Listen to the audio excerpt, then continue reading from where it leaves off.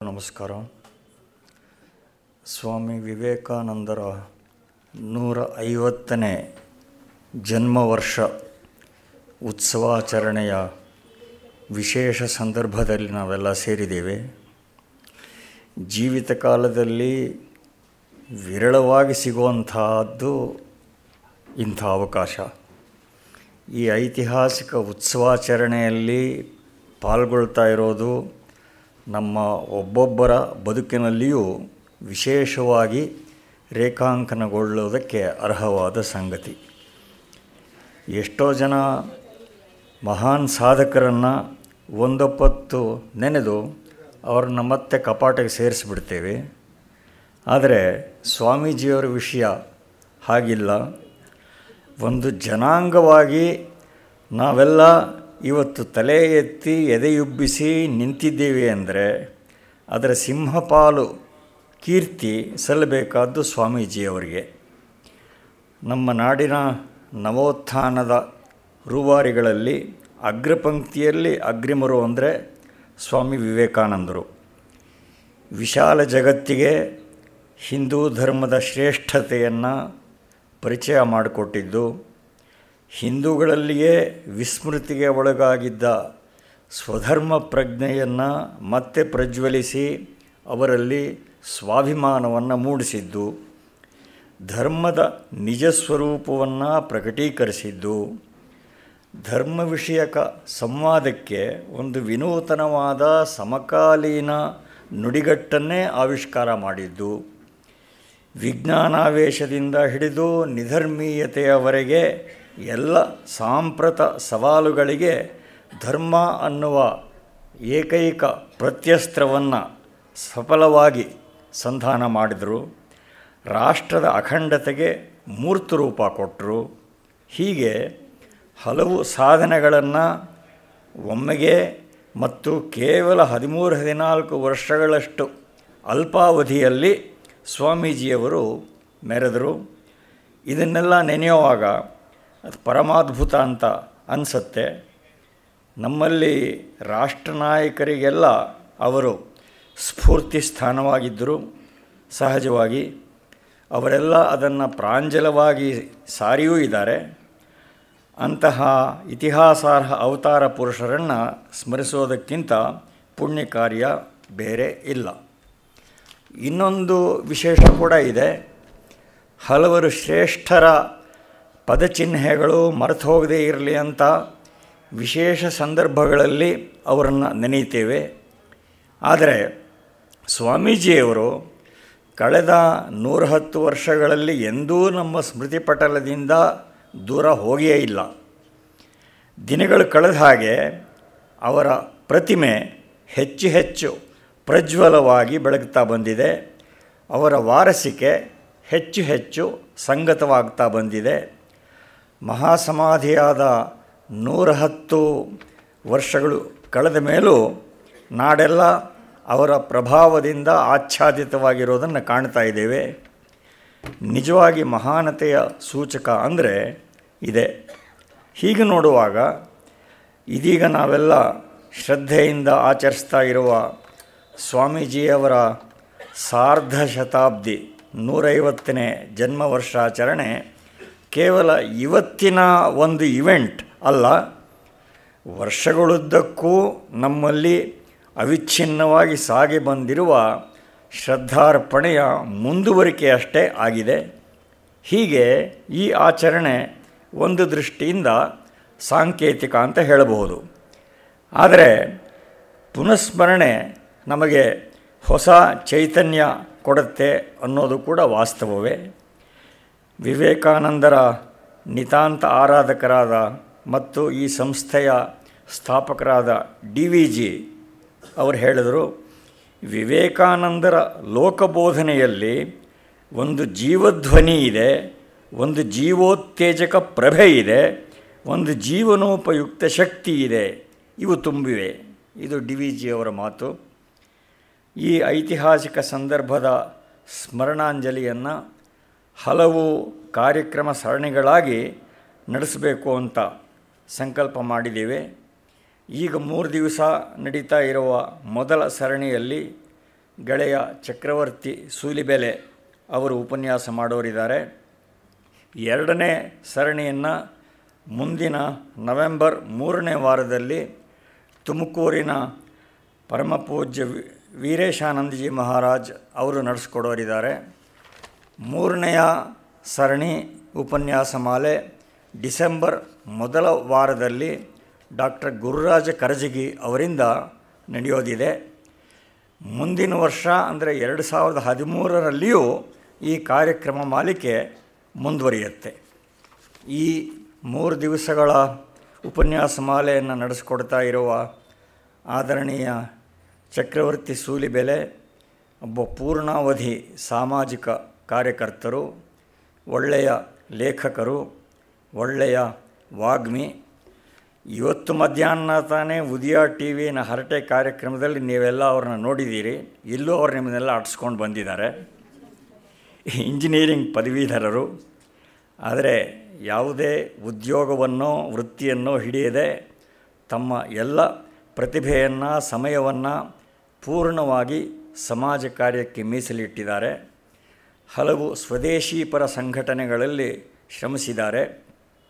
ಹಲವು ದಿನಪತ್ರಿಕೆ ವಾರಪತ್ರಿಕೆಗಳಿಗೆ ಅಂಕಣಗಳನ್ನು ಬರೆದಿದ್ದಾರೆ. ಈಗಲೂ ವಿಜಯವಾಣಿ ದಿನಪತ್ರಿಕೆಗೆ ಸಾಪ್ತಾಹಿಕ ಅಂಕಣ ಬರೀತಾ ಇದ್ದಾರೆ.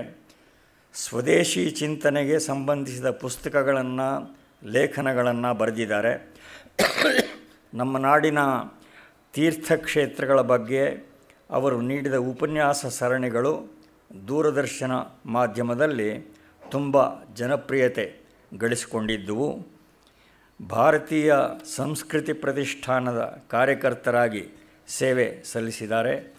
ಅಖಿಲ ಭಾರತ ಸಂಘಟನೆಯಾದ ಸಂಸ್ಕಾರ ಭಾರತೀಯ ಕರ್ನಾಟಕ ಪ್ರಾಂತ ಉಪಾಧ್ಯಕ್ಷರೂ ಆಗಿದ್ದಾರೆ. ರಾಷ್ಟ್ರೀಯತಾಪರ ಬರವಣಿಗೆಯಲ್ಲಿ ಸಿದ್ಧಹಸ್ತರಾಗಿದ್ದಾರೆ. ಜವಾಹರ್ಲಾಲ್ ನೆಹರು ಕುರಿತು ಬರೆದ ನೆಹರು ಪರದೆ ಸರಿಯಿತು ಅನೇಕ ತಿಂಗಳ ಕಾಲ ಟಾಪ್ 10 ಪಟ್ಟಿಯಲ್ಲಿ ಇತ್ತು. ಹೀಗೆ 6 ವರ್ಷ ಹಿಂದೆ ಇವರು 1857ರ ಪ್ರಥಮ ಸ್ವಾತಂತ್ರ್ಯ ಸಂಗ್ರಾಮ ಕುರಿತು ಬರೆದ ಗ್ರಂಥ ವ್ಯಾಪಕ ಪ್ರಶಂಸೆ ಗಳಿಸಿತು. ಹೀಗೆ 10 ವರ್ಷ ಹಿಂದೆ ಅವರು ಬರೆದ ಸ್ವಾತಂತ್ರ್ಯ ವೀರ ಸಾವರ್ಕರ್ ಗ್ರಂಥ ಬೆಸ್ಟ್ ಸೆಲ್ಲರ್ ಆಗಿ ಮಾರಾಟದ ದಾಖಲೆಯನ್ನೇ ಸೃಷ್ಟಿಸಿತು. ಇವರು ಸಂಯೋಜಿಸಿ ರಾಜ್ಯದ 100 ಕಡೆ ಪ್ರದರ್ಶನಗೊಂಡು ವ್ಯಾಪಕ ಪ್ರಶಂಸೆಗೆ ಪಾತ್ರವಾಗಿರುವ ದೇಶಭಕ್ತಿ ಪ್ರೇರಕ ರೂಪಕ ಜಾಗೋ ಭಾರತ್, ಅದು ತುಂಬ ಪ್ರೇರಣಾದಾಯಿಯಾದ ಅನುಭವ, ಎಲ್ಲ ಕಡೆ ನಿರಂತರ ಬೇಡಿಕೆಯಲ್ಲಿ ಇದೆ. ಹೀಗೆ ಒಟ್ಟಿನ ಮೇಲೆ ರಾಷ್ಟ್ರಭಕ್ತಿಗೆ ಇಂಬು ಕೊಡುವ ಬಗೆಬಗೆಯ ಕಾರ್ಯಕ್ರಮಗಳಿಗೆ ತಮ್ಮನ್ನು ಅರ್ಪಿಸಿಕೊಂಡಿದ್ದಾರೆ. ರಾಮಕೃಷ್ಣ ಮಠದ ನಿತಾಂತ ಭಕ್ತರೂ ಆಗಿದ್ದಾರೆ. ಇದೇ ವೇದಿಕೆಯಲ್ಲಿ ಅವರು ಭಗತ್ ಸಿಂಗ್ ಬಗ್ಗೆ, ಸಾವರ್ಕರ್ ಬಗ್ಗೆ, ಮದನ್ ಲಾಲ್ ಧೀಂಗ್ರಾ ಬಗ್ಗೆ, ಜಲಿಯನ್ ವಾಲಾ ಬಾಗ್ ಹತ್ಯಾಕಾಂಡದ ಬಗ್ಗೆ ಮಾಡಿದ ಉಪನ್ಯಾಸಗಳು ನಿಮ್ಮಲ್ಲಿ ಅನೇಕರಿಗೆ ನೆನಪಿನಲ್ಲಿ ಇವೆ ಅಂತ ಭಾವಿಸ್ತೇನೆ. ಇದೀಗ ಯುಗ ನಿರ್ಮಾಪಕ ಸ್ವಾಮಿ ವಿವೇಕಾನಂದ ಕುರಿತು ಚಕ್ರವರ್ತಿ ಸೂಲಿಬೆಲೆ ಅವರು ತಮ್ಮ ಉಪನ್ಯಾಸ ಮಾಲಿಕೆಯನ್ನು ಆರಂಭಿಸಬೇಕು ಅಂತ ಪ್ರಾರ್ಥನೆ ಮಾಡ್ತೇನೆ. ಜನನೀಂ ಶಾರದಾಂ ದೇವೀಂ ರಾಮಕೃಷ್ಣಂ ಜಗದ್ಗುರುಂ ಪಾದಪದ್ಮೇ ತಯೋರ್ಶ್ರಿತ್ವ ಪ್ರಣಮಾಮಿ ಮುಹುರ್ಮುಹು. ಆದರಣೀಯರಾಗಿರುವಂಥ ಶ್ರೀಯುತ ರಾಮಸ್ವಾಮಿಗಳಿಗೆ ಅತ್ಯಂತ ಶ್ರದ್ಧಾಪೂರ್ವಕ ನಮಸ್ಕಾರಗಳನ್ನು ಸಲ್ಲಿಸುತ್ತಾ ಆಗಮಿಸಿರುವ ಎಲ್ಲ ಶ್ರದ್ಧೆಯ ರಾಷ್ಟ್ರಭಕ್ತರಿಗೆ, ಮಾತಾ ಭಗಿನಿಯರಿಗೆ, ಸೋದರಿಯರಿಗೆ ಪ್ರೀತಿಪೂರ್ವಕ ನಮಸ್ಕಾರಗಳನ್ನು ಸಮರ್ಪಿಸ್ತಾ ಇದ್ದೀನಿ. ನಾನು ಮತ್ತೆ ಈ ವೇದಿಕೆಗೆ ಬಂದಾಗ ಒಂದು ಹೆಮ್ಮೆ, ಈ ವೇದಿಕೆಗೆ ಬರೋದೇ ಅತ್ಯಂತ ಹೆಮ್ಮೆ. ಯಾವತ್ತು ಈ ವೇದಿಕೆಗೆ ಬರೋ ಅವಕಾಶ ಸಿಕ್ಕಿದ್ರೂ ಕಷ್ಟಪಟ್ಟಾದರೂ ಈ ವೇದಿಕೆಗೆ ನಾನು ಅತ್ಯಂತ ಪ್ರೀತಿಯಿಂದ ಬಂದು ಹೋಗ್ತೀನಿ. ಆದರೆ ಈ ವೇದಿಕೆಗೆ ಬರಬೇಕಾದ್ರೆ ಅಷ್ಟೇ ಹೆದರಿಕೆ. ಬಹುಶಃ ನನ್ನ ಜೀವನದಲ್ಲಿ ಇಬ್ಬರ ಮುಂದೆ ಮಾತಾಡಲಿಕ್ಕೆ ತುಂಬ ಹೆದರಿಕೆ ನನಗೆ. ಒಂದು, ನಮ್ಮ ರಾಮಕೃಷ್ಣಾಶ್ರಮದ ಹಿರಿಯ ಸಂತರಾಗಿರುವಂಥ ಹರ್ಷಾನಂದಜಿಯವ್ರ ಮುಂದೆ. ಭಾಳ ಜನ ಆಶ್ರಮದಿಂದ ಬಂದವ್ರಿಗೆ ಗೊತ್ತಿರುತ್ತೆ ಸ್ವಾಮೀಜಿ ಎದುರುಗಡೆ ಮಾತಾಡಬೇಕಾದ್ರೆ ಎಷ್ಟು ಹೆದರಿಕೆ ಅಂತ. ಎರಡನೇದು, ಶ್ರೀಯುತ ರಾಮಸ್ವಾಮಿಗಳ ಮುಂದೆ ಅವ್ರ ಮಾತುಗಳನ್ನು ಕೇಳ್ತಾ ಇರೋದೇ ಬಹಳ ಖುಷಿ. ಅದೊಂಥರ ಸಲಿಲ ಧಾರೆ ಅದೊಂಥರ ಹರ್ಕೊಂಡು ಹೋಗ್ತಾ ಇರುತ್ತೆ. ಅದು ಮರ್ತು ಹೋಗ್ಬಿಡ್ತೀವಿ, ನಮ್ಮನ್ನು ನಾವು ಕಳೆದು ಹೋಗ್ತೀವಿ. ಅವ್ರ ಎದುರಿಗೆ ಮಾತಾಡ್ಲಿಕ್ಕೆ ನಿಲ್ಲಬೇಕಲ್ಲ ಅನ್ನೋದೇ ಒಂಥರ ಎಲ್ಲೋ ಒಂದು ಕಡೆ ಆ ಧಾರೆಗೆ ಬ್ರೇಕ್ ಹಾಕ್ದಂತೆ. ಆದರೆ ಅವರ ಎದುರಿಗೆ ಮಾತಾಡೋದು ನಮ್ಮನ್ನು ನಾವು ತಿದ್ದುಕೊಳ್ಳಿಕ್ಕಿರುವಂಥ ಅಪೂರ್ವವಾದ ಅವಕಾಶ ಅಂತ ಭಾವಿಸ್ಕೊಂಡು ಅವರ ಮುಂದೆ ಅತ್ಯಂತ ಪ್ರೀತಿಯಿಂದ ಇವತ್ತಿನ ಮಾತುಗಳನ್ನು ನಿವೇದಿಸಿಕೊಳ್ಳಿಕ್ಕೆ ಇಚ್ಛಿಸ್ತೇನೆ. ಮೊದಲಿಗೆ ಇವತ್ತೇನು ಮಾತಾಡಬೇಕು, ಯುಗ ನಿರ್ಮಾಪಕ ವಿವೇಕಾನಂದ ಎಲ್ಲಿಂದ ಶುರು ಮಾಡಬೇಕು, ಎಲ್ಲಿಗೆ ವಿವೇಕಾನಂದರ ವಿಚಾರಧಾರೆಗಳನ್ನು ಮುಗಿಸ್ಬೇಕು ಗೊತ್ತಿಲ್ಲ, ನನಗೇನೂ ಗೊತ್ತಿಲ್ಲ. ಆದರೆ ಇನ್ನೂ ಸರಣಿ ಉಪನ್ಯಾಸಗಳಿವೆ ಅಂದಾಗ ನಂಗೆ ಸ್ವಲ್ಪ ಸಮಾಧಾನ ಆಯಿತು.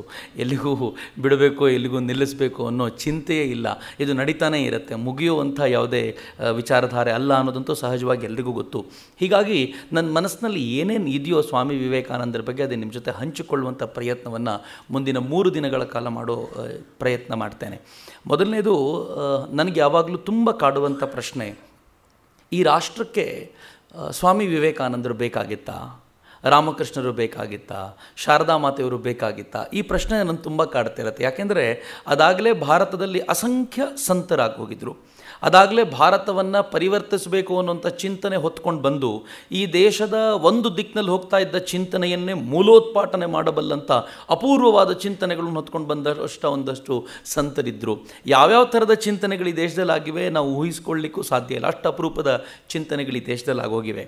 ಅದನ್ನು ಕುವೆಂಪು ಅವರು ತುಂಬ ಚೆನ್ನಾಗಿ ಹೇಳ್ತಾರೆ. ಎಂತೆಂಥ ಸಂತರಾಗೋದ್ರು ಅಂತಂದರೆ, ರಾಜಾರಾಮ್ ಮೋಹನ್ ರಾಯರು ಬಂದರು, ಅವರೊಂಥರ ವಿಚಿತ್ರವಾದ ಚಿಂತನೆಗಳನ್ನು ತೊಗೊಂಡು ಬಂದರು. ಅದಾದಮೇಲೆ ಆರ್ಯ ಸಮಾಜವನ್ನು ಕಟ್ಟಿದ ದಯಾನಂದ ಸರಸ್ವತಿಯವರು ತಮ್ಮ ಗದಾಘಾತದಿಂದ ಗದೆಯನ್ನು ತಗೊಂಡು ಯಾವ ಥರ ತಿರುಗಿಸಿದ್ರು ಅಂತಂದರೆ ಎದುರಾಳಿಗಳನ್ನೆಲ್ಲ ಮಟ್ಟ ಹಾಕಿದ್ರು.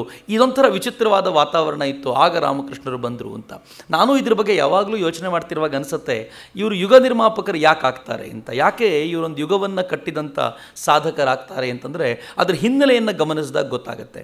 ಭಾರತದ ಇತಿಹಾಸ ಬಹುಶಃ ರಾಮಕೃಷ್ಣರು ಬರೋ ಕಾಲ ಅಥವಾ ಅದರ ಹಿಂದಿನ ಕಾಲನ ಸ್ವಲ್ಪ ಗಮನಿಸಿದರೆ ಒಂದು ಒಳ್ಳೆಯ ಸುಂದರವಾಗಿ ಓದಿಸ್ಕೊಂಡು ಹೋಗ್ತಾ ಇರೋ ಕಾದಂಬರಿಯಲ್ಲಿ ಮಧ್ಯದ ಕೆಲವು ಪುಟಗಳು ಭೂತದ ಕಥೆ ಬಂದರೆ ಎಷ್ಟು ಕೆಟ್ಟದಾಗಿರ್ಬೋದೋ ಆ ಥರದ ಕಥೆಗಳಿದ್ದಂತೆ ಇತ್ತು. ಅತ್ಯಂತ ಸುಂದರವಾದ ಕಾದಂಬರಿ ಭಾರತ ಅಂತಂದರೆ ಎಷ್ಟು ಚೆನ್ನಾಗಿತ್ತು ಅಂದರೆ, ಎಲ್ಲರೂ ಬೇರೆಯವರಿಗೆ ಒಳ್ಳೆಯದಾಗಲಿ ಅಂತ ಭಾವಿಸ್ಕೊಂಡು ಎಲ್ಲರಲ್ಲೂ ಭಗವಂತನ ಅಂದ್ಕೊಂಡು ಆನಂದವಾಗಿ ಕಾಲ ಕಳೀತಿದ್ದ ಸಮಯ. ಇದ್ದಕ್ಕಿದ್ದಂತೆ ಈ ದೇಶದ ಮೇಲೆ ಆಕ್ರಮಣಗಳಾದವು. ನಮ್ಮ ಮೂಲ ಸಂಸ್ಕೃತಿಯನ್ನೇ ನಾಚಿಸುವಂಥ ಅಥವಾ ಮೂಲ ಸಂಸ್ಕೃತಿಯ ಮೇಲೆ ಆಘಾತ ಮಾಡಬಲ್ಲಂಥ ಇತರ ಸಂಸ್ಕೃತಿಗಳ ಆಕ್ರಮಣ ಆಯಿತು. ಯಾವ ಥರದ ಆಕ್ರಮಣ ಆಯಿತು ಅಂತಂದರೆ, ಇಸ್ಲಾಂನ ಆಕ್ರಮಣ ಅಂತೂ ಅದಕ್ಕಿಂತಲೂ ಹಿಂದೆ ಅನೇಕ ಆಕ್ರಮಣಗಳಾಗಿವೆ. ಆದರೆ ಇಸ್ಲಾಂನ ಆಕ್ರಮಣ ಅಂತೂ ಹೇಗಿತ್ತು ಅಂತಂದರೆ, ನೀವು ಕುರಾನ್ ಒಪ್ಕೊಳ್ಳಿ ಇಲ್ಲ ನಮ್ಮ ಕತ್ತಿಗೆ ಆಹಾರವಾಗಿ ಅಂತ ಹೇಳುವಂಥ ಆಕ್ರಮಣ. ಯಾವ ಥರದ ಆಕ್ರಮಣ ಅಂತಂದರೆ, ಈ ಆಕ್ರಮಣಕ್ಕೆ ಸಿಕ್ಕಿ ಇಡೀ ಭಾರತ ಒಂದು ರೀತಿ ನಲುಗಿಬಿಡ್ತು. ಈ ಥರದ ಆಕ್ರಮಣವನ್ನು ನೋಡಿದವರೇ ಅಲ್ಲ. ನಾವು ಹೇಗಿದ್ವಿ ಅಂತಂದರೆ, ಯುದ್ಧಕ್ಕೂ ಒಂದು ನಿಯಮ ಇಟ್ಕೊಂಡು ಯುದ್ಧ ಮಾಡಿದವರು. ನಾವು ಸಂಜೆ ಸೂರ್ಯಾಸ್ತ ಆದಮೇಲೆ ಯುದ್ಧ ಮಾಡಬಾರ್ದು ಅಂತ ಹೇಳಿದವರು. ನಾವು ಬೆಳಗ್ಗೆ ಸೂರ್ಯೋದಯ ಆದಮೇಲೆ ಯುದ್ಧ ಮಾಡಬೇಕು ಅಂತ ಹೇಳಿದವರು. ಈ ಕೃಷ್ಣ ಬಂದು ಅರ್ಜುನನಿಗೆ ಗೀತೆ ಬೋಧಿಸಬೇಕಾದ್ರೆ ಯುದ್ಧದ ಹಾಲ್ಟ್ ಅಲ್ಲೇನೋ ನಡೀತಾ ಇದೆ, ಸದ್ಯಕ್ಕೆ ನಾವು ಯಾರೂ ಯುದ್ಧ ಮಾಡಬಾರ್ದು ಅಂತ ಒಂಥರ ವಿಚಿತ್ರವಾದ ಸನ್ನಿವೇಶ ಈ ದೇಶದ್ದು. ಆದರೆ ಇಸ್ಲಾಂ ಆಕ್ರಮಣ ಆದ ನಂತರ ಈ ದೇಶದಲ್ಲಿ ಎಲ್ಲ ಏನು ನಂಬ್ಕೊಂಡು ಬಂದಿದ್ವೋ ಆ ಎಲ್ಲ ತತ್ವಗಳು ಉಲ್ಟಾ ಆಗೋದ್ವು. ಒಂದು ರೀತಿ ನಮಗನ್ನಿಸ್ತು ನಾವು ಕೂಡ ಇದೇ ದಿಕ್ಕಿನಲ್ಲಿ ನಡಿಬೇಕಾ ಅಂತ ಅನ್ನಿಸ್ಲಿಕ್ಕೆ ಶುರುವಾಯಿತು. ಆಗಿನ ಘಟನೆಗಳನ್ನು ಓದ್ತಾ ಹೋದರೆ ಬಹಳ ವಿಚಿತ್ರವಾದ ಸಂಗತಿಗಳು. ನಾನು ಭೂಪೇಂದ್ರನಾಥ ದತ್ತರನ್ನು ಓದ್ತಿದ್ದಾಗ ಭೂಪೇಂದ್ರನಾಥ ತುಂಬ ಗಂಭೀರವಾದ ಒಂದು ವಿಚಾರವನ್ನು ಗಮನಿಸ್ತಾರೆ. ಇಡೀ ಭಾರತದಲ್ಲಿ ಬಂಗಾಳ ತುಂಬ ತೀವ್ರವಾಗಿ ಆಕ್ರಮಣಕ್ಕೊಳಗಾದ ರಾಷ್ಟ್ರದಲ್ಲೊಂದು. ಯಾಕಂದರೆ ಶ್ರೀಮಂತಿಕೆ ಜಾಸ್ತಿ ಇತ್ತು ಅಲ್ಲಿ. ಹೊರಗಡೆಯಿಂದ ಕಣ್ಣು ಹಾಕಿದವರಿಗೆ ನೇರವಾಗಿ ಕಂಡಿದ್ದು ಬಂಗಾಳವೇ. ಬಂಗಾಳವನ್ನು ಲೂಟಿ ಮಾಡಿದರೆ ಸಾಕಷ್ಟು ಶ್ರೀಮಂತಿಕೆಯನ್ನು ಕೊಂಡೊಯ್ಬೋದು ಅಂತ. ಹೀಗಾಗಿ ಎಲ್ಲರೂ ಬಂದು ಬಂಗಾಳವನ್ನು ಆಕ್ರಮಿಸಿದರು, ಬಂಗಾಳವನ್ನು ಚೆನ್ನಾಗಿ ಲೂಟಿ ಮಾಡಿದರು. ಲೂಟಿ ಮಾಡಿದ್ದು ಅಷ್ಟೇ ಅಲ್ಲದೆ ಬಂಗಾಳದ ಮೇಲೆ ಯಾವ ಥರದ ಆಕ್ರಮಣ ಅಂತಂದರೆ, ಅಲ್ಲಿನ ಏನು ಮತ ಪರಿವರ್ತನೆ, ಧರ್ಮ ಪರಿವರ್ತನೆ ಕೂಡ ಮಾಡುವಂಥ ಪ್ರಯೋಗ. ಆಶ್ಚರ್ಯದ ಸಂಗತಿ ಅಂತಂದರೆ, ಬಂಗಾಳದಲ್ಲಿ ಅತಿ ಹೆಚ್ಚು ಬ್ರಾಹ್ಮಣರ ಕನ್ವರ್ಷನ್ ಮುಸಲ್ಮಾನರಾಗಾಯಿತು ಅಂತ ಭೂಪೇಂದ್ರನಾಥ ದತ್ತ ಅಭಿಪ್ರಾಯ ಪಡ್ತಾರೆ. ಆದರೆ ತುಂಬ ಚೆನ್ನಾಗಿರುವಂಥ ಅವರದ ಇಂಟ್ರೆಸ್ಟಿಂಗ್ ನೋಟ್ಸ್ ಏನು ಅಂತಂದರೆ, ಈ ಥರದ ಕನ್ವರ್ಷನಲ್ಲಿ ಬ್ರಾಹ್ಮಣರದೇ ಪಾತ್ರವೇ ಬಹಳವಾಗಿತ್ತು ಅಂತ. ನಾನು ಕೇಳಿದೆ ಹೇಗಿತ್ತು.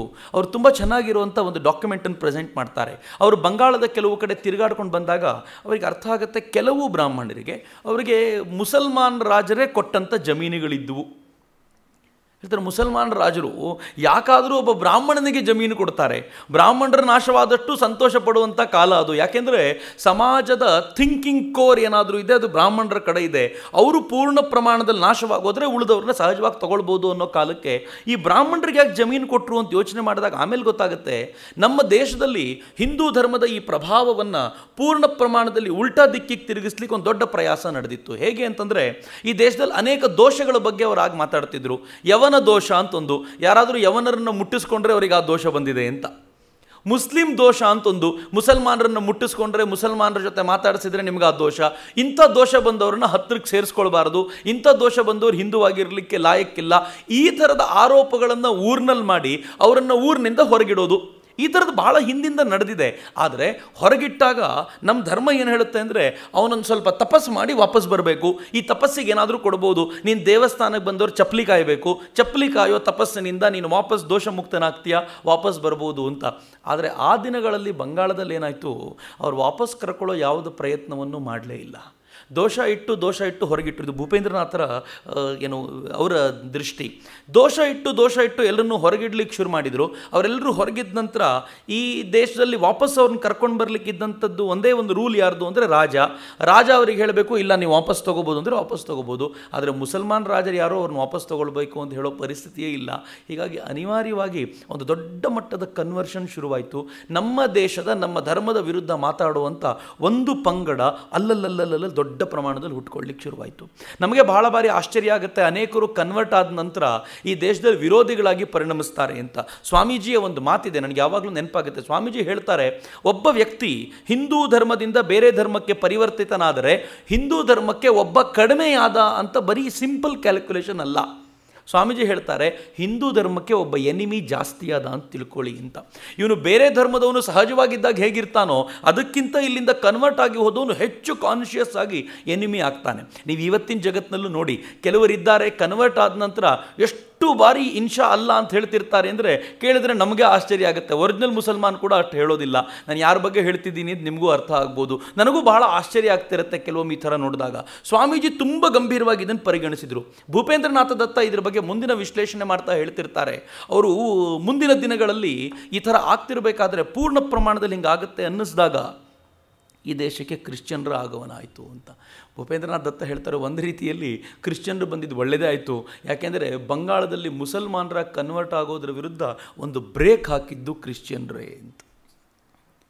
ಅಲ್ಲಿಂದ ಆಚೆಗೆ ಕ್ರಿಶ್ಚಿಯನ್ರ ಆಗಮನ ಆದ ನಂತರ ಅವರ ರೀತಿ ಬೇರೆ, ಅವರು ನಮ್ಮನ್ನು ಸೆಳ್ಕೊಳ್ಳುವಂಥ ರೀತಿ ತುಂಬ ಭಿನ್ನವಾಗಿತ್ತು.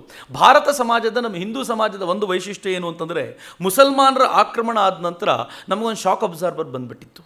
ಇವ್ರನ್ನ ತಡೆಯೋದು ಹೇಗೆ ಅಂತ ಗೊತ್ತಾಗಿತ್ತು. ನಾವು ಸ್ವಲ್ಪ ಈ ಶಾಕನ್ನು ಒಳಗೆ ಸೇರಿಸ್ಕೊಂಡ ನಂತರ ಇವ್ರನ್ನ ಎದುರಿಸಬಲ್ಲಂಥ ಅನೇಕ ರೀತಿಗಳನ್ನು ಹುಡುಕೊಂಡಿದ್ವಿ. ಹೀಗಾಗಿ ನಾವೀಗ ಧರ್ಮ ರಕ್ಷಣೆಯ ಬಗ್ಗೆ ಸ್ವಲ್ಪ ಗಂಭೀರವಾಗಿ ಆಲೋಚನೆ ಮಾಡ್ತಿದ್ದರಿಂದ ಕ್ರಿಶ್ಚಿಯನ್ರಿಗೆ ಜಗತ್ತಿನ ಬೇರೆಡೆ ಹೇಗೆ ಪೆನೆಟ್ರೇಟ್ ಸುಲಭವಾಗಿ ಮಾಡಿದರೋ ಅಷ್ಟು ಸುಲಭವಾಗಿ ಭಾರತದಲ್ಲಿ ಪೆನೆಟ್ರೇಟ್ ಮಾಡಲಿಕ್ಕೆ ಆಗಲಿಲ್ಲ. ಅವ್ರು ತುಂಬ ಒದ್ದಾಡಿದರು. ಎಷ್ಟು ಒದ್ದಾಡಿದರು ಅಂತಂದರೆ, ಈಸ್ಟ್ ಇಂಡಿಯಾ ಕಂಪನಿ ತುಂಬ ಬಾರಿ ಲಂಡನ್ ಹೌಸ್ ಆಫ್ ಕಾಮನ್ಸ್ನಲ್ಲಿ ಚರ್ಚೆ ನಡಿಬೇಕಾದ್ರೆ ಅವರು ಚರ್ಚೆ ಮಾಡಿ ಹೇಳಿದ್ದಾರೆ, ಭಾರತದಲ್ಲಿ ನಾವು ಕ್ರಿಶ್ಚಿಯನ್ ಮತ ವಿಚಾರವನ್ನು ತಗೊಂಡು ಹೋಗಬಾರದು. ನಮಗಿರೋದು ಒಂದೇ ಒಂದು ಉದ್ದೇಶ, ಭಾರತವನ್ನು ಲೂಟಿ ಮಾಡಬೇಕು, ಹಣ ತಗೊಂಡು ಬರಬೇಕು. ಅಂದರೆ ಅವ್ರ ಧರ್ಮಕ್ಕೆ ಕೈ ಹಾಕಬಾರದು. ಭಾರತೀಯರು ತುಂಬ ಗಂಭೀರವಾಗಿ ಧರ್ಮದ ವಿಚಾರದಲ್ಲಿ ಎಚ್ಚರಿಕೆ ವಹಿಸ್ತಾರೆ, ನಾವು ಹುಷಾರಾಗಿರಬೇಕು ಅಂತ. ಈ ಚರ್ಚೆಗಳು ತುಂಬ ನಡೀತಿದ್ದ ಕಾಲ. ಅಂಥ ಸಂದರ್ಭದಲ್ಲಿ ಭಾರತವನ್ನು ಏನಾದರೂ ಒಂದು ಬೇರೆ ದಿಕ್ಕಲ್ಲಿ ತರಬೇಕು ಅಂತ, ಭಾರತವನ್ನು ತಮ್ಮದಾಗಿಸ್ಕೊಳ್ಳಿಕ್ಕೆ ಒಂದು ಪ್ರಯತ್ನ ಮಾಡಬೇಕು ಅಂತ ಅವರು ಪ್ರಯತ್ನ ಪಡ್ತಿರಬೇಕಾದ್ರೆ ಅವ್ರಿಗೆ ಸಿಕ್ಕಂಥ ಒಂದು ಅದ್ಭುತವಾದ ಅಸ್ತ್ರ ರಾಜಾರಾಮ್ ಮೋಹನ್ ರಾಯರು. ರಾಜಾರಾಮ್ ಮೋಹನ್ ರಾಯರು ಭಾರತದಲ್ಲಿ ಒಂದು ಅತ್ಯಂತ ಶ್ರೇಷ್ಠ ಮಟ್ಟದ ಹೆಸರನ್ನು ಗಳಿಸ್ಕೊಂಡಿರುವಂಥವ್ರು. ರಾಜಾರಾಮ್ ಮೋಹನ್ ರಾಯರು ಬ್ರಹ್ಮ ಸಮಾಜವನ್ನು ಸ್ಥಾಪಿಸೋಕ್ಕಿಂತ ಮುಂಚೆ ತುಂಬ ಚೆನ್ನಾಗಿ ಓದ್ಕೊಂಡಿದ್ದವರು. ಇಂಗ್ಲೀಷ್ ಗೊತ್ತಿತ್ತು, ಅರಾಬಿಕ್ ಗೊತ್ತಿತ್ತು, ಅವರು ಕುರಾನ್ನು ಓದ್ಕೊಂಡಿದ್ದರು, ಬೈಬಲ್ನು ಓದ್ಕೊಂಡಿದ್ದರು. ಯೇಸು ಕ್ರಿಸ್ತನ ತುಂಬ ಅತ್ಯಂತ ಎತ್ತರದ ಭಕ್ತರಲ್ಲಿ ಅವರು ಒಬ್ಬರು ಅಂತ ಹೇಳಿದ್ರೆ ತಪ್ಪಲ್ಲ. ಎಷ್ಟು ಪ್ರೀತಿಯಿಂದ ಯೇಸು ಕ್ರಿಸ್ತನ ಬಗ್ಗೆ ಮಾತಾಡ್ತಿದ್ರು ಅಂತಂದರೆ ಸಹಜವಾಗಿ ಕ್ರಿಶ್ಚಿಯನ್ ಪಾದ್ರಿಗಳಿಗೂ ನಾಚಿಕೆ ಆಗಬೇಕು, ಅಷ್ಟು ಚೆನ್ನಾಗಿ ಯೇಸು ಕ್ರಿಸ್ತನ ಬಗ್ಗೆ ಮಾತಾಡ್ತಿದ್ರು. ಒಂದು ಕಡೆ ಝುಂಜುನ್ವಾಲಾ ತುಂಬ ಚೆನ್ನಾಗಿ ಹೇಳ್ತಾರೆ, ಅವರು ಮುಂದೆ ರಾಜಾರಾಮ್ ಮೋಹನ್ ರಾಯರ ಮುಂದೆ ಕ್ರಿಶ್ಚಿಯನ್ ಪಾದ್ರಿಗಳು, ಕ್ರಿಶ್ಚಿಯನ್ ಪ್ರೀಸ್ಟ್ಗಳು ಎಲ್ಲ ಅವರೊಂಥರ ಕ್ವಾಕ್ಸ್ ಥರ ಇದ್ದರು ಅಂತ, ಹುಳುಗಳ ಥರ ಇದ್ದರು. ಅಷ್ಟು ಅಧ್ಯಯನ ರಾಜಾರಾಮ್ ಮೋಹನ್ ರಾಯರು ಮಾಡಿಕೊಂಡಿದ್ರು ಅಂತ ಝುಂಜುನ್ವಾಲಾ ತಮ್ಮ ಕೃತಿಯಲ್ಲಿ ಹೇಳ್ತಾರೆ. ಇಂಥ ಅಧ್ಯಯನ ಮಾಡಿಕೊಂಡಿದ್ದ ರಾಜಾರಾಮ್ ಮೋಹನ್ ರಾಯರ ಬಗ್ಗೆ ಹತ್ತಿರದಿಂದ ಗಮನಿಸಿದ ಸೆರಾಂಪುರದ ಚರ್ಚ್ನವ್ರು ಒಂದು ಆಲೋಚನೆ ಮಾಡ್ತಾರೆ. ಬಂಗಾಳದಲ್ಲಿ ರಾಜಾರಾಮ್ ಮೋಹನ್ ರಾಯರಂಥ ಬುದ್ಧಿವಂತರನ್ನು, ಸಮಾಜದ ಮೇಲೆ ಇಂಪ್ಯಾಕ್ಟ್ ಇರುವಂಥ ಜನರನ್ನು ನಾವೇನಾದರೂ ನಮ್ಮ ಧರ್ಮಕ್ಕೆ ತಗೊಂಡ್ಬಿಟ್ರೆ ಈ ಸಮಾಜದ ಬಹುತೇಕ ಜನ ಸಹಜವಾಗಿ ಕನ್ವರ್ಟ್ ಆಗಲಿಕ್ಕೆ ಮುಂದೆ ಬರ್ತಾರೆ. ಮೊದಲು ಅವರನ್ನು ಒಪ್ಪಿಸಿ ನಮ್ಮ ಧರ್ಮಕ್ಕೆ ಬರಲಿಕ್ಕೆ ಒಪ್ಪಿಸ್ಕೊಳ್ಬೇಕು ಅಂತ ಒಬ್ಬ ಪಾದ್ರಿನ ಕಳಿಸ್ಕೊಡ್ತಾರೆ. ವಿಲಿಯಂ ಆ್ಯಡಮ್ಸ್ ಅಂತ ಆತನ ಹೆಸರು. ಈ ಪಾದ್ರಿ ಹೋಗಿ ರಾಜಾರಾಮ್ ಮೋಹನ್ ರಾಯ್ ಜೊತೆ ಚರ್ಚೆಗೆ ಕೂತ್ಕೊಳ್ತಾರೆ. ತುಂಬ ಇಂಟ್ರೆಸ್ಟಿಂಗ್ ಚರ್ಚೆ ಅದು. ಸುಮಾರು 3-4 ತಿಂಗಳುಗಳ ಕಾಲ ಚರ್ಚೆ ನಡೀತು.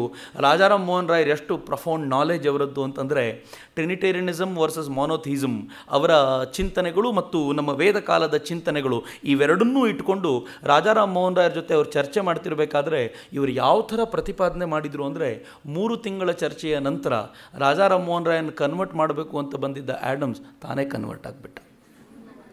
ಈ ದೇಶದ ಅತ್ಯಂತ ವಿಚಿತ್ರವಾದ ಸಂಗತಿಗಳಲ್ಲಿ ಇದು ಒಂದು. ರಾಜಾರಾಮ್ ಮೋಹನ್ ರಾಯರು ಎಷ್ಟು ಘನಿಷ್ಠವಾದ ಕನ್ವಿಕ್ಷನ್ ಇತ್ತು ಅವರಿಗೆ ತಮ್ಮ ವಿಚಾರದಲ್ಲಿ ಅಂದರೆ, ಎಷ್ಟು ನಂಬಿಕೆ, ಎಷ್ಟು ವಿಶ್ವಾಸ ಇತ್ತು ಅಂತಂದರೆ, ಆ ವಿಶ್ವಾಸವನ್ನು ಎಷ್ಟು ಸಮರ್ಥವಾಗಿ ಭಗವಂತ ಈ ಲೀಲೆ ಮಾಡ್ತಾನಲ್ಲ, ತುಂಬ ವಿಚಿತ್ರವಾಗಿರುತ್ತೆ. ಎಂಥ ಅದ್ಭುತವಾದ ಲೀಲೆ ಅಂತಂದರೆ, ರಾಜಾರಾಮ್ ಮೋಹನ್ ರಾಯರು ಆ್ಯಡಮ್ಸನ್ನೇ ತಗೊಂಡ ನಂತರ, ಆ್ಯಡಮ್ಸೇ ಒಂದು ರೀತಿ ಈ ಮೊನೋಥಿಸಮ್ನ ಬಗ್ಗೆ ಮಾತಾಡಲಿಕ್ಕೆ ಶುರು ಮಾಡಿದ ನಂತರ ಅವನೊಂದು ಪತ್ರದಲ್ಲಿ ಆ್ಯಡಮ್ಸ್ ಹೇಳ್ಕೊಳ್ತಾನೆ, ನಮ್ಮ ಟ್ರಿನಿಟೇರಿಸಮ್ನಲ್ಲಿ, ನಮ್ಮ ಬೈಬಲ್ನ ವಿಚಾರಗಳಲ್ಲಿ ಅನೇಕ ಸಮಸ್ಯೆಗಳಿವೆ, ಈ ಸಮಸ್ಯೆಗಳಿಗೆ ಉತ್ತರ ಸಿಗೋದು ಸಾಧ್ಯವೇ ಇಲ್ಲ, ಅದಕ್ಕೆ ನಾನು ಕೂಡ ಮೊನೋಥಿಸಮೇ ಶ್ರೇಷ್ಠ ಅಂತ ಹೇಳೋ ಮಟ್ಟಿಗೆ ಬಂದುಬಿಟ್ಟಿದ್ದೀನಿ ಅಂತ. ರಾಜಾರಾಮ್ ಮೋಹನ್ ರಾಯರು ಒಂದು ಕಡೆ ನಾವು ಪೂಜೆ ಮಾಡುವಂಥ ವಿಗ್ರಹಗಳನ್ನು ಧಿಕ್ಕರಿಸ್ತಾ, ನಾವು ಪೂಜೆ ಮಾಡೋ ವಿಗ್ರಹಗಳನ್ನು ಪೂಜೆಯೇ ಮಾಡಬಾರ್ದು ಅಂತ ಅವರು ಚರ್ಚಿನ ವಿಚಾರಗಳನ್ನು, ಬೈಬಲ್ನ ಕುರಾನ್ನ ವಿಚಾರಗಳನ್ನು ಹೇಳ್ತಿರಬೇಕಾದ್ರೆ, ಈ ಕಡೆ ಆ್ಯಡಮ್ಸ್ ಪೂರ್ಣ ಪ್ರಮಾಣದಲ್ಲಿ ಈ ವಿಚಾರಗಳಿಗೆ ಒಪ್ಪಿಗೆ ಕೊಡೋ ಮಟ್ಟಿಗೆ ಬಂದುಬಿಟ್ಟಿದ್ದ. ಚರ್ಚ್ನಲ್ಲಂತೂ ಎಂಥ ದೊಡ್ಡ ಗಲಾಟೆ ಆಗಿಬಿಡ್ತು ಅಂತಂದರೆ, ಆ್ಯಡಮ್ಸನ್ನು ಅವರು ದ್ರೋಹಿ ಅಂತ ಕರೆದ್ರು. ನೀನು ಧರ್ಮದ್ರೋಹಿ, ನೀನು ಅವನನ್ನು ಒಪ್ಕೊಂಡು ಬರೋದು ಬಿಟ್ಟು ನೀನೇ ಒಪ್ಕೊಂಡು ಬಂದಿದ್ಯಾ, ಎಂಥ ಪರಿಸ್ಥಿತಿಯಲ್ಲಿದೆಯಾ ಅಂತ ಅತ್ಯಂತ ಕೆಟ್ಟದಾಗ ಅವ್ರ ಮುಂದೆ ಇವರು ವಿಚಾರಗಳನ್ನು ಪ್ರೆಸೆಂಟ್ ಮಾಡಬೇಕಾದ್ರೆ, ಮತ್ತೊಬ್ಬ ಪಾದ್ರಿ ಬಂದ. ಏನಾದರೂ ಕೂಡ ರಾಜಾರಾಮ್ ಮೋಹನ್ ರಾಯರನ್ನು ಮಾತ್ರ ಕದಲಿಸ್ಲಿಕ್ಕೂ ಸಾಧ್ಯ ಆಗಲಿಲ್ಲ. ರಾಜಾರಾಮ್ ಮೋಹನ್ ರಾಯರು ಪ್ರಫೌಂಡಾಗಿ ಹೇಳಿದರು. ಆದರೆ ಆ ವೇಳೆಗಾಗಲೇ ರಾಜಾರಾಮ್ ಮೋಹನ್ ರಾಯರು ಸಮಾಜದಲ್ಲಿ, ಹಿಂದೂ ಧರ್ಮದಲ್ಲಿ ಏನೇನು ಸಮಸ್ಯೆ ತಂದಿಡಬೇಕೋ ಎಲ್ಲ ತಂದಿಟ್ಟಾಗೋಗಿತ್ತು. ರಾಜಾರಾಮ್ ಮೋಹನ್ ರಾಯರು ಹೇಳಿದ್ರು, ಈ ಧರ್ಮದಲ್ಲಿ ಏನೂ ಚೆನ್ನಾಗಿಲ್ಲ. ಅವ್ರು ಹೇಳಿದರು, ಈ ಧರ್ಮದಲ್ಲಿ ನೀವು ದೇವರನ್ನು ಪೂಜಿಸ್ತೀರಾ, ಅದಕ್ಕೆ ಅರ್ಥವೇ ಇಲ್ಲ. ಈ ಧರ್ಮದಲ್ಲಿ ಬರುವಂಥ ಮೈಥಾಲಜಿಕಲ್ ಸ್ಟೋರೀಸ್ಗಳಿಗೆ ವಿಶೇಷವಾದ ಬೆಲೆ ಇಲ್ಲ. ಹೇಗಾಗಿತ್ತು ಅಂತಂದರೆ, ಅನೇಕ ಬುದ್ಧಿವಂತರು ಅವ್ರ ಹಿಂದೆ ಹೋಗ್ತಾ ಹೋಗ್ತಾ ಒಂದು ಹಂತದಲ್ಲಿ ಅನ್ನಿಸ್ತು, ಇನ್ನೇನು ಎಲ್ಲ ಮುಳುಗೇ ಹೋಗ್ಬಿಡುತ್ತೆ ಅಂತ ಅನ್ನೋ ಹಂತಕ್ಕೆ ಬಂತು. ಆ ವೇಳೆಗೆ ಸಾಮಾಜಿಕ ಸುಧಾರಣೆಯ ನೆಪದಲ್ಲಿ ಯಾವ ಥರ ಈ ದೇಶದ ಮೇಲೆ ಆಘಾತ ಆಯಿತು ಅಂತಂದರೆ, ಸತಿ ಪದ್ಧತಿಗೆ ಹೋಗೋರನ್ನ ಅವರು ಒಂದು ಕಾನೂನು ತರಿಸಿದ್ರು, ಅದರಿಂದ ಹೊರಗೆ ತರೋ ಪ್ರಯತ್ನ ಮಾಡಿದರು. ಈ ಎಲ್ಲ ವಿಡೋ ರೀಮ್ಯಾರೇಜ್ನ ಮೂಲಕ, ಚೈಲ್ಡ್ ಮ್ಯಾರೇಜ್ನ ನಿಷೇಧ ಮಾಡೋ ಮೂಲಕ ಎಲ್ಲವೂ ಸರಿಯಾಗಿರುವಂಥದ್ದೇ. ಆದರೆ ಧರ್ಮ ಅನೂಚಾನವಾಗಿ ನಂಬಿಕೊಂಡು ಬಂದಿರುವಂಥ ಈ ಸಿದ್ಧಾಂತಗಳನ್ನು ಮೂಲೋತ್ಪಾಟನೆ ಮಾಡೋ ಪ್ರಯತ್ನ ಯಾವಾಗ ಮಾಡಲಿಕ್ಕೆ ಶುರು ಮಾಡಿದ್ರು, ಸಮಾಜದಲ್ಲಿ ಅಲ್ಲೋಲ ಕಲ್ಲೋಲ ಉಂಟಾಗ್ಬಿಡ್ತು. ಮುಂದೇನು, 1833ರಲ್ಲಿ ಅವ್ರ ದೇಹತ್ಯಾಗ ಆಯಿತು. 1833ರಲ್ಲಿ ಎಷ್ಟು ಚೆನ್ನಾಗಿದೆ ನೋಡಿ, ಲಂಡನ್ನ ಹೌಸ್ ಆಫ್ ಕಾಮನ್ಸ್ನಲ್ಲಿ ಒಂದು ದೊಡ್ಡ ಚರ್ಚೆ ನಡೀತಿದೆ, ಡಿಬೇಟ್ ನಡೀತಿದೆ. ಆ ಡಿಬೇಟ್ನ ನಂತರ ಈ ದೇಶಕ್ಕೆ ಮೆಕಾಲೆ ಬಂದವನು ಅದೇ ಚಿಂತನೆಯನ್ನು ಮುಂದುವರಿಸಿಕೊಂಡು ಈ ದೇಶವನ್ನು ಪೂರ್ಣ ನಾಶ ಮಾಡಲಿಕ್ಕೆ ತಂದೇ ಆದಂಥ ಒಂದು ಪ್ಲ್ಯಾನನ್ನು ಮುಂದಿಟ್ಟ. ಹೇಗೆ ಈ ದೇಶವನ್ನು ನಾಶ ಮಾಡಬೇಕು, ಅದಕ್ಕೆ ಇಂಗ್ಲೀಷ್ ಶಿಕ್ಷಣವನ್ನು ಕೊಟ್ಟು ಹೇಗೆ ಈ ದೇಶದ ಜನರನ್ನು ಪೂರ್ಣಕಾಲಿಕ ಗುಲಾಮರನ್ನಾಗಿ ಮಾಡಬೇಕು ಅಂತ ತನ್ನ ಯೋಜನೆಗಳನ್ನು ತಗೊಂಡೇ ಭಾರತಕ್ಕೆ ಬಂದ. ನಿಮ್ಗೆ ಗೊತ್ತಿರಲಿ, ಮೆಕಾಲೆ ವಾಸ್ತವವಾಗಿ ಭಾರತಕ್ಕೆ ಬಂದಿದ್ದು ದುಡ್ಡು ಅರ್ನ್ ಮಾಡಬೇಕು ಅಂತ. ಅವನ ಅನೇಕ ಪತ್ರಗಳನ್ನು ನಾನು ಓದಾಗ ಆಶ್ಚರ್ಯ ಪಡ್ತಿರ್ತೀನಿ. ಮೆಕಾಲೆ ಹೇಳ್ಕೊಳ್ತಾನೆ, ತುಂಬ ಕಷ್ಟದಲ್ಲಿದ್ದೀನಿ ನಾನು, ಆದರೆ ಭಾರತಕ್ಕೆ ಹೋದರೆ ನಾನು ಸಾಕಷ್ಟು ಅರ್ನ್ ಮಾಡ್ಬೋದು ಅಂತ ನನ್ನ ಗೆಳೆಯರೆಲ್ಲ ಹೇಳ್ತಾರೆ, ಅದಕ್ಕೋಸ್ಕರ ನಾನು ಭಾರತಕ್ಕೆ ಹೊರಟಿದ್ದೀನಿ, ಅಲ್ಲಿ ಹೋಗಿ ನನ್ನ ಈ ಯೋಜನೆಗಳನ್ನು ಇಂಪ್ಲಿಮೆಂಟ್ ಮಾಡ್ತೀನಿ ಅಂತ. ನನಗೆ ಆಶ್ಚರ್ಯ ಅನಿಸೋದು ಯಾಕೆ ಅಂತಂದರೆ, 250-300 ವರ್ಷಗಳಲ್ಲಿ ಹೇಗೊಂದು ಟರ್ನ್ ಆಗಿದೆ ಅಂತಂದರೆ, ಇವತ್ತು ನಾವು ಯುರೋಪಿಗೆ, ಅಮೇರಿಕಕ್ಕೆ ಹೋಗ್ತೀವಿ ದುಡ್ಡು ಅರ್ನ್ ಮಾಡಲಿಕ್ಕೆ. ಮೆಕಾಲೆ ಅಂತವರು ಭಾರತಕ್ಕೆ ಅರ್ನ್ ಮಾಡಬೇಕು ಅಂತ ಬರೋ ಕಾಲ ಇತ್ತು. ಆದರೆ ಇವತ್ತು ನಾವು ಅರ್ನ್ ಮಾಡಬೇಕು ಅಂದರೆ ಯುರೋಪ್ ಮತ್ತು ಅಮೇರಿಕನ್ ನೋಡ್ತೀವಲ್ಲ, ನನಗೆ ಈ ಸಾಲುಗಳನ್ನು ಓದಬೇಕಾದ್ರೆ ಬಹಳ ವಿಚಿತ್ರ ಅನಿಸುತ್ತೆ. ಎಷ್ಟು ಬೇಗನೆ 200-250 ವರ್ಷಗಳಲ್ಲಿ ಪೀರಿಯಡಲ್ಲಿ ಎಷ್ಟು ಚೇಂಜಸ್ ಬಂದುಬಿಡುತ್ತಲ್ಲ ಅಂತ ಯೋಚನೆ ಆಗ್ತಾ ಇರುತ್ತೆ. ಇಲ್ಲಿಗೆ ಬಂದಂಥ ಮೆಕಾಲೆ ತನ್ನ ಪೂರ್ಣ ಪ್ರಮಾಣದ ಯೋಜನೆಗಳನ್ನು ಇಲ್ಲಿ ರೂಪಿಸ್ತಾ ಇಂಗ್ಲೀಷ್ ಶಿಕ್ಷಿತ ಯುವಕರನ್ನು ತಯಾರು ಮಾಡಬೇಕು ಅಂತ ಸಂಕಲ್ಪ ತೊಟ್ಟ. ಇಂಗ್ಲೀಷ್ ಶಿಕ್ಷಣ ಅಂತಂದರೆ ಏನು ಅಂತಂದರೆ, ಭಾರತೀಯ ಚಿಂತನೆಗಳನ್ನೆಲ್ಲ ಧಿಕ್ಕರಿಸುವಂಥ ಶಿಕ್ಷಣ. ಭಾರತೀಯವಾದ್ದೆಲ್ಲ ಕೆಟ್ಟದ್ದು, ವಿದೇಶದ್ದು ಮಾತ್ರ ಒಳ್ಳೆಯದು, ಇಂಗ್ಲೀಷ್ನಲ್ಲಿರೋದು ಮಾತ್ರ ಶ್ರೇಷ್ಠ ಅಂತ ಭಾವಿಸುವಂಥ ಶಿಕ್ಷಣ. ಇಂಥ ಶಿಕ್ಷಣವನ್ನು ಕೊಟ್ಟು ಈ ದೇಶದ ಯುವ ಸಮೂಹವನ್ನು ಹಾಳು ಮಾಡಲಿಕ್ಕೆ ಶುರು ಮಾಡಿದ. ಯೋಚನೆ ಮಾಡಿ, 2 ಆಘಾತಗಳು ಆಗಲೇ ಆಗಿವೆ. ಮೊದಲನೇದು, ರಾಜಾರಾಮ್ ಮೋಹನ್ ರಾಯರು ಈ ದೇಶದ ಹಿಂದೂ ಸಮಾಜವನ್ನು ಪೂರ್ಣ ಪ್ರಮಾಣದಲ್ಲಿ ಒಂದು ರೀತಿ, ನಾನು ಸರಿಯಾಗೇ ಹೇಳಬೇಕು ಅಂತಂದರೆ, ಉತ್ತು ಬಿಟ್ಟಿದ್ರು, ಒಳಗಿನ ಮಣ್ಣನ್ನೆಲ್ಲ ತೆಗೆದು ಹೊರಗೆ ಹಾಕಿಬಿಟ್ಟಿದ್ರು. ಎರಡನೇದು ಈತ ತಾನು ನೀರು ಹರಿಸ್ತೀನಿ ಅಂತ ತಂದು ಇಂಗ್ಲೀಷ್ ಶಿಕ್ಷಣವನ್ನು ಕೊಡೋ ಪ್ರಯತ್ನ ಮಾಡಿ ಆಗಿತ್ತು. ಅದಕ್ಕೆ ಸರಿಯಾಗಿ ಕೇಶವ ಚಂದ್ರ ಸೇನರು ರಾಜಾರಾಮ್ ಮೋಹನ್ ರಾಯರ ನಂತರದ ಜಾಗವನ್ನು ತಗೊಂಡು ಅವರು ಕೂಡ ಎಂಥ ಕ್ರಿಸ್ತನ ಭಕ್ತರಾಗಿದ್ದರು ಅಂತಂದರೆ, ಒಂದು ಕಡೆ ಅಂತೂ ತುಂಬ ಚೆನ್ನಾಗಿ ಹೇಳ್ತಾರೆ ಅವರು, ವಿಶೇಷವಾಗಿ ಹೇಳ್ತಾರೆ, ಕ್ರಿಸ್ತನ ಈ ದೇಶವನ್ನು ಈ ಸೈನಿಕರ ಬಯೋನೆಟ್ಗಳು ವಶಪಡಿಸ್ಕೊಳ್ಳಿಕ್ಕೆ ಸಾಧ್ಯ ಆಗಲಿಲ್ಲ, ಆದರೆ ಕ್ರಿಸ್ತ ಈ ದೇಶವನ್ನು ವಶಪಡಿಸ್ಕೊಂಡ, ಏನು ಸಂತೋಷದ ಸಂಗತಿ ಅಂತ ಬರೀತಾರೆ. ಅವ್ರು ಹೇಳ್ತಾರೆ, ಈ ರಾಣಿಗೆ, ಯುರೋಪಿನ ರಾಣಿಗೆ ಅವಳ ಕಿರೀಟ ಇರಬೇಕು, ಆ ಕಿರೀಟ ಹೇಗಿರಬೇಕು, ಆ ಕಿರೀಟ ಅತ್ಯಂತ ಶ್ರೇಷ್ಠ ಕಿರೀಟ ಭಾರತ ಅನ್ನೋ ಕಿರೀಟ ಆಗಿರಬೇಕು ಅಂತ ಬರೀತಾರೆ. ಅಂದರೆ ಒಟ್ಟಾರೆ ಈ ದೇಶದ ಸಮಾಜ ಹೇಗೆ ಆಲೋಚನೆ ಮಾಡಿತ್ತು ಅಂತಂದರೆ, ನಮ್ಮನ್ನು ಬ್ರಿಟಿಷರ ಆಳೋದಿದೆಯಲ್ಲ ಅತ್ಯಂತ ಶ್ರೇಷ್ಠ ಸಂಗತಿ ಅಂತ.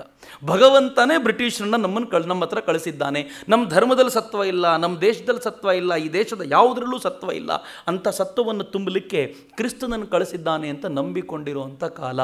ಈ ಕಾಲ ಹೀಗೆ ನಡೆದುಬಿಟ್ಟಿದ್ದರೆ, ಎಲ್ಲವೂ ಹೀಗೆ ನಡ್ಕೊಂಡು ಹೋಗಿದ್ರೆ ಬಹುಶಃ ಬಹಳ ಬೇಗ ಭಾರತ ಸಂಪೂರ್ಣವಾಗಿ ಕ್ರಿಸ್ತನ ಅಡಿಗೆ ಹೋಗ್ಬಿಡ್ತಿತ್ತೇನೋ. ಆದರೆ ಭಗವಂತನ ಇಚ್ಛೆ ಬೇರೆ, ಭಾರತದ ಶ್ರೇಷ್ಠತೆಯೇ ಅದು. ಭಾರತ ಆಯಾ ಕಾಲಕ್ಕೆ ಸರಿಯಾಗಿ ಶ್ರೇಷ್ಠ ಪುರುಷರನ್ನು ತಂದು ಹೇಗೆ ಕೂರಿಸುತ್ತೆ ಅಂದರೆ, ಹೇಗೆ ನಿಲ್ಲಿಸುತ್ತೆ ಮಧ್ಯ ಅಂತಂದರೆ, ಮುಂದೆ ಹೋಗ್ತಾ ಇರುವಂಥ ದೊಡ್ಡ ಗೂಳಿಗೆ ಅಡ್ಡ ಬಂದು ನಿಂತ್ಕೊಳ್ಬಲ್ಲಂಥ ಶ್ರೇಷ್ಠ ವ್ಯಕ್ತಿಗಳು ಬಂದು ನಿಂತು ಬಿಡ್ತಾರೆ. ಆ ಸಂದರ್ಭದಲ್ಲಿ ಬಂದಂಥ ಶ್ರೇಷ್ಠ ವ್ಯಕ್ತಿಯೇ ರಾಮಕೃಷ್ಣ ಪರಮಹಂಸ. ಆ ವ್ಯಕ್ತಿಯೊಬ್ಬ ಬಂಗಾಳದಲ್ಲಿ ಹುಟ್ಟಿ, ಅದೇ ಬಂಗಾಳದ ನೋಡಿ, ಎಲ್ಲ ಬಂಗಾಳದಲ್ಲೇ ನಡೀತಿರೋದು. ಆ ಬಂಗಾಳದಲ್ಲೇ ಭಗವಂತ ತನ್ನದೊಂದು ಶ್ರೇಷ್ಠ ವ್ಯಕ್ತಿಯನ್ನು ಅಲ್ಲಿ ನಿಲ್ಲಿಸಿ ತೋರಿಸ್ತಾನೆ. ಇವೆಲ್ಲಕ್ಕೂ ಅಡ್ಡಗಟ್ಟಬಲ್ಲ ಸಾಮರ್ಥ್ಯ ಇರುವಂಥ ಮಹಾಪುರುಷ ಇಲ್ಲಿದ್ದಾನೆ ಅಂತ. ಏನು ಇಂಟ್ರೆಸ್ಟಿಂಗ್ ಅಂತಂದರೆ, ಎಷ್ಟು ವಿಚಿತ್ರ ಅಂತಂದರೆ, ರಾಮಕೃಷ್ಣರು ಹುಟ್ಟಿದ್ದು ಅತ್ಯಂತ ಬಡ ಕುಟುಂಬದಲ್ಲಿ. ಅವರ ಹುಟ್ಟೆ ತುಂಬ ವಿಚಿತ್ರವಾದ್ದು. ರಾಮಕೃಷ್ಣರ ತಂದೆ ಯಾತ್ರೆಗೆ ಹೋಗಬೇಕಾದ್ರೆ ದೇವರು ಪ್ರತ್ಯಕ್ಷ ಆಗಿ ದೇವರು ದರ್ಶನ ಕೊಟ್ಟನಂತೆ ಕನಸಿನಲ್ಲಿ. ನಾನು ನಿಮ್ಮ ಮನೆಗೆ ಬರ್ತೀನಿ ಅಂತ ಕೇಳಿದಾಗ ಇವ್ರು ಕೇಳ್ತಾರೆ, ನಮ್ಮ ಮನೆಗೆ ಯಾಕಯ್ಯ ಬರ್ತೀಯಾ, ನಮ್ಮ ಮನೇಲಿ ತಿನ್ನಲಿಕ್ಕೆ ನಮಗೇ ಗತಿ ಇಲ್ಲ, ನಿನಗೇನು ಅಂತ ಕೊಡೋದು ನಾವು. ಭಗವಂತ ಹೇಳ್ತಾನೆ, ನನಗಿಂಥ ಮನೆಗಳೇ ಇಷ್ಟ. ನಾನು ಈ ಹಿಂದೆ ಹುಟ್ಟಿದ್ದು ಕೂಡ ಒಂದು ಸಲ ರಾಜನ ಮನೇಲಿ ಹುಟ್ಟಿರ್ಬೋದು ರಾಮನಾಗಿ, ಆದರೆ ಆನಂತರ ಕೃಷ್ಣನಾಗಿ ಜೈಲಲ್ಲಿ ಹುಟ್ಟಿದ್ದು ನಾನು. ಏನು ಯೋಚನೆ ಮಾಡಬೇಡ, ನಾನು ನಿಮ್ಮ ಮನೆಗೆ ಬರ್ತೀನಿ ಅಂತ. ಏನು ಚೆನ್ನಾಗಿದೆ ಈ ಪರಿಸ್ಥಿತಿ ಅಂತಂದರೆ, ಭಗವಂತ ಮನೆಯಲ್ಲಿ ತಂದುಕೊಳ್ಳಲಿಕ್ಕೆ ತಯಾರಿ ನಡೆದಿತ್ತು. ಭಗವಂತ ಮನೆಗೆ ಬಂದ, ರಾಮಕೃಷ್ಣರ ರೂಪದಲ್ಲಿ ಬಂದಾಯಿತು. ಅತ್ಯಂತ ಬಡ ಕುಟುಂಬ. ನಾನು ತುಂಬ ರಾಮಕೃಷ್ಣರ ಡೀಟೇಲಿಗೆ ಹೋಗಲ್ಲ, ಆದರೆ ಸುಮ್ಮನೆ ಯೋಚನೆ ಮಾಡಿ, ಅತ್ಯಂತ ಬಡ ಕುಟುಂಬ ರಾಮಕೃಷ್ಣರದ್ದು. ಆದರೆ ರಾಮಕೃಷ್ಣರ ಸೇವೆ ಮಾಡಿದ್ದು ರಾಣಿ ರಾಸಮಣಿ. ಎಂಥ ಕಾಂಟ್ರಾಸ್ಟ್ ನೋಡಿ. ಅವರು ಅತ್ಯಂತ ಬಡತನದಿಂದ ಬಂದವರು, ರಾಣಿ ರಾಸಮಣಿಯೇ ಅವರ ಪಾದ ತೊಳಿಲಿಕ್ಕೆ ಸಿದ್ಧರಾಗಿದ್ದರು. ಯಾವ ಥರ ರಾಮಕೃಷ್ಣರ ಕದರ್ ಇತ್ತು ಅಂದರೆ, ಒಬ್ಬ ಪೂಜಾರಿ, ರಾಣಿ ರಾಸಮಣಿಯ ದೇವಸ್ಥಾನದ ಪೂಜಾರಿ, ತನ್ನ ದೇವಸ್ಥಾನಕ್ಕೆ ರಾಣಿ ರಾಸಮಣಿ ಬಂದು ಬೇರೆಲ್ಲೋ ತಲೆ ಇಟ್ಟಿದ್ದಾಳೆ, ಮನಸ್ಸು ಇಲ್ಲಿಲ್ಲ ಅಂತ ಗೊತ್ತಾದ ಕೆನ್ನೆಗೆ ಪಟಾರ್ ಅಂತ ಬಾರಿಸಿ, ಇಲ್ಲೂ ಕೂಡ ಭಗವಂತನನ್ನು ಬಿಟ್ಟು ಬೇರೆ ಚಿಂತೆ ಮಾಡ್ತೀಯಲ್ಲ, ನಿಂಗೆ ಗೊತ್ತಾಗಲ್ವಾ ಅಂತ ಬೈದ್ರಲ್ಲ. ಏನು ಸಾಮರ್ಥ್ಯ ಇರಬೇಕು ಅವ್ರದ್ದು ಅಂದರೆ, ಸಾಮಾನ್ಯವಾದ ವ್ಯಕ್ತಿಯಲ್ಲ.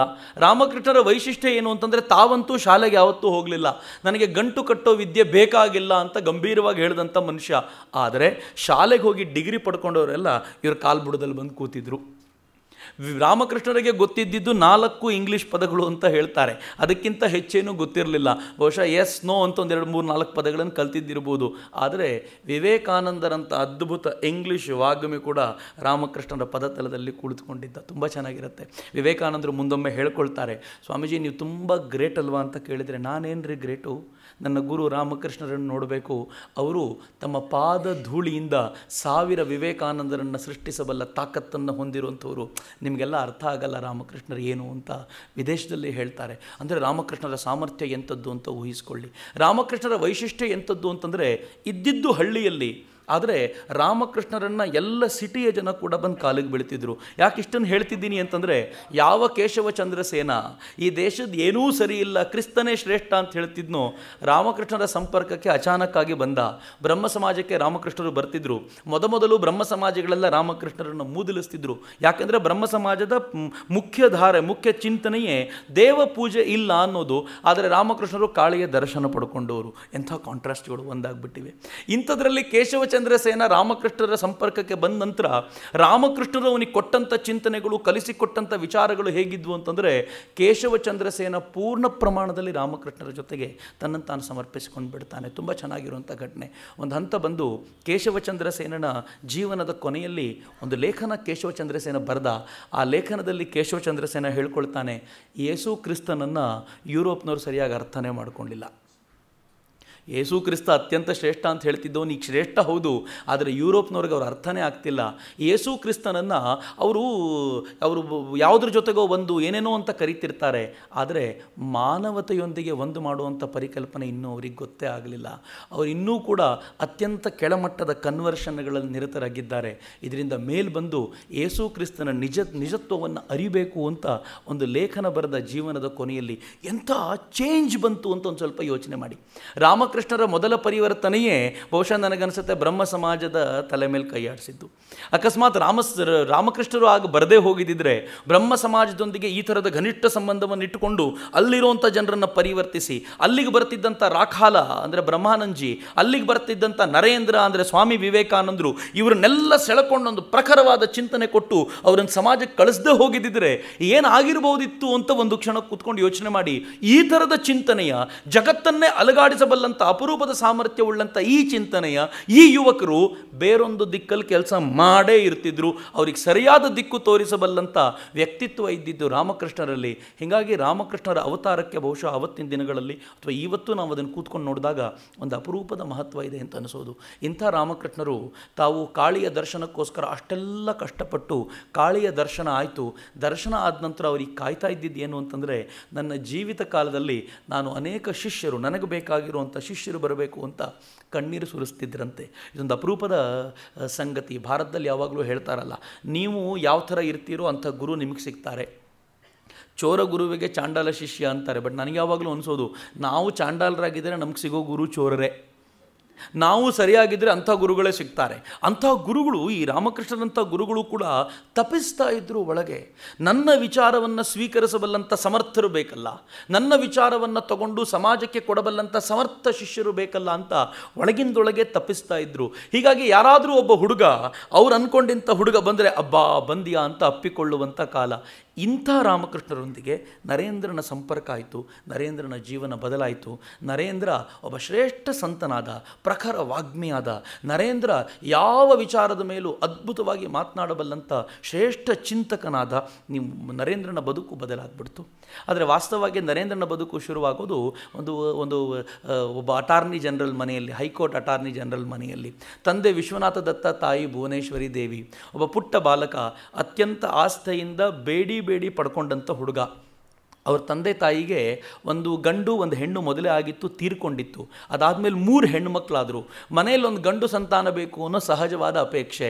ಆ ಅಪೇಕ್ಷೆಗೆ ತಕ್ಕಂತೆ ತಾಯಿ ವೀರೇಶ್ವರ ಶಿವನಿಗೆ ಅರ್ಚನೆ ಮಾಡಿಸ್ತೀನಿ ಅಂತ ಹೇಳಿ, ಅಭಿಷೇಕ ಮಾಡಿಸ್ತೀನಿ ಅಂತ ಹೇಳಿ ಒಂದು ಶಿವನಲ್ಲಿ ಕೇಳಿಕೊಂಡ್ಲು. ಅಭಿಷೇಕ ಶುರುವಾಯಿತು. ಇಲ್ಲಿ ಅವಳಿಗೊಂದು ಕಲ್ಪನೆ ಆಯಿತು, ನನ್ನ ಗರ್ಭದಲ್ಲಿ ಶಿವನೇ ಬಂದಿದ್ದಾನೆ ಅನ್ನೋಂಥ ಪರಿಕಲ್ಪನೆ ಆಯಿತು. ಆಕೆಗೆ ನರೇಂದ್ರ ಹುಟ್ಟಿಕೊಂಡ. ನರೇಂದ್ರನಿಗೆ ವೀರೇಶ್ವರ ಅಂತ ಹೆಸರಿಟ್ಟರು. ಇವೆಲ್ಲ ಸಹಜವಾದ ಚಿಂತನೆ. ಆದರೆ ಈ ಹುಡುಗನಿಗೆ ಬಾಲ್ಯದಲ್ಲೇ ಒಂದು ಶಕ್ತಿ ಇತ್ತಲ್ಲ, ಆತ ಯೋಗಿ ಅನ್ನೋದರಲ್ಲಿ ಅನುಮಾನವೇ ಇರಲಿಲ್ಲ. ರಾಮಕೃಷ್ಣರು ಮುಂದೊಮ್ಮೆ ನರೇಂದ್ರನಿಗೆ ಹೇಳ್ತಾರೆ, ತುಂಬ ಚೆನ್ನಾಗಿರುವಂಥ ಮಾತದು, ನರೇಂದ್ರನ ಹತ್ರ ಮಾಯೆ 10 ಅಡಿಗಿಂತ ಮುಂದೆ ಬರಲಿಕ್ಕೆ ಆಗೋದೇ ಇಲ್ಲ ಅಂತ. 10 ಅಡಿಗಿಂತ ದೂರನೇ ಇರ್ತಾಳವಳು ಅಂತ. ಯಾಕೆ ಅಂದರೆ ನರೇಂದ್ರನ ಹತ್ರ ಬರಲಿಕ್ಕೆ ಧೈರ್ಯ ಸಾಕಾಗಲ್ಲ ಅಂತ. ರಾಮಕೃಷ್ಣರು ಇಬ್ಬರ ಬಗ್ಗೆ ಈ ಥರದ ಮಾತುಗಳನ್ನು ಹೇಳ್ತಾರೆ. ಒಬ್ಬರು ನಾಗಮಹಾಶಯರ ಬಗ್ಗೆ, ಇನ್ನೊಂದು ವಿವೇಕಾನಂದರ ಬಗ್ಗೆ. ಇಬ್ಬರಿಗೂ ಅವ್ರು ಕೊಡುವಂಥ ಮಾತು ಎಷ್ಟು ಚೆನ್ನಾಗಿದೆ ಅಂತಂದರೆ, ಮಾಯೆ ಬಲೆ ಬೀಸ್ತಾಳಂತೆ ಇಬ್ಬರ ಮೇಲೂ. ಅವ್ರು ಹೇಳೋ ಮಾತು ತುಂಬ ಚೆನ್ನಾಗಿದೆ. ಮಾಯೆ ಬಲೆ ಬೀಸ್ತಾಳೆ. ಮಾಯೆ ಬಲೆ ಬೀಸಿದಾಗ ನರೇಂದ್ರ ಎಷ್ಟು ಅಗಾಧವಾಗಿ ಬೆಳೆದು ನಿಲ್ತಾನೆ ಅಂದರೆ ಬಲೆ ಚಿಕ್ಕದಾಗ್ತಾ ಹೋಗುತ್ತಂತೆ ಎವ್ರಿ ಟೈಮ್. ನಾಗಮಹಾಶಯರ ಮೇಲೆ ಬಲೆ ಬೀಸ್ತಾಳಂತೆ. ನಾಗಮಹಾಶಯರು ಎಷ್ಟು ಚಿಕ್ಕದಾಗ್ತಾ ಹೋಗ್ತಾರೆ ಎವ್ರಿ ಟೈಮ್ ಅಂತಂದರೆ ಬಲೆನೇ ದೊಡ್ಡದಾಗುತ್ತೆ, ಅವ್ರು ಪಾಸಾಗಿ ಬಂದುಬಿಡ್ತಾರಂತೆ. ಒಂದು ಅಪರೂಪದ ಚಿಂತನೆಗಳು. ಇವರಿಬ್ಬರು ಜೀವನ ನೋಡಿದಾಗ ಅನಿಸುತ್ತೆ ರಾಮಕೃಷ್ಣರು ಹೇಳಿರುವಂಥ ವಿಚಾರ ಅತ್ಯಂತ ಸೂಕ್ತವಾದ್ದು ಅನ್ನೋದ್ರಲ್ಲಿ ಅನುಮಾನವೇ ಇಲ್ಲ. ಅಂಥ ನರೇಂದ್ರ ಚಿಕ್ಕನ್ನಲ್ಲೇ ಈ ಥರದ ಅನೇಕ ವಿಚಾರಗಳನ್ನು ತೋರ್ಪಡಿಸಿಕೊಂಡ. ಅವನಿಗೆ ಬಾಲ್ಯದಲ್ಲಿ ಮಲ್ಕೊಂಡಾಗ ಭ್ರೂ ಮಧ್ಯದಲ್ಲಿ ಬೆಳಕು ಕಾಣ್ತಿತ್ತಂತೆ. ಆ ಬೆಳಕು ಹೇಗಿತ್ತು ಅಂದರೆ, ನಿಧಾನವಾಗಿ ಬೆಳಕು ಭ್ರೂ ಮಧ್ಯದಲ್ಲಿ ಕಣ್ಣು ಮುಚ್ಕೊಂಡ ತಕ್ಷಣ, ಮಲ್ಕೊಂಡ ತಕ್ಷಣ ಭ್ರೂ ಮಧ್ಯದಲ್ಲಿ ಬೆಳಕು ಕಾಣ್ತಿತ್ತು, ವಿಶಾಲವಾಗ್ತಿತ್ತು, ದೇಹವ್ಯಾಪಿ ಹರಡ್ಕೊಳ್ತಿತ್ತು. ಅದು ಸಹಜ ಅಂದ್ಕೊಳ್ತಿದ್ದ. ಚಿಕ್ಕನಿಂದ ನೋಡ್ತಿದ್ದರಿಂದ ಎಲ್ರಿಗೂ ಹೀಗೆ ಆಗತ್ತೆ ಅಂತ. ಆದರೆ ಯಾರನ್ನಾದರೂ ಪಕ್ಕದವ್ರನ್ನ ಒಂದು ಸಲ ಕೇಳಿದಾಗ ನಿನಗೆ ಹಿಂಗೆ ಕಾಣುತ್ತೆ ಅಂದಾಗ ಅವನಿಲ್ಲ ಅಂದ. ಮಲಗಿದ್ರೆ ನಿದ್ದೆ ಬಂದುಬಿಡುತ್ತೆ ನನಗೆ, ಬೆಳಕು ಕಾಣೋದೆಲ್ಲ ಏನು ಪ್ರಮೇಯವೇ ಇಲ್ಲ. ನರೇಂದ್ರನಿಗೆ ಇದೊಂದು ಅನುಮಾನ ಇತ್ತು, ಇದು ನನಗೆ ಮಾತ್ರವ ಎಲ್ರಿಗೂ ಆಗತ್ತಾ ಅಂತ. ಇದನ್ನು ಗುರುತಿಸಿದ್ದು ರಾಮಕೃಷ್ಣರು ಮತ್ತು ಅವನ ಸಂಬಂಧದ ಅನೇಕ ಕೊಂಡಿಗಳು ಹೀಗೆ. ಇವನು ಬದುಕಿನಲ್ಲಿ ಆಗ್ತಿದ್ದನ್ನು ರಾಮಕೃಷ್ಣರು ಪುಸ್ತಕ ಓದ್ದಂಗೆ ಹೇಳ್ತಿದ್ರು. ಇವನು ಮೊದಲನೇ ಬಾರಿಗೆ 2ನೇ ಬಾರಿ ಭೇಟಿಗೆ ರಾಮಕೃಷ್ಣರ ಹತ್ರ ಬಂದಾಗ ರಾಮಕೃಷ್ಣರು ಎಲ್ಲರ ನಡುವೆ ಅವನು ಕೇಳಿದರು, ನರೇನ್ ನಿನಗೆ ಭ್ರೂಮಧ್ಯದಲ್ಲಿ ಬೆಳಕು ಕಾಣುತ್ತಾ? ರಾಮಕೃಷ್ಣ ಅವರದು ಹೌದು, ಬೆಳಕು ಕಾಣುತ್ತಲ್ಲ. ಹಂಗಂದ ತಕ್ಷಣ ರಾಮಕೃಷ್ಣ ಹೇಳ್ತಾರೆ, ನಾನು ಹೇಳಲಿಲ್ವಾ ನೀನು ಸಿದ್ಧ ಯೋಗಿ, ನೀನು ಯೋಗಿಯಾಗಿಯೇ ಬಂದಿರೋನು, ನಿನಗೆ ಅನುಮಾನವೇ ಇಲ್ಲ, ನನಗಂತೂ ಈ ಖಾತ್ರಿ ಆಯ್ತಪ್ಪ ಅಂತ. ತಮ್ಮನ್ನು ತಾವು ಟೆಸ್ಟ್ ಮಾಡ್ಕೊಳ್ಳೋದು ರಾಮಕೃಷ್ಣರು, ನಾನು ಅಂದ್ಕೊಂಡಿದ್ದು ಹೌದೋ ಅಲ್ವೋ ಅಂತ. ಅದು ಇವನಿಗೂ ಖಾತ್ರಿ ಆಗಲಿಕ್ಕೆ ಸ್ವಲ್ಪ ಸಮಯ ಹಿಡಿತು, ಆದರೆ ರಾಮಕೃಷ್ಣರಂತೂ ಖಾತ್ರಿ ಮಾಡ್ತಾ ಹೋಗ್ತಿದ್ರು. ಚಿಕ್ಕನ್ನಲ್ಲೇ ನರೇಂದ್ರ ಎಷ್ಟು ಬುದ್ಧಿವಂತ ಹುಡುಗ ಅಂತಂದರೆ ನಾನು ಬಹಳ ಆಶ್ಚರ್ಯ ಪಡ್ತಿರ್ತೀನಿ. ಎಷ್ಟು ಎನರ್ಜೆಟಿಕ್ ಬಾಯ್ ಅಂದರೆ ಅವನಲ್ಲಿ ಅನೇಕ ರೀತಿಯ ಹುನರ್, ಅನೇಕ ರೀತಿಯ ಬುದ್ಧಿವಂತಿಕೆಗಳು, ಅನೇಕ ರೀತಿಯ ಸಾಮರ್ಥ್ಯಗಳಿದ್ವು. ಒಳ್ಳೆ ತಬಲಾ ವಾದಕ, ಒಳ್ಳೆ ಪಕವಾಜ್ ವಾದಕ, ತುಂಬ ಚೆನ್ನಾಗಿ ಸಿತಾರ್ ನುಡಿಸ್ತಿದ್ದ, ತುಂಬ ಚೆನ್ನಾಗಿ ಹಾಡ್ತಿದ್ದ. ಕುಸ್ತಿ ಮಾಡಲಿಕ್ಕೆ ನಿಂತರೆ ಪೈಲ್ವಾನ್ ಆಗಿದ್ದ. ಲಾಠಿ ತಿರುಗಿಸ್ಲಿಕ್ಕೆ ನಿಂತರೆ ಅವನು ತನಗಿಂತ 3-4 ವರ್ಷದ ಸೀನಿಯರ್ಗಳನ್ನು ಕೂಡ ಲಾಠಿ ತಿರುಗಿಸೋದ್ರಲ್ಲಿ ಸೋಲಿಸ್ತಿದ್ದ. ತುಂಬ ಒಳ್ಳೆಯ ನಟ. ಅವನಿಗೆ ಎಷ್ಟು ಕಲೆಗಳು ಗೊತ್ತಿದ್ವು ಅಂತಂದರೆ ನನಗೂ ಕೂಡ ಭಾಳ ಬಾರಿ ಆಶ್ಚರ್ಯ ಆಗುತ್ತೆ. ಇನ್ನೂ ಅವ್ರು ಹೇಳ್ಕೊಳ್ಳದೇ ಇರುವಂಥದ್ದು ಅನೇಕಗಳು ಅವ್ರಿಗಿದ್ರೂ ಇರ್ಬೋದು, ಅನುಮಾನ ಇಲ್ಲ. ಅಷ್ಟು ಆ್ಯಕ್ಟಿವ್ ಬಾಯ್. ಒಂದು ಕೆಲಸವನ್ನು ತುಂಬ ಕಾಲ ಮಾಡಲಿಕ್ಕೆ ಸಾಧ್ಯ ಆಗಲ್ಲ. ಕ್ಲಾಸ್ ರೂಮ್ನಲ್ಲಿ ಅವ್ರು ಕೂತಾಗ ಅವರ ಮೇಷ್ಟ್ರುಗಳು ಹೇಳ್ಕೊಳ್ತಿದ್ರಂತೆ, ಇವನು ಕೂತ ಜಾಗದಲ್ಲಿ ಕೂತ್ಕೊಳ್ಳಲ್ಲ ಅಂತ. ಒಂದು ಸಲ ಕಣ್ಣು ಮುಚ್ಕೊಳ್ತಾನೆ, ಒಂದು ಸಲ ಹೊರಕೊಳ್ತಾನೆ, ಒಂದು ಸಲ ಮಲ್ಕೊಳ್ತಾನೆ. ಯಾಕಂದರೆ ಎನರ್ಜಿ ಅಷ್ಟು ಬಬಲ್ ಆಗ್ತಿದೆ ಒಳಗಿಂದ. ಆ ಎನರ್ಜಿನ ಕೂತ್ಕೊಂಡು ಖಾಲಿ ಮಾಡಲಿಕ್ಕಾಗಲ್ಲ. ಒಂದು ಸಲ ಅಂತೂ ಕ್ಲಾಸ್ನಲ್ಲಿ ಹೀಗೆ ಮಲ್ಕೊಂಡು, ಇದು ನಾವೆಲ್ಲ ಎಕ್ಸ್ಕ್ಯೂಸ್ ತೊಗೊಳ್ಬೇಕಾಗಿರೋ ವಿಚಾರ ಅಲ್ಲ. ಭಾಳ ಜನ ಕಾಲೇಜಿಗೆ ಹೋಗೋ ಮಕ್ಕಳಿದ್ದೀರಿ, ನಾವು ಮಲ್ಕೊಂಡು ಕೇಳ್ಬೋದು ಅಂತಲ್ಲ, ಇದು ಕೆಲವರಿಗೆ ಮಾತ್ರ ಆಗುವಂಥದ್ದು. ವಿವೇಕಾನಂದರಿಗಂತೂ, ನರೇಂದ್ರನಿಗಂತೂ ಒಂದು ಸಲ ಕ್ಲಾಸ್ ರೂಮ್ನಲ್ಲಿ ಹೀಗೆ ಸ್ವಲ್ಪ ಅಡ್ಡ ಮಲ್ಕೊಂಡಿದ್ರಂತೆ. ಮೇಷ್ಟ್ರು ಬಂದು ಕೋಪಿಸ್ಕೊಂಡು ಕೇಳಿದರು, ಏನು ಮಲ್ಕೊಂಡಿದ್ಯಲ್ಲ, ನಾನು ಮಾಡಿದ ಪಾಠ ಗೊತ್ತಾ ನಿನಗೆ ಅಂತ ಬೈಲಿಕ್ಕೆ ಹೋದರೆ, 1 ನಿಮಿಷ ಇರಿ ಸರ್ ಅಂಥೇಳಿ ಮೇಷ್ಟ್ರು ಹೇಳಿದ್ದನ್ನೆಲ್ಲ ಹಾಗಾಗೆ ಒಪ್ಪಿಸಿಬಿಟ್ನಂತೆ. ಇದನ್ನು ಕೂಡ ಉಲ್ಲೇಖ ಮಾಡ್ತಾರೆ. ತುಂಬ ಚೆನ್ನಾಗಿರುವಂಥ ಘಟನೆ ಅದು. ಆನಂತರದ ದಿನಗಳಲ್ಲಿ ಮೇಷ್ಟ್ರಿಗೆ ಅವನ ಮೇಲೆ ತುಂಬ ಗೌರವ ಬಂತು ಅಂತ. ಮನೆಯಲ್ಲಿ ತಾಯಿ ಕಲಿಸಿಕೊಟ್ಟಂಥ ಪಾಠಗಳು ಹಾಗೇ ಇದ್ವು. ತಾಯಿ ಸದಾಕಾಲ ಅತ್ಯಂತ ಶ್ರೇಷ್ಠ ವ್ಯಾಲ್ಯೂಸ್ಗಳನ್ನು ಮಕ್ಕಳಿಗೆ ಕೊಡ್ತಾ ಇದ್ಲು. ಯಾವ ತಾಯಿ ತನ್ನ ಮಗುವಿಗೆ ಶ್ರೇಷ್ಠ ವ್ಯಾಲ್ಯೂಗಳ ಪರಿಚಯ ಮಾಡಿಕೊಡ್ತಾಳೋ, ತಾನು ಆಚರಣೆ ಮಾಡ್ತಾ ಮಕ್ಕಳಿಗೂ ಅದನ್ನು ಪರಿಚಯ ಮಾಡಿಕೊಡ್ತಾಳೋ, ಆ ಮಕ್ಕಳು ಜೀವಮಾನದಲ್ಲಿ ಅದನ್ನು ಮರೆಯೋದಿಲ್ಲ ಮತ್ತು ಅದನ್ನು ಆಚರಣೆಗೆ ತರ್ತವೆ. ಹೊರಗಡೆಯಿಂದ ಆನಂತರದ ದಿನಗಳಲ್ಲಿ ಎಷ್ಟು ತಗೊಂಡ್ರೂ ಅದು ಬಹಳ ಮಹತ್ವದ್ದಲ್ಲ, ಆದರೆ ತಾಯಿ ಕೊಡುವುದು ಅತ್ಯಂತ ಮಹತ್ವದ್ದು. ನಾನು ನಿನ್ನೆ ತಾನೇ ಇದಕ್ಕೆ ಹೋಗಬೇಕಾದ್ರೆ, ದಾವಣಗೆರೆಗೆ ಹೋಗಬೇಕಾದ್ರೆ, ಉನ್ನಿಕೃಷ್ಣನವರಿದ್ದರು, ಸಂದೀಪ್ ಅವ್ರ ತಂದೆ ಮತ್ತು ತಾಯಿ, ಸಂದೀಪ್ ಉನ್ನಿಕೃಷ್ಣನವರ ತಂದೆ ತಾಯಿ. ದಾರಿಯಲ್ಲಿ ಹೋಗಬೇಕಾದ್ರೆ ಒಂದು ಬಸ್ನಿಂದ ಅನ್ನ ತುಂಬಿದ ಒಂದು ಪೇಪರನ್ನು ಬಸ್ನಿಂದ ಎಸೆದ್ರಪ್ಪ ಯಾರೋ. ಅದು ಬಂದು ಮೈ ಮೇಲೆಲ್ಲ ಚಲ್ತು. ಗಾಡೀಲಿದ್ವಿ, ಕಿಟಕಿಯಿಂದ ಒಳಗೆ ಬಂದು ಮೈ ಮೇಲೆಲ್ಲ ಚಲ್ತು. ನನಗೊಂದು ಸ್ವಲ್ಪ ಬೇಜಾರಾಯಿತು. ಆದರೆ ಹಿರಿಯರಿದ್ದಾರೆ, ಏನೂ ಮಾತಾಡಬಾರ್ದು ಅಂತ ಸುಮ್ಮನಿದ್ದೆ. ಅವರಮ್ಮ ಹೇಳಿದರು, ಇದು ಅವನ ತಪ್ಪಲ್ಲಪ್ಪ, ಅವ್ರ ತಾಯಿ ತಪ್ಪು. ಯಾಕೆಂದರೆ ಅವ್ರು ಹೇಳ್ತಾರೆ, ಆ ತಾಯಿ ಅವನಿಗೆ ಚಿಕ್ಕನ್ನಲ್ಲಿ ಹಿಂಗೆ ಮಾಡಬಾರ್ದು ಅಂತ ಒಂದು ಮಾತು ಹೇಳಿದ್ದಿದ್ರೆ ಅವನ ಜೀವಮಾನದಲ್ಲಿ ಇದನ್ನು ಮಾಡ್ತಿರಲಿಲ್ಲ. ಈಗ ನೀನು ಹೋಗಿ ಬೈದು ಹೇಳದೆ ಅಂತ ಅವನಿಗೇನು ಇದು ಮರ್ತು ಹೋಗಲ್ಲ, ಇದೇನು ಅವನು ಬಿಡೋ ಅಂಥ ವೃತ್ತಿಯಲ್ಲ. ಹೀಗಾಗಿ ತುಂಬ ತಲೆ ಕೆಡಿಸ್ಕೊಳ್ಬೇಡ, ಬಾ ಹೋಗೋಣ ಅಂದ್ಬಿಟ್ರು ಅವರಮ್ಮ. ನನಗೂ ಅನ್ನಿಸ್ತು, ಹೌದಲ್ವಾ, ನಾವು ಎಷ್ಟೋ ಬಾರಿ ಇವತ್ತು ಸಮಾಜದಲ್ಲಿ ಆಗ್ತಾ ಇರುವಂಥ ಅನಿಷ್ಟಗಳಿಗೆ ಯಾರ್ಯಾರನ್ನೋ ಹೊಣೆ ಮಾಡ್ತಿರ್ತೀವಿ, ಅದನ್ನು ಮನೇಲಿ ಕೊಡಬೇಕಾದ ಪಾಠಗಳನ್ನು ಕೊಟ್ಟಿದ್ದೀವಾ? ನಾನು ಇದನ್ನು ಯಾಕೆ ಹೇಳ್ತಿದ್ದೀನಿ ಅಂತಂದರೆ, ಅನೇಕ ವಿಚಾರಗಳು, ನೆನ್ನೆ ವಿಚಾರಗಳು ನಾವು ನೋಡಿದಾಗ ನನಗನ್ಸುತ್ತೆ, ಮಕ್ಕಳಿಗೆ ತಾಯಂದರು ಕೊಡಬೇಕಾದ ವಿಚಾರಗಳನ್ನು ಸೂಕ್ತ ಸಮಯದಲ್ಲಿ ಸರಿಯಾಗಿ ಕೊಡದೆ ಹೋದರೆ ಹೊರಗಿನವ್ರು ಯಾರೋ ಬಂದು ಬುದ್ಧಿ ಹೇಳಬೇಕಾದ ಸ್ಥಿತಿ ಬಂದುಬಿಡುತ್ತಲ್ಲ. ಇದು ಯಾರು ತಪ್ಪಿತಸ್ಥರು ಅನ್ನೋದನ್ನು ನಾವು ಸ್ವಲ್ಪ ಅಂತರದಲ್ಲಿ ಯೋಚನೆ ಮಾಡಬೇಕು. ಯಾಕೆ ಈ ಬದುಕುಗಳೆಲ್ಲ ನಮಗೆ ಪ್ರೇರಣೆ ಅಂತಂದರೆ, ನರೇಂದ್ರನ ತಾಯಿ ನರೇಂದ್ರನಿಗೆ ಕೊಟ್ಟ ವಿಚಾರಗಳಿತ್ತಲ್ಲ, ಎಷ್ಟು ಪ್ರಖರವಾದ್ದು, ಎಷ್ಟು ಚಿಂತನಶೀಲವಾದ್ದು, ಎಷ್ಟು ಯೋಗ್ಯವಾದ್ದು ಅಂತಂದರೆ ಪ್ರತಿ ಹಂತದಲ್ಲೂ ಗೈಡ್ ಮಾಡ್ತಿದ್ಲು ಅವನನ್ನು. ಹೀಗಾಗಿ ನರೇಂದ್ರನ ಜೀವನ ಇವರೆಲ್ಲರ ಒಟ್ಟು ಪರಿಕಲ್ಪನೆ. ತುಂಬ ಚೆನ್ನಾಗಿರೋ ಘಟನೆ ಅದು. ನರೇಂದ್ರ ಸ್ಕೂಲಿಗೆ ಹೋಗಿ ಬಂದವನು ಮೊದಲನೇ ದಿನದಲ್ಲೇ ಕೆಟ್ಟ ಮಾತೊಂದು ಕಲ್ತ್ಕೊಂಡು ಬಂದಿದ್ದಂತೆ. ಅದನ್ನು ತನ್ನ ತಾಯಿ ಮೇಲೆ ಪ್ರಯೋಗ ಮಾಡ್ದ. ನರೇಂದ್ರನ ತಂದೆ ಪ್ರಯೋಗ ಮಾಡೋ ತಾಯಿ ಮೇಲೆ, ಅವಳೇ ಮೊದಲು ಸಿಗೋದು. ಪ್ರಯೋಗ ಮಾಡ್ದ, ತಾಯಿ ಸುಮ್ಮನಿದ್ಲು, ಆದರೆ ತಂದೆ ಕೇಳಿಸ್ಕೊಂಡು ಏನು ಮಾಡಿದರು ಅಂದರೆ, ಒಂದು ಬೋರ್ಡ್, ಬ್ಲ್ಯಾಕ್ ಬೋರ್ಡ್ ತೊಗೊಂಡು ಮೇಲೆ ಬರೆದ್ರಂತೆ, ನರೇಂದ್ರ ಇಂಥದ್ದೊಂದು ಮಾತನ್ನು ತನ್ನ ತಾಯಿ ಮೇಲೆ ಇಂದು ಪ್ರಯೋಗ ಮಾಡಿದ್ದಾನೆ ಅಂತ ಮನೆ ಹೊರಗಡೆ ನೇತಾಕಿದ್ರು. ಬಂದವರೆಲ್ಲ ಹಿಂಗೆ ಅಂದ್ಬಿಟ್ಟು ನರೇಂದ್ರ ಅಂತ ಕೇಳ್ಕೊಂಡು ನಿಂತಿರೋರಂತಾರೆ. ಅದೇ ಕೊನೆ. ನರೇಂದ್ರ ಹೇಳ್ಕೊಳ್ತಾನೆ, ನನ್ನ ಜೀವಮಾನದಲ್ಲಿ ಇನ್ಯಾವತ್ತೂ ಕೆಟ್ಟ ಮಾತು ಬರಲೇ ಇಲ್ಲ, ನನ್ನ ಜೀವಮಾನದಲ್ಲಿ ಇನ್ಯಾವತ್ತೂ ಅಂಥ ಮಾತು ಬರಲೇ ಇಲ್ಲ, ನನ್ನ ಬಾಯನ್ನು ಶುದ್ಧವಾಗಿ ಇರಿಸಿಕೊಂಡಿದ್ದೆ. ನನಗೂ ಕೂಡ ಭಾಳ ಅಚ್ಚರಿಯ ಸಂಗತಿ. ನಾನು ವಿವೇಕಾನಂದರ ಜೀವನವನ್ನು ಓದ್ತಿರಬೇಕಾದ್ರೆ ತುಂಬ ಬಾರಿ ಯೋಚನೆಗೊಳಗಾಗ್ತೀನಿ. ವಿವೇಕಾನಂದರು ಅಮೇರಿಕಾದ ವೇದಿಕೆ ಮೇಲೆ ನಿಂತ್ಕೊಂಡ್ರು 1893ರಲ್ಲಿ. ಭಾಷಣ ಶುರು ಮಾಡಿದರು. ಅವರ ಮೊದಲ 5 ಪದಗಳಿಗೆ sisters and brothers of America ಎಂಥ ಚಪ್ಪಾಳೆ ಬಿತ್ತು ಅಂತಂದರೆ ಸುಮಾರು 4-5 ಸಾವಿರ ಜನ ನಿಮಿಷಗಳ ಗಟ್ಟಲೆ ವಿವೇಕಾನಂದರು ಹೇಳ್ಕೊಳ್ತಾರೆ ಕೆಲವು ನಿಮಿಷಗಳ ಕಾಲ ಚಪ್ಪಾಳೆ ಬಿತ್ತು ಅಂತ. ನನಗೆ ಆಶ್ಚರ್ಯ ಆಗೋದು 5 ಪದಗಳಿಗೆ ಚಪ್ಪಾಳೆ ಬೀಳುವಂಥದ್ದು ಏನಿದೆ? ಸಿಸ್ಟರ್ಸ್ ಆ್ಯಂಡ್ ಬ್ರದರ್ಸ್ ಅನ್ನೋದು ಕೇಳೇ ಇರಲಿಲ್ವ ಅವರು?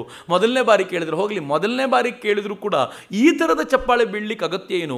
ಅದು 2 ಸೆಷನ್ ಮುಗಿದು 3ನೇ ಸೆಷನ್ ಶುರು.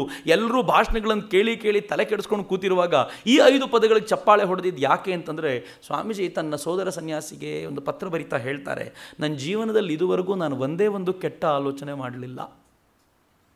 ನನ್ನ ಜೀವನದಲ್ಲಿ ಇದುವರೆಗೂ ನಾನು ಯಾರ ಬಗ್ಗೆನೂ ಕೆಟ್ಟದಾಗಿ ಚಿಂತನೆ ಮಾಡಲಿಲ್ಲ. ಯಾರಾದರೂ ಹಾಳಾಗಿ ಹೋಗಲಿ, ಸ್ವಲ್ಪ ವಿಸ್ತಾರ ಮಾಡಿದರೆ ಹೀಗೆ, ಯಾರಾದರೂ ಹಾಳಾಗಿ ಹೋಗಲಿ ಅಂತ ನಾನು ಅಂದ್ಕೊಳ್ಳಿಲ್ಲ. ಇದರ ಶಕ್ತಿ ನನ್ನೊಳಗೆ ಹೆಂಗೆ ಹರಿತಾ ಇದೆ ಅಂತಂದರೆ, ಅಮೇರಿಕ ಏನು ಜಗತ್ತೇ ಬಂದು ಕಾಲು ಬುಡಕ್ಕೆ ಬೀಳಬೇಕು ಅಂಥದ್ದೊಂದು ಶಕ್ತಿ ನನ್ನೊಳಗೆ ಹರಿತಿದೆ ಅಂತ.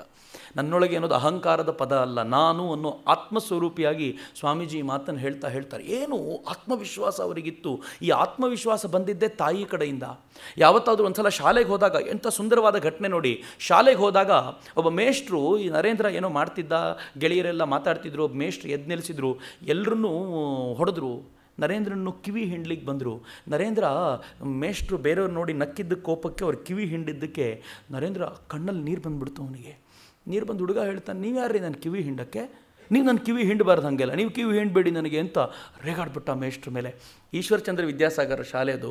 ಅವ್ರು ಬಂದರು, ಮೇಷ್ಟ್ರಿಗೆ ಸಮಾಧಾನ ಮಾಡಿ ಹಂಗೆಲ್ಲ ಮಾಡಬೇಡಿ ಮೇಷ್ಟ್ರೆ ಅಂತ ಕಳಿಸ್ಕೊಟ್ಟು ಇವನಿಗೂ ಸಮಾಧಾನ ಮಾಡಿದರು. ಇವನು ಮನೆಗೆ ಬಂದಾಗ ತಾಯಿ ಹೇಳ್ತಾರೆ, ಮಗು ನೀನು ತಪ್ಪಿಲ್ಲ ಅಂತಂದರೆ ಯಾವುದಕ್ಕೂ ಹೆದರ್ಕೋಬೇಡಪ್ಪ, ನೀನು ತಪ್ಪು ಮಾಡಿದರೆ ಕ್ಷಮೆ ಕೇಳಲಿಕ್ಕೂ ಹಿಂಜರಿಬೇಡ. ತಾಯಿ ಕಲಿಸ್ಕೊಟ್ಟ ಪಾಠ ಏನು ಸುಂದರವಾದ ಪಾಠ. ಇಂಥ ನರೇಂದ್ರನನ್ನು ತಾಯಿ ಹೇಳಿದ್ಲು, ನಿನಗೆ ಅಕಸ್ಮಾತ್ ಆ ಶಾಲೆಯಲ್ಲಿ ಸೆಟ್ ಆಗ್ತಿಲ್ಲ ಅಂದರೆ ಹೋಗಲೇಬೇಡ ಕಣ, ನೀನಿರು. ಆದರೆ ನರೇಂದ್ರ ತುಂಬ ವಿಶಾಲವಾದ ಹುಡುಗ. ಮಾರನೇ ದಿನದೊಳಗೆ ಎಲ್ಲ ಮರ್ತಾ, ಇಲ್ಲಮ್ಮ ನಾನು ಶಾಲೆಗೆ ಹೋಗ್ತೀನಿ ಅಂತ ಹೊರಟು ನಿಂತ. ಆದರೆ ತಾಯಿ ಹೇಳ್ಕೊಟ್ಟು ಪಾಠ ಇತ್ತಲ್ಲ, ನನ್ನದ್ದು ತಪ್ಪಿದ್ದಾಗ ಕ್ಷಮೆ ಕೇಳಬೇಕು, ನನ್ನ ತಪ್ಪಿಲ್ಲ ಅಂತಂದರೆ ಜೀವಮಾನದಲ್ಲಿ ಯಾರಿಗೂ ತಲೆ ತಗ್ಗಿಸುವಂಥ ಅಗತ್ಯ ಇಲ್ಲ. ಎಂಥ ಅದ್ಭುತವಾದ ಪಾಠ ಗೊತ್ತೇನು? ವಿವೇಕಾನಂದರ ತಾಯಿ ಮತ್ತು ಅವರ ಜೀವನದಲ್ಲಿ ನಡೆದಂಥ ಘಟನೆಗಳು ಇವೆರಡನ್ನೂ ಟ್ಯಾಲಿ ಮಾಡ್ತಾ ಹೋದರೆ ತಾಯಿ ಪ್ರಭಾವ ಎಂಥದ್ದು ಅಂತ ಗೊತ್ತಾಗುತ್ತೆ. ಸ್ವಾಮಿ ವಿವೇಕಾನಂದರು ಮೈಸೂರಿಗೆ ಬಂದಿದ್ದಾಗ ಮೈಸೂರಿನ ಮಹಾರಾಜರು ಸುಮ್ಮನೆ ಕೇಳಿದರು ಮಾತಾಡ್ತಾ, ನಿಮಗೆ ನಮ್ಮ ಆಸ್ಥಾನದಲ್ಲಿದ್ದಾರಲ್ಲ ಇವರೆಲ್ಲ ಪಂಡಿತರು, ನಮ್ಮ ಮಂತ್ರಿಗಳು, ಇವ್ರ ಬಗ್ಗೆ ಎಲ್ಲ ನಿಮ್ಗೇನು ಅನಿಸುತ್ತೆ? ಯಾರೂ ಸರಿ ಇಲ್ಲ ಅಂದರು ಸ್ವಾಮೀಜಿ. ಎದುರುಗಡೆ ಕೂತಿದ್ದಾರೆ. ಹೋಗಲಿ, ನಮ್ಮ ಮಂತ್ರಿಗಳ ಬಗ್ಗೆ ಏನನ್ನಿಸುತ್ತೆ? ಸ್ವಾಮೀಜಿ ಹೇಳ್ತಾರೆ, ಈ ಮಂತ್ರಿಗಳು ಎಂಥವ್ರು ಅಂತಂದರೆ ನಿಮಗೆ ಬಹುಪರಾಕ್ ಮಾಡಿಕೊಂಡು ನಿಮ್ಮನ್ನು ಹೊಗಳಿಕೊಂಡೇ ಕಾಲ ಕಳೆಯುವಂಥವ್ರು. ಆದರೆ ಇಂಥವ್ರ ಹೊಗಳಿಕೆ ಎಲ್ಲ ನಂಬ್ಕೊಂಡು ನೀವು ಕಾಲ ತಳ್ಳಬೇಡಿ ಅಂದರು. ಇವ್ರಿಗೆ ಗಾಬರಿಯಾಗಿ ರಾಜರು ಸ್ವಲ್ಪ ಸಮಾಧಾನ ಮಾಡಿ ಎಲ್ಲರನ್ನೂ ಕಳಿಸ್ಕೊಟ್ಟು ಇವ್ರನ್ನ ಕೂರಿಸ್ಕೊಂಡು, ಏನು ಸ್ವಾಮೀಜಿ ಅವ್ರ ಎದುರುಗಡೆನೇ ಈಗ ಹೇಳ್ತಿರಲ್ಲ ನೀವು, ಅವ್ರೇನು ಸುಮ್ಮನಿರ್ತಾರೆ ಅಂದ್ಕೊಂಡಿದ್ದಾರೆ, ನಿಮ್ಗೇನಾದರೂ ಮಾಡಿದರೆ ಏನು ಮಾಡ್ತೀರಾ ಅಂತಂದರೆ ಸ್ವಾಮೀಜಿ ಹೇಳ್ತಾರೆ, ನಾನೊಬ್ಬ ಸನ್ಯಾಸಿ ಕಣಪ್ಪ, ಪ್ರಾಣ ಹೋಗುತ್ತೆ ಅಂದರೂ ಸುಳ್ಳು ಹೇಳಿ ನಂಗೆ ಗೊತ್ತಿಲ್ಲ ಅಂದರು ಸ್ವಾಮೀಜಿ. ಎಲ್ಲಿಂದ ಬಂದ ಕಲೆ ಇದು ಅಂದರೆ ತಾಯಿ ಕಲಿಸ್ಕೊಟ್ಟ ಮೊದಲ ಪಾಠ. ಏನು ಚೆನ್ನಾಗಿದೆ ಯೋಚನೆ ಮಾಡಿ. ಮನೆಯಲ್ಲಿ ಕೊಡುವಂಥ, ಮನೆಯಲ್ಲಿ ಪಡೆಯುವಂಥ ಶಿಕ್ಷಣ ಒಬ್ಬ ನರೇಂದ್ರನನ್ನು ವಿವೇಕಾನಂದನನ್ನಾಗಿ ಮಾಡುತ್ತೆ ಅನ್ನೋದ್ರಲ್ಲಿ ಅನುಮಾನ ಇಲ್ಲ ಅಂತ ಹೇಳಲಿಕ್ಕೋಸ್ಕರ ಈ ಘಟನೆಗಳನ್ನು ಹೇಳ್ತಿದ್ದೀನಿ ಅಷ್ಟೇ. ತಂದೆ ಕೂಡ ಅಂಥವರೇ, ಅತ್ಯಂತ ದೊಡ್ಡ ವಕೀಲರಾಗಿದ್ದವರು, ಹೈಕೋರ್ಟ್ನ ಅಟಾರ್ನಿ ಜನರಲ್ ಆಗಿದ್ದವರು, ತುಂಬ ಹಣವನ್ನು ಸಂಪಾದಿಸ್ತಿದ್ರು. ಆದರೆ ಅಷ್ಟೇ ಪ್ರಮಾಣದಲ್ಲಿ ಖರ್ಚು ಮಾಡ್ತಿದ್ರು. ಅವ್ರ ಮನೆಗೆ ಲೆಕ್ಕವಿಲ್ಲದಷ್ಟು ಜನ ಬರ್ತಿದ್ರು. ಜಾತಿ ಮತ ಪಂಥ ಭೇದ ಏನೂ ಇರಲಿಲ್ಲ. ನರೇಂದ್ರನಿಗೆ ಸಿಕ್ಕ ಶಿಕ್ಷಣ ನೋಡಿ ಏನು ಚೆನ್ನಾಗಿತ್ತು ಅಂದರೆ ಎಲ್ಲ ಜಾತಿ ಮತಗಳವರು ಬರ್ತಿದ್ರು, ಎಲ್ಲರೂ ಸಮಾನವಾಗಿತ್ತು. ತಂದೆ ಎಲ್ರಿಗೂ ಪ್ರೀತಿಯಿಂದ ಕೇಳಿದ್ದನ್ನು ಕೊಡ್ತಿದ್ರು. ಕೊನೆಗೆ ಯಾರಾದರೂ ಕುಡಿಲಿಕ್ಕೆ ಹಣ ಕೇಳಿದರೆ ಅವರಿಗೂ ಕೂಡ ಅವ್ರ ತಂದೆ ಕೊಟ್ಟು ಕಳಿಸ್ತಿದ್ರು. ವಿಶ್ವನಾಥ ದತ್ತ ಒಂದ್ಸಲ ನರೇಂದ್ರ ಅಪ್ಪನ ಕೇಳ್ತಾನೆ, ಏನಪ್ಪ ನೀನು, ಅವ್ರು ಕುಡಿತಾರೆ ಅಂತ ಗೊತ್ತು ಆದರೂ ಕೊಟ್ಟು ಕಳಿಸ್ತಿಲ್ಲ ಅಂತಂದರೆ ನರೇಂದ್ರನ ತಂದೆ ವಿಶ್ವನಾಥ ದತ್ತ ಹೇಳ್ತಾರೆ, ನಾನು ಯಾಕೆ ಕೊಡ್ತೀನಿ ಅಂತಂದರೆ, ನಿಂಗೆ ಗೊತ್ತಿಲ್ಲ, ನೀನು ಚಿಕ್ಕವನು, ತಮ್ಮ ಜೀವನದ ಅನೇಕ ಕಷ್ಟಗಳನ್ನು ಸ್ವಲ್ಪ ಕಾಲ ಕುಡಿದು ಮರೀತಾರೆ ಅಂತಂದರೆ ನಾನು ಯಾಕೆ ಬೇಡ ಅನ್ನಲಿ, ಅದಕ್ಕೆ ಕೊಟ್ಟು ಬಿಡ್ತೀನಿ ಅಂತ. ನಮಗೆ ಬಹಳ ಬಾರಿ ಇದನ್ನು ಅರ್ಥೈಸ್ಕೊಳ್ಳೋದು, ಜೀರ್ಣಿಸ್ಕೊಳ್ಳೋದು ಕಷ್ಟ. ಆದರೆ ನರೇಂದ್ರನಿಗೆ ಚಿಕ್ಕನ್ನಲ್ಲೇ ಈ ಬೇರೆಯವರ ದುಃಖದೊಂದಿಗೆ ಒಂದಾಗುವಂಥ, ಬೇರೆಯವರ ದುಃಖದ ಬಗ್ಗೆ ಆಲೋಚನೆ ಮಾಡಬಲ್ಲಂಥ, ಅವರ ದುಃಖವನ್ನು ನೀಗಿಸಬೇಕು ಅನ್ನೋಂಥ ಚಿಂತನೆಯನ್ನು ತಂದೆ ಕೊಟ್ಟರಲ್ಲ, ಕಡಿಮೆ ಚಿಂತನೆ ಅಲ್ಲ ಅದು ಅಂತ. ಇಂಥ ತಂದೆ ಈ ಥರ ಖರ್ಚು ಮಾಡ್ತಿರೋದನ್ನು ನೋಡಿ ಕೋಪಿಸ್ಕೊಂಡ ನರೇಂದ್ರ ಒಂದು ದಿನ ಯಾರೋ ತಿವಿದ್ರು ಅಂತ ಹೋಗಿ ನಿಂತ್ಕೊಂಡು ಅವರ ಅಪ್ಪನ ಎದುರಿಗೆ ಖರ್ಚು ಮಾಡಿ ಎಲ್ಲ ಖಾಲಿ ಮಾಡಿದರೆ ನನಗೆ ಅಂತ ಏನು ಆಸ್ತಿ ಕೊಡ್ತೀಯಾ? ಹೇಳಿದ್ರು ಕನ್ನಡಿ ಮುಂದೆ ಹೋಗಿ ನಿಂತ್ಕೋ ಅಂತ. ನಿಂತ್ಕೊಂಡ ನರೇಂದ್ರನಿಗೆ ಕೇಳಿದ್ರು, ಏನು ಕಾಣುತ್ತೆ? ನಾನು ಕಾಣ್ತೀನಿ. ಅಪ್ಪ ಹೇಳಿದರು, ಈ ನಾನು ಅಂತ ಏನು ಕಾಣ್ತಿದೆಯಲ್ಲ, ನಾನೇ ಕೊಟ್ಟಿರೋದು. ನಿನಗೆ ಆಸ್ತಿ ಬೇಕು ಅಂದರೆ ಇದ್ದಿದೆಯಲ್ಲ, ಇದನ್ನು ಚೆನ್ನಾಗಿ ದುಡಿಸ್ಕೊ ಅಂತ. ಏನು ಚೆನ್ನಾಗಿದೆ ಮಾತು. ನಾನು ತುಂಬ ಜನರಿಗೆ ತಂದೆ ತಾಯಿ ಅಂದರೆ ಸಿಕ್ಕಿದಾಗ ಹೇಳೋದು, ನೀವು ಕೊಟ್ಟಿರೋದು ಭಾರಿ ದೊಡ್ಡದಾಗಿದೆ, ಇನ್ನೇನೋ ಆಸ್ತಿ ಮಾಡಲಿಕ್ಕೆ ಪ್ರಯತ್ನ ಪಡಬೇಡಿ, ಇದನ್ನು ಚೆನ್ನಾಗಿ ಇಟ್ಕೊಳ್ಳೋದು ಹೇಗೆ ಅಂತ ಹೇಳ್ಕೊಡಿ. ಅಷ್ಟು ಕಲಿಸ್ಕೊಟ್ರೆ ಮಗ ಏನಾಗಬೇಕೋ ಅದಾಗ್ತಾನೆ, ತುಂಬ ತಲೆ ಕೆಡಿಸ್ಕೊಳ್ಳೋ ಅಗತ್ಯ ಇಲ್ಲ ಅಂತ. ನಾವು ಅದೊಂದನ್ನು ಬಿಟ್ಟು ಇನ್ನೆಲ್ಲವನ್ನೂ ಹೇಳ್ಕೊಡೋ ಪ್ರಯತ್ನ ಮಾಡ್ತೀವಿ. ಹೀಗಾಗಿ ಕೊನೆಗಾಲದಲ್ಲಿ ಕಣ್ಣೀರು ಇಡ್ತಿರ್ತೀವಿ.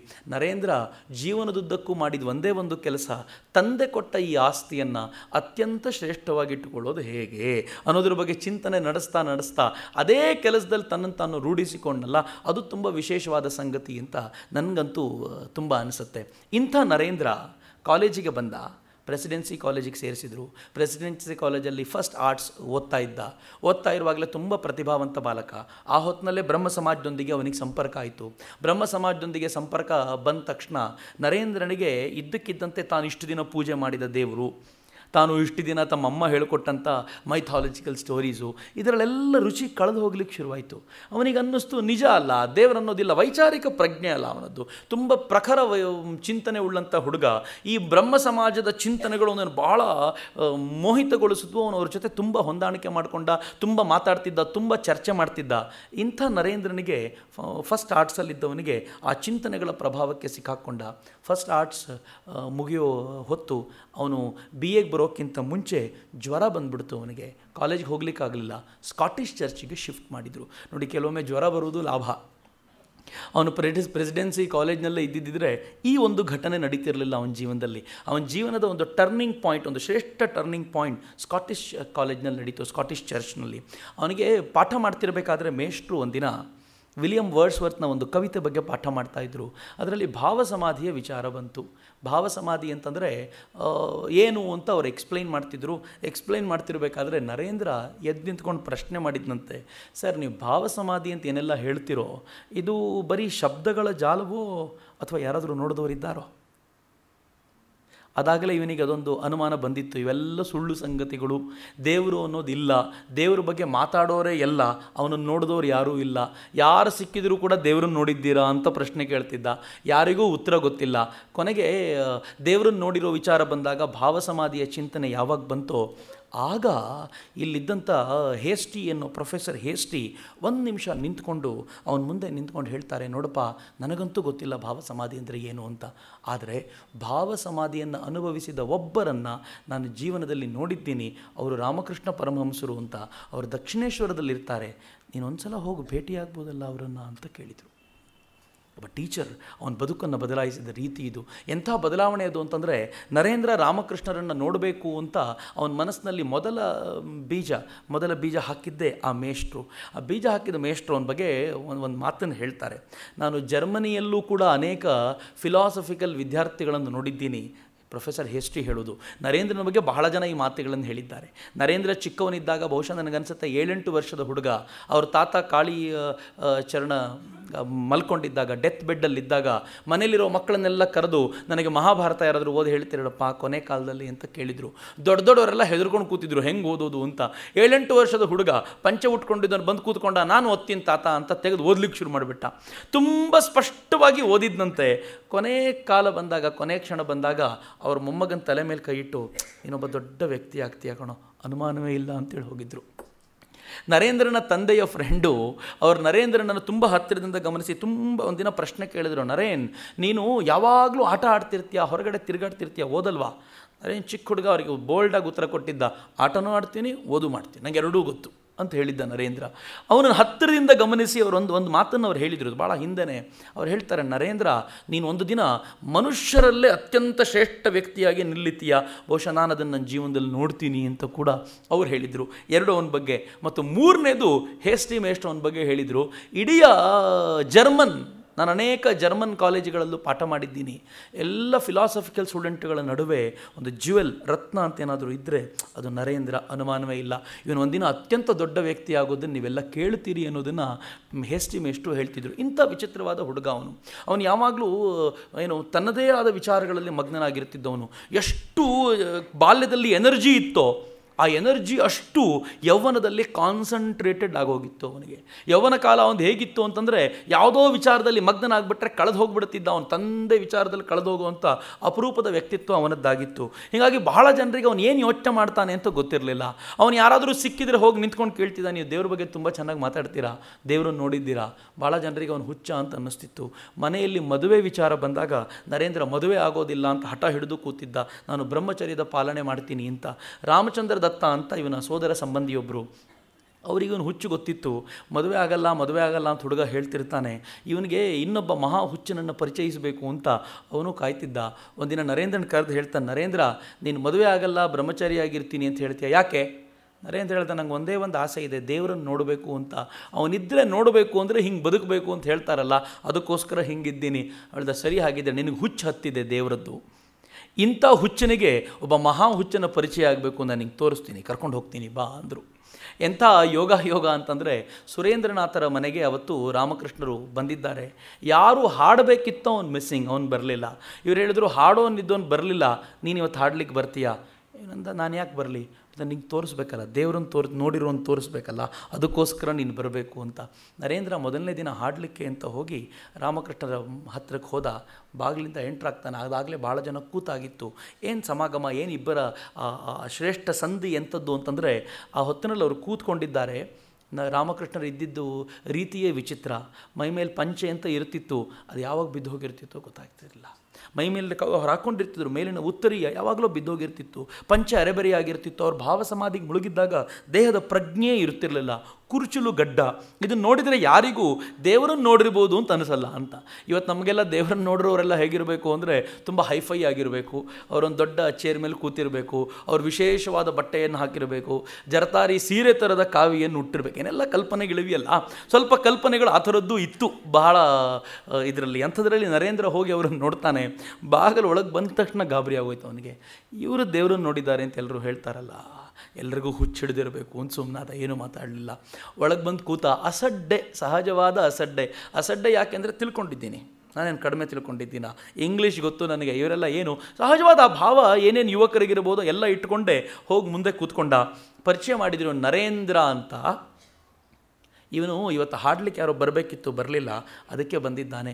ರಾಮಕೃಷ್ಣರ ಮೊದಲ ಕಮೆಂಟ್ ಪಾಸ್ ಮಾಡಿದರು, ನರೇಂದ್ರ ಏನು ಚೆನ್ನಾಗಿದೆಯಪ್ಪ ಹೆಸರು, ನರರ ಇಂದ್ರ ನೀನು, ನರರನ್ನು ಆಳಲಿಕ್ಕೆ ಅಂತಾನೆ ಬಂದವು ನೀನು, ವಾ ಏನು ಚೆನ್ನಾಗಿದೆ, ಹಾಡು ನರೇನ್ ಹಾಡು, ಇವತ್ತು ನೀನು ಹಾಡಬೇಕು, ನಾನು ಕೇಳಬೇಕು. ಇವತ್ತು ಎಲ್ಲ ಗ್ರಹಗಳು ನಕ್ಷತ್ರಗಳು ಯೋಗಾಯೋಗವಾಗಿ ಸೇರಿಕೊಂಡಿವೆ, ನೀನೇನು ಹಾಡ್ತೀಯೋ ಅದನ್ನು ನಾನು ಕೇಳಬೇಕು, ಹಾಡು ಅಂತ ಅಂದರು. ಮೊದಲನೇ ಕಮೆಂಟೇ ತುಂಬ ಅದ್ಭುತವಾದ ಕಮೆಂಟ್ ಅವ್ರದ್ದು. ನಾನು ಬಹಳ ಬಾರಿ ಯೋಚನೆ ಮಾಡ್ತೀನಿ, ನರೇನ್ ಅಂತವ್ರು ಯಾಕೆ ಹುಟ್ಟುತ್ತಾರೆ ಅಂತ. ನರರ ಇಂದ್ರ, ನರರ ಒಡೆಯ ಯಾಕೆ ಹುಟ್ಟುತ್ತಾನೆ ಅಂದರೆ, ಅವರಪ್ಪ ವಿಶ್ವಕ್ಕೆ ಒಡೆಯ ವಿಶ್ವನಾಥ ದತ್ತ ಅಂತ. ತಾಯಿ ಭುವನೇಶ್ವರಿ ದೇವಿ, ಭುವನಕ್ಕೆ ಒಡತಿಯವಳು. ಒಬ್ಬ ವಿಶ್ವಕ್ಕೆ ಒಡೆಯ, ಇನ್ನೊಬ್ಬಳು ಭುವನಕ್ಕೆ ಒಡತಿ. ಅವ್ರ ಮಗ ನರೇಂದ್ರ ಆಗಿರಲೇಬೇಕು ಅಂತ ಅನುಮಾನವೇ ಇಲ್ಲ. ಅಂತ ನರೇಂದ್ರ ಹಾಡ್ಲಿಕ್ಕೆ ಶುರು ಮಾಡ್ದ. ಅವನ ಮೊದಲನೇ ಹಾಡೇ ತುಂಬ ಸುಂದರವಾದ್ದು. ಅಲ್ಲಿದೆ ನಮ್ಮನೆ ಇಲ್ಲಿ ಬಂದೆ ಸುಮ್ಮನೆ ಅಂತ ನಾವೇನು ಹಾಡ್ತೀವಲ್ಲ, ಅದು ಬಂಗಾಳಿ ಹಾಡು. ಆ ಬಂಗಾಳಿ ಗೀತೆಯನ್ನು ಇವನು ಹಾಡ್ತಿದ್ದಂತೆ ರಾಮಕೃಷ್ಣರು ಭಾವಾವಿಷ್ಟರಾಗಿದ್ದರು, ಭಾವಾವಸ್ಥೆಗೇರಿದ್ರು. ಅವನು ತುಂಬ ಹೊತ್ತು ಹಾಡ್ತಾ ಇದ್ದ, ಅವರು ಕೇಳ್ತಾ ಇದ್ರು. ಮಧ್ಯ ಮಧ್ಯ ಭಾವಾವಸ್ಥೆ ಅಂತ ಕೆಳಗಿಳಿದು ಸ್ವಲ್ಪ ಮಾತಾಡ್ತಿದ್ರು. ಅದನ್ನು ನೋಡಿ ನರೇನ್ ಅಂದ್ಕೊಂಡ, ಒಂದ್ಸಲ ಮಾತಾಡಿಸ್ಬೇಕು ಇವರನ್ನು, ಏನೋ ಇರಬೇಕು ಇವರಲ್ಲಿ ಶಕ್ತಿ ಅಂತ ಅಂದ್ಕೊಂಡು ಗೆಳೆಯರಿಗೆ ಬಂದು ಹೇಳ್ದ, ನಾನೊಬ್ಬರು ನೋಡಿದೆ ಕಣೋ ಇವತ್ತು ರಾಮಕೃಷ್ಣ ಅಂತ, ಏನು ಶಕ್ತಿ ಇದೆ ಗೊತ್ತಾ ಅವರಲ್ಲಿ, ಅಪರೂಪದ್ದು ಅನ್ನಿಸ್ತಾರೆ, ಅವರು ದೇವರನ್ನು ನೋಡಿರ್ಬೋದು ಅಂತ. ಈ ಬ್ರಹ್ಮ ಸಮಾಜದ ಗೆಳೆಯರಿಗೆ ನಾವೇ ಬುದ್ಧಿವಂತರು ಒಂದು ಭ್ರಮೆ. ಅವ್ರು ಹೇಳಿದ್ರು, ದೇವ್ರನ್ನ ನೋಡಿದ್ದಾನ, ಢೋಂಗಿ ಬಾಬಾ ಇರಬೇಕು ಅವನು. ಈ ಥರದ್ದು ಭಾಳ ಜನರನ್ನು ನೋಡಿದ್ದೀವಿ ನಾವು. ಒಂದು 4 ಪ್ರಶ್ನೆ ಕೇಳೋಣ, ಉತ್ತರ ಕೊಡಲಿಕ್ಕಾಗದೆ ವಿಲಿ ಒದ್ದಾಡ್ಬಿಡ್ತಾನೆ ನೋಡು ಅಂತ ನರೇಂದ್ರನಿಗೆ ಹೇಳಿದರು. ನರೇಂದ್ರನಿಗೂ ದ್ವಂದ್ವ ಶುರುವಾಗೋಯ್ತು. ಚೆನ್ನಾಗೇ ಇದ್ದ ಅಲ್ಲಿವರೆಗೂ ಅವನು, ದ್ವಂದ್ವ ಶುರುವಾಯಿತು. ಹೌದಾ, ಇವರು ಡೋಂಗಿ ಬಾಬಾ ಇರ್ಬೋದಾ, ಒಂದು ಸಲ ನೋಡಲೇಬೇಕಾಯ್ತಲ್ಲ ಅಂತ ತನ್ನ ಗೆಳೆಯರನ್ನು ಕರ್ಕೊಂಡು ಅಂತೂ ಇಂತೂ ದಕ್ಷಿಣೇಶ್ವರಕ್ಕೆ ಹೋಗಿ ನಿಂತ. ತುಂಬ ಚೆನ್ನಾಗಿರುವಂಥ ಪ್ರಸಂಗ ಅದು. ಅದನ್ನು ಪ್ರತಿ ಬಾರಿ ಓದಿದಾಗಲೂ ನಂಗೆ ರೋಮಾಂಚನ ಆಗ್ತಿರುತ್ತೆ. ನರೇಂದ್ರ ಹೋಗಿ ನಿಂತ ತಕ್ಷಣ ಹೊರಗಡೆ ಮಾಲಿ ಇದ್ದವನಿಗೆ ನರೇಂದ್ರನ ಗೆಳೆಯರು ಹೇಳಿದ್ರಂತೆ, ಹೋಗೋ ನಿಮ್ಮ ಸಾಧುಗಳಿಗೆ ಹೇಳು ನರೇಂದ್ರ ಬಂದಿದ್ದಾನೆ ಅಂತ. ಆಗಲೇ ನರೇಂದ್ರ ಬಗ್ಗೆ ಒಂದು ಪ್ರೀತಿ ಇತ್ತಲ್ಲ, ಅವರಿಗೆ ಹೇಳ್ದ, ಮಾಲಿ ಹೇಳ್ದ ನರೇಂದ್ರ ಬಂದಿದ್ದಾನೆ ಅಂತ. ರಾಮಕೃಷ್ಣರು ಒಳಗೆ ಕರೆಸ್ಕೊಳ್ಬೋದಿತ್ತು, ಬಾರಪ್ಪ ಅಂತ. ರಾಮಕೃಷ್ಣರು ತಮ್ಮ ಕೋಣೆಯಿಂದ ಓಡೋಡಿ ಬಂದ್ರಂತೆ. ನರೇಂದ್ರನ ಗಟ್ಟಿಯಾಗಿ ತಬ್ಬಿಕೊಂಡು ಹೇಳ್ತಾರಂತೆ, ಏನೋ ನರೇನ್, ಎಷ್ಟು ದಿನ ಮಾಡಿಬಿಟ್ಟಿಯಲ್ಲೋ, ನಾನು ಕಾಳಿ ಹತ್ರ ಎಷ್ಟು ದಿನದಿಂದ ಗೋಗರಿತಿದ್ದೀನಿ, ಅಮ್ಮ ನನ್ನ ನರೇನ್ ಕಳಿಸ್ಕೊಡು ಅಂತ. ಇಷ್ಟು ತಡ ಮಾಡಿಬಿಡೋದಾ ಅಂತ. ಅಂದರೆ ಎಷ್ಟು ಚೆನ್ನಾಗಿರೋವಂಥ ಪ್ರಸಂಗ ಅಂತಂದರೆ, ನಾನು ಕಾಳಿಯನ್ನು ಗೋಗರಿತಿದ್ದೀನಿ ಅಂತ ರಾಮಕೃಷ್ಣರು ಹೇಳ್ತಾರೆ. ನರೇನ್ ಹೋದ, ಆದರೆ ವೈಚಾರಿಕ ಪ್ರಜ್ಞೆಯಿಂದ ತನ್ನ ಪ್ರಭಾವಿತನಾಗಿದ್ದಂಥ ನರೇಂದ್ರನಿಗೆ ಇವೆಲ್ಲ ವಿಚಿತ್ರ ಅನ್ನಿಸ್ತು. ಅವನು ಹೇಳಿದ, ಏನು ಹುಚ್ಚುತನಪ್ಪ ಇವರಿಗೆ ಅಂತ ಅಂದ್ಕೊಂಡು ನರೇಂದ್ರ ಅಂತೂ ಇಂತೂ ರಾಮಕೃಷ್ಣರ ಎದುರಿಗೆ ಹೋಗಿ ಕೂತೊಂದು ತುಂಬ ಹೊತ್ತುಗಳ ಮಾತುಕತೆ ಆಯಿತು. ಮಾತುಕತೆಯಲ್ಲಿ ಅನೇಕ ಪ್ರಶ್ನೆಗಳಿಗೆ ಸಮರ್ಥವಾಗಿ ಉತ್ತರ ಕೊಟ್ಟರು ರಾಮಕೃಷ್ಣರು. ಆ ಪ್ರಶ್ನೆಗಳ ನಡುವೆ ಇವನು ರಾಮಕೃಷ್ಣನ ಕೇಳಿದ, ದೇವರಿರೋದು ಹೌದಾ, ನೀವು ದೇವರನ್ನು ನೋಡಿದ್ದೀರಾ? ಹೇಳಿದ್ರು, ಎಂಥ ಪ್ರಶ್ನೆ ಕೇಳ್ತೀಯಾ, ದೇವರಿರೋದು ಹೌದಾ ಅಂತ ಕೇಳ್ತೀಯಲ್ಲ, ದೇವರು ಖಂಡಿತವಾಗಿಯೂ ಇದ್ದಾರೆ, ದೇವರನ್ನು ನಾನು ನೋಡಿದ್ದೀನಿ, ಮಾತಾಡಿಸಿದ್ದೀನಿ, ನಿನ್ನ ಜೊತೆ ಮಾತಾಡಿಸೋಷ್ಟೇ ಚೆನ್ನಾಗಿ ಮಾತಾಡ್ತೀನಿ, ನಾವು ನೋಡ್ಬೋದಾ ದೇವರನ್ನು ಅಂತ ಕೇಳಿದರೆ ರಾಮಕೃಷ್ಣರು ಹೇಳಿದ್ರಂತೆ, ನೀನಷ್ಟೇ ಅಲ್ಲಪ್ಪ, ಎಲ್ಲರೂ ದೇವರನ್ನು ನೋಡ್ಬೋದು, ಆದರೆ ಅದನ್ನು ಬಯಸೋರು ಯಾರಿದ್ದಾರೆ ಹೇಳು. ರಾಮಕೃಷ್ಣರ ತುಂಬ ಸುಂದರವಾದ ಮಾತು. ರಾಮಕೃಷ್ಣರು ಹೇಳ್ತಾರೆ, ಹೆಂಡತಿ ಮಕ್ಕಳಿಗೋಸ್ಕರ ಕೊಡಗಟ್ಟಲೆ ಕಣ್ಣೀರಿನ ಜನ ಸುರಿಸ್ತಾರೆ, ಆದರೆ ಭಗವಂತನಿಗೋಸ್ಕರ ಯಾರು ಕಣ್ಣೀರು ಸುರಿಸ್ತಾರೆ ಹೇಳು. ಅವನು ಬೇಕು ಅಂತ ಯಾರು ಕಣ್ಣೀರು ಸುರಿಸ್ತಾರೋ ಅವನ ಎದುರಿಗೆ ಭಗವಂತ ಬಂದೇ ಬರ್ತಾನೆ, ಕಾಣಿಸ್ಕೊಳ್ತಾನೆ, ಕೇಳಿದ ರೂಪದಲ್ಲಿ ಬರ್ತಾನೆ ಅಂತಾನು ಅಂದ್ಬಿಟ್ರು. ಇಷ್ಟು ಖಡಾಖಂಡಿತವಾಗಿ ದೇವರ ಬಗ್ಗೆ ಮಾತನಾಡಿದವ್ರನ್ನ ಅವನು ಕೇಳೇ ಇರಲಿಲ್ಲ. ಮೊದಲನೇ ಬಾರಿ ಕೇಳ್ದ, ಆದರೂ ಅನುಮಾನ, ಅಲ್ಲಿರೋರಿಗೂ ಒಂದು ಪ್ರಭಾವಲಯದಲ್ಲಿ ಅವನಿಗೆಲ್ಲವೂ ಕ್ಲಿಯರ್ ಆಗಿತ್ತು. ಹೊರಗಡೆ ಬಂದ ತಕ್ಷಣ ಮತ್ತೆ ಅನುಮಾನ ಶುರುವಾಗೋಯಿತು, ಇದು ಯಾವ ದೊಡ್ಡ ಹೊಂಗಿ ಭಾವನೆ ಇರಬೇಕು, ನನ್ನಂಥ ಚಿಂತನಶೀಲ ವ್ಯಕ್ತಿ ಇವ್ರ ಮಾತುಗಳಿಗೆ ಮರಳಾಗುತ್ತೀನಲ್ಲ ಹೆಂಗೆ ಅನ್ನೋದೇ ನನಗೆ ಅರ್ಥ ಆಗಲ್ಲ ಅಂತ ಅಂದ್ಕೊಳ್ತಿದ್ದ. ಮತ್ತು ಹೋಗಲೇಬಾರ್ದು ಅವ್ರ ಹತ್ರ ಅಂದ್ಕೊಂಡು ಮತ್ತೆ ವಾಪಸ್ ಹೋಗಿ ಕೂತ್ಕೊಳ್ತಿದ್ದ. ಅವನು ದಕ್ಷಿಣೇಶ್ವರ ಜೊತೆಗೆ ಒಂದು ಒಳ್ಳೆ ಒಡನಾಟ ಶುರುವಾಗ್ಬಿಡ್ತು. ಈ ಹೊತ್ತಿನಲ್ಲಿ ತನ್ನ ಗುರುಗಳು ಹೇಳಿದ್ದು ನೆನಪಾಗ್ತಿತ್ತು ಅವನಿಗೆ. ಒಂದಿನ ಅಂತೂ ರಾಮಕೃಷ್ಣರು ಯಾವುದೋ ಒಂದು ವಿಚಾರ ಮಾತಾಡ್ತಾ ಇವನು ಕೂತ್ಕೊಂಡಿದ್ದು ನೋಡಿದರು. ಒಳಗೆ ಬಂದವರು ತಮ್ಮ ಬಲಗಾಲನ್ನು ತೆಗೆದು ಅವನು ಎದೆಗೆ ಮುಟ್ಟಿಸಿದ್ರು. ನರೇಂದ್ರ ವಿವೇಕಾನಂದರು ಮುಂದೊಮ್ಮೆ ಹೇಳ್ಕೊಳ್ತಾರೆ, ಅವ್ರ ಎದೆಗೆ ತನ್ನ ಕಾಲನ್ನು ತಾಕ್ಸಿದ ತಕ್ಷಣ ಇಡೀ ಭೂಮಂಡಲವೇ ಗಿರ್ರ್ ಅಂತ ತಿರುಗುವಂಥ ಅನುಭವ ಆಯಿತು, ನನ್ನ ತಲೆ ಸುತ್ತಿದಂಥ ಅನುಭವ ಆಯಿತು, ನನಗೇನು ಮಾಡಬೇಕು ಅಂತ ಗೊತ್ತಾಗಲಿಲ್ಲ ಅಂತ ಹೇಳ್ಕೊಂಡ ನರೇಂದ್ರ ಜೋರಾಗಿ ಕೂಗಾಡಿದ್ದಂತೆ, ದಯವಿಟ್ಟು ಬಿಡಿ, ನನಗೆ ಮನೆ ಇದೆ, ಅಪ್ಪ ಅಮ್ಮ ಇದ್ದಾರೆ, ನನಗೆ ಅಕ್ಕ ತಂಗಿಯರಿದ್ದಾರೆ, ಬಿಟ್ಬಿಡಿ ನನಗೆ ಸಹವಾಸ ಬೇಡ ನಿಮ್ಮದು ಅಂತೆಲ್ಲ ಹೇಳ್ತಿದ್ರೆ ರಾಮಕೃಷ್ಣರು ಅವನ ಎದೆ ಸವರಿ ಹೇಳಿದ್ರಂತೆ, ಸದ್ಯಕ್ಕೆ ಇಷ್ಟು ಸಾಕು, ಮತ್ತೊಮ್ಮೆ ನೋಡೋಣ ಅಂತ.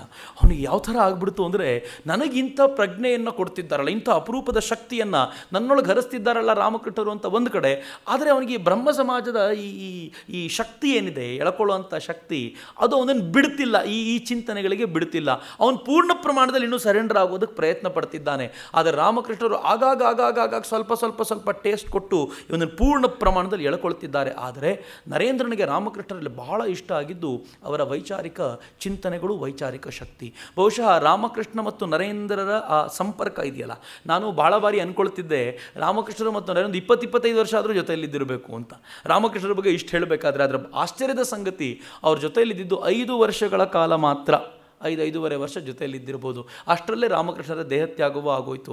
ನರೇಂದ್ರ ಈ 5 ವರ್ಷಗಳಲ್ಲಿ ಅವರು ಪಡ್ಕೊಂಡಿದ್ದಿದೆಯಲ್ಲ, ಏನು ಅಪರೂಪದ ಸಂಗತಿ ಅಂದರೆ, ಮುಂದೆ ವಿವೇಕಾನಂದರು ತಮ್ಮ ಜೀವನದಲ್ಲಿ ಮಾಡಿರುವಂಥ ಅನೇಕ ಭಾಷಣಗಳಿಗೆ ಈ 5 ವರ್ಷವೇ ಸರಕು. ಅದನ್ನು ಮಹೇಂದ್ರನಾಥ್ ಗುಪ್ತನ ವಚನವೇದದಲ್ಲಿ ಓದ್ದವರಿಗೆ ತುಂಬ ಚೆನ್ನಾಗಿ ಗೊತ್ತಾಗುತ್ತೆ. ಎಂಥ ಸುಂದರವಾದ ಕೆಲವು ಮಾತುಗಳು ಅಂತಂದರೆ, ನಾನು ಬಹಳ ಬಾರಿ ಯೋಚನೆ ಮಾಡ್ತಿರ್ತೀನಿ, ಏನು ಸುಂದರವಾದ ಮಾತುಗಳಂದರೆ ರಾಮಕೃಷ್ಣರು ಆಡ್ತಾರೆ. ನರೇಂದ್ರ ಯಾವ್ಯಾವ ಮಾತುಗಳನ್ನು ಯಾವ್ಯಾವ ಕ್ಷಣದಲ್ಲಿ ಸ್ವೀಕರಿಸಬೇಕು ಅಂತ ಯೋಚನೆ ಮಾಡ್ತಾನೆ. ಮತ್ತು ರಾಮಕೃಷ್ಣರದಿತ್ತಲ್ಲ, ಯಾರಿಗೆ ಯಾವ ಚಿಂತನೆಯನ್ನು ಕೊಡಬೇಕೋ ಅದನ್ನೇ ಕೊಡ್ತಿದ್ದಿದ್ದು. ಸಾರ್ವಜನಿಕವಾಗಿ ಎಲ್ರಿಗೂ ಒಂದೇ ಚಿಂತನೆ ಕೊಡ್ತಿದ್ದವರಲ್ಲ. ರಾಮಕೃಷ್ಣರು ಒಂಥರ ಚೂಸಿ, ಇಂಥವ್ನು ಈ ಕೆಲಸಕ್ಕೆ ಬೇಕು ಅಂತ ಚೂಸ್ ಮಾಡಿ ಅವನಿಗೆ ಬೇಕಾದ ಶಿಕ್ಷಣವನ್ನು ಕೊಡ್ತಾ ಇದ್ರು. ಅದನ್ನು ಸ್ವೀಕಾರ ಮಾಡೋರು ಹಾಗೇ ಇದ್ದರು. ಇದು ಸುಲಭದ ವಿಚಾರಗಳಲ್ಲ. ರಾಮಕೃಷ್ಣರು ಒಂದ್ಸಲ ಮಾತಾಡ್ತಾ ನರೇಂದ್ರ ಮತ್ತು ರಾಮಕೃಷ್ಣರ ಚರ್ಚೆ ಮಾತಾಡ್ತಾ ವೈಷ್ಣವ ಸಿದ್ಧಾಂತದ ಕುರಿತಂತೆ ಚರ್ಚೆ ಬಂತು.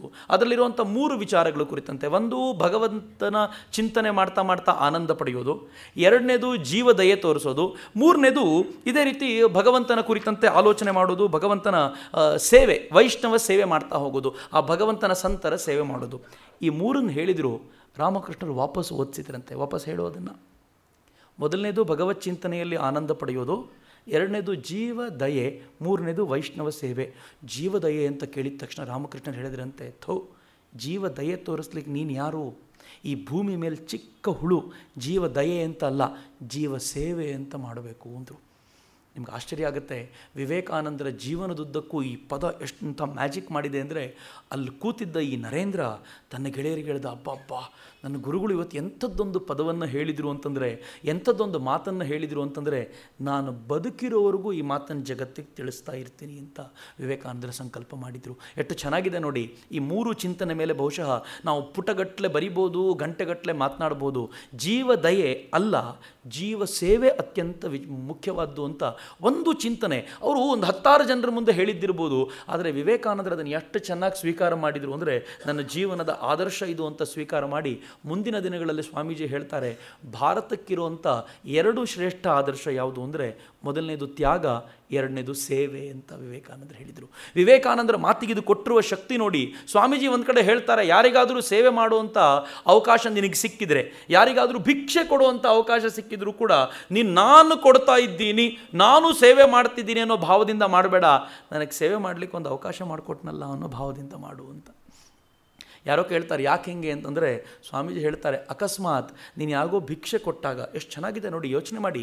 ದೇವಸ್ಥಾನದ ಹೊರಗಡೆ ಕೂತಿರೋ ಭಿಕ್ಷುಕರಲ್ಲಿ ಯಾರಾದರೂ ಒಬ್ಬರಿಗೆ ನಾವು ಭಿಕ್ಷೆ ಕೊಡ್ತೀವಿ, ಭಿಕ್ಷೆ ನಾವು ಕೊಟ್ಟ ತಕ್ಷಣ ಅವನು ಎದ್ದು ನಿಂತು ನಿಮ್ಮ ಹತ್ರ ತಗೊಳ್ಳಲ್ಲ ಹೋಗಿ ಸ್ವಾಮಿ ಅಂತ ವಾಪಸ್ ಕೊಟ್ಬಿಟ್ರೆ ನಮ್ಮ ಕತೆ ಏನಾಗಬೇಡ.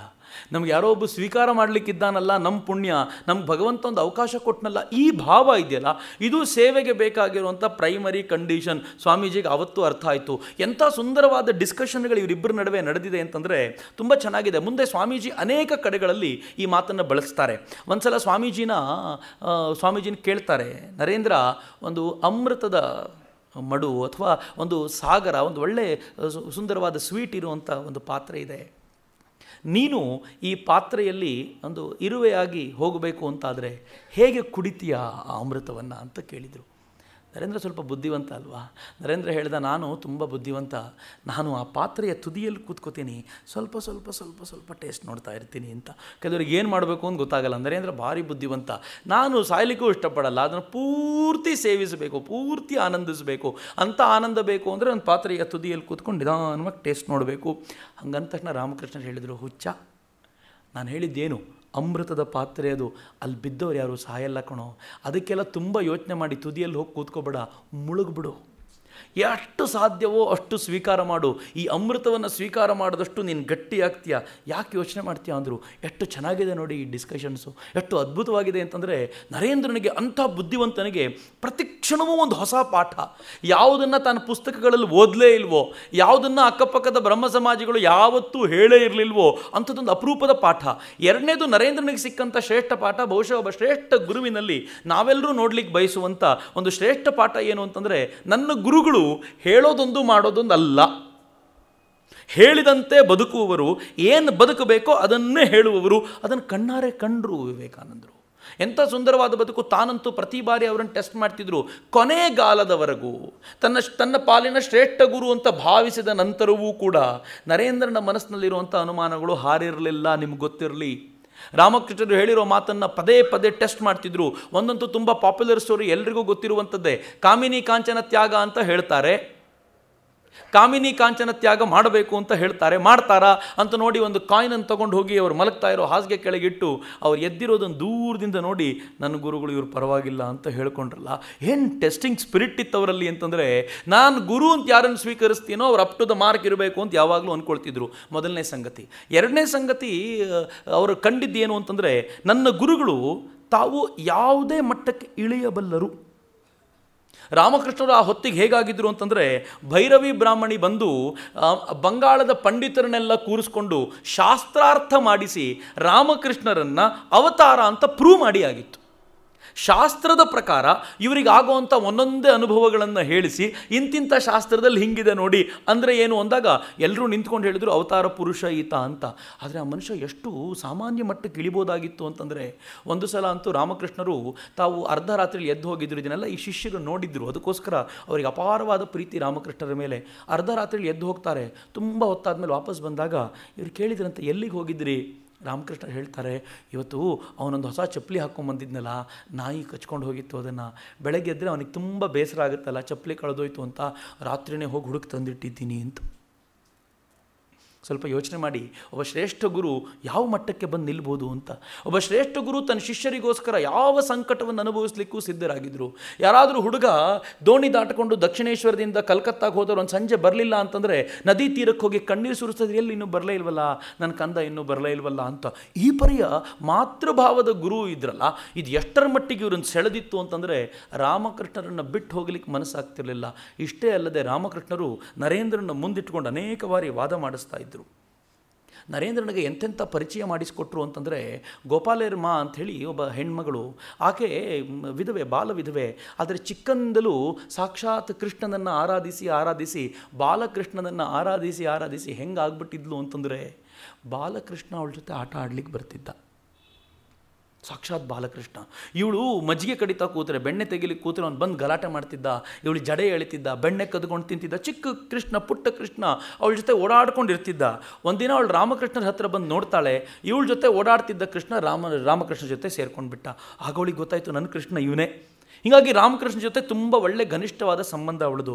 ಒಂದಿನ ವಿವೇಕಾನಂದರನ್ನು ಕರೆಸಿ, ವೈಚಾರಿಕ ಪ್ರಭೆಯಿಂದ ಮೆರೀತಾ ಇದ್ದ ವಿವೇಕಾನಂದರನ್ನ ಒಂದು ಕಡೆ ಕೂರಿಸಿ, ಈಕೆಯನ್ನು ಮತ್ತೊಂದು ಕಡೆ ಕೂರಿಸಿ, ಈಕೆ ಎಲ್ಲ ಕಥನಗಳನ್ನು ಅವಳ ಬಾಯಿಂದ ಹೇಳಿಸಿದ್ರು. ನರೇನ್, ಈಗ ಹೇಳಪ್ಪ, ನಿನಗೇನು ಅನಿಸುತ್ತೆ? ನರೇಂದ್ರನ ಕಣ್ಣುಗಳಲ್ಲಿ ಧಾರಾಕಾರವಾಗಿ ನೀರು ಸುರಿಯುತ್ತಿತ್ತಂತೆ. ವೈಚಾರಿಕ ಚಿಂತನೆಯಿಂದ ಪ್ರಖರವಾಗಿ ಬೆಳಗ್ತಾ ಇದ್ದವನು, ದೇವರಿರೋದೇ ಸುಳ್ಳು ಅಂತ ವಾದಿಸ್ತಾ ಇದ್ದವನು ಆ ತಾಯಿಗೆ ಹೇಳ್ತಾನಮ್ಮ, ನೀನು ಕಂಡಿದ್ದು ಯಾವುದು ಸುಳ್ಳಲ್ಲ ತಾಯಿ, ನೀನು ಕಂಡಿದ್ದೆಲ್ಲ ಸತ್ಯ ತಾಯಿ ಅಂತ ಈ ಪ್ರಖರ ಹುಡುಗ ಯಾಕೆ ಎದ್ದು ನಮಸ್ಕಾರ ಮಾಡ್ತಾನೆ. ರಾಮಕೃಷ್ಣರು ಇದನ್ನು ನೋಡಿ ಅರೆರೆರೆ ನಮ್ಮ ನರೇಂದ್ರ ಸುಧಾರಿಸ್ತಾ ಇದ್ದಾನೆ ಅನ್ಕೋತಾರೆ. ಎಂಥ ಪ್ರಭಾವ ರಾಮಕೃಷ್ಣರದು ಮತ್ತು ಅವರ ಜೀವನದ ಪ್ರತಿಯೊಂದು ಹಂತದಲ್ಲೂ ಈ ಪಾಠ ಇತ್ತಲ್ಲ. ಈ ಪಾಠ ಇಷ್ಟಕ್ಕೆ ನಿಲ್ಲದೆ ನರೇಂದ್ರನಿಗೆ ಆಗಾಗ ಅತ್ಯಂತ ಎತ್ತರದ ರುಚಿಯನ್ನು ತೋರಿಸ್ತಿದ್ರು ಅವರು.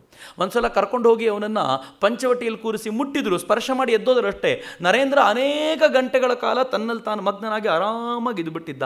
ನರೇಂದ್ರನಿಗೆ ಇವ್ರ ಜೊತೆ ಕೂತ್ಕೊಂಡು ಧ್ಯಾನ ಮಾಡೋದು ಅಂದರೆ ಅತ್ಯಂತ ಆನಂದ ಸ್ಥಿತಿಗೆ ಹೋಗ್ತಿದ್ದ. ಅವನು ನಿಜವಾಗಿಯೂ ಯಾವುದನ್ನು ಹುಡುಕ್ತಾ ಇದ್ನೋ ಅದು ರಾಮಕೃಷ್ಣರ ಪದತಲದಲ್ಲಿ ಅವನಿಗೆ ಸಾಕ್ಷಾತ್ತಾಗಿ ಸಿಕ್ತು.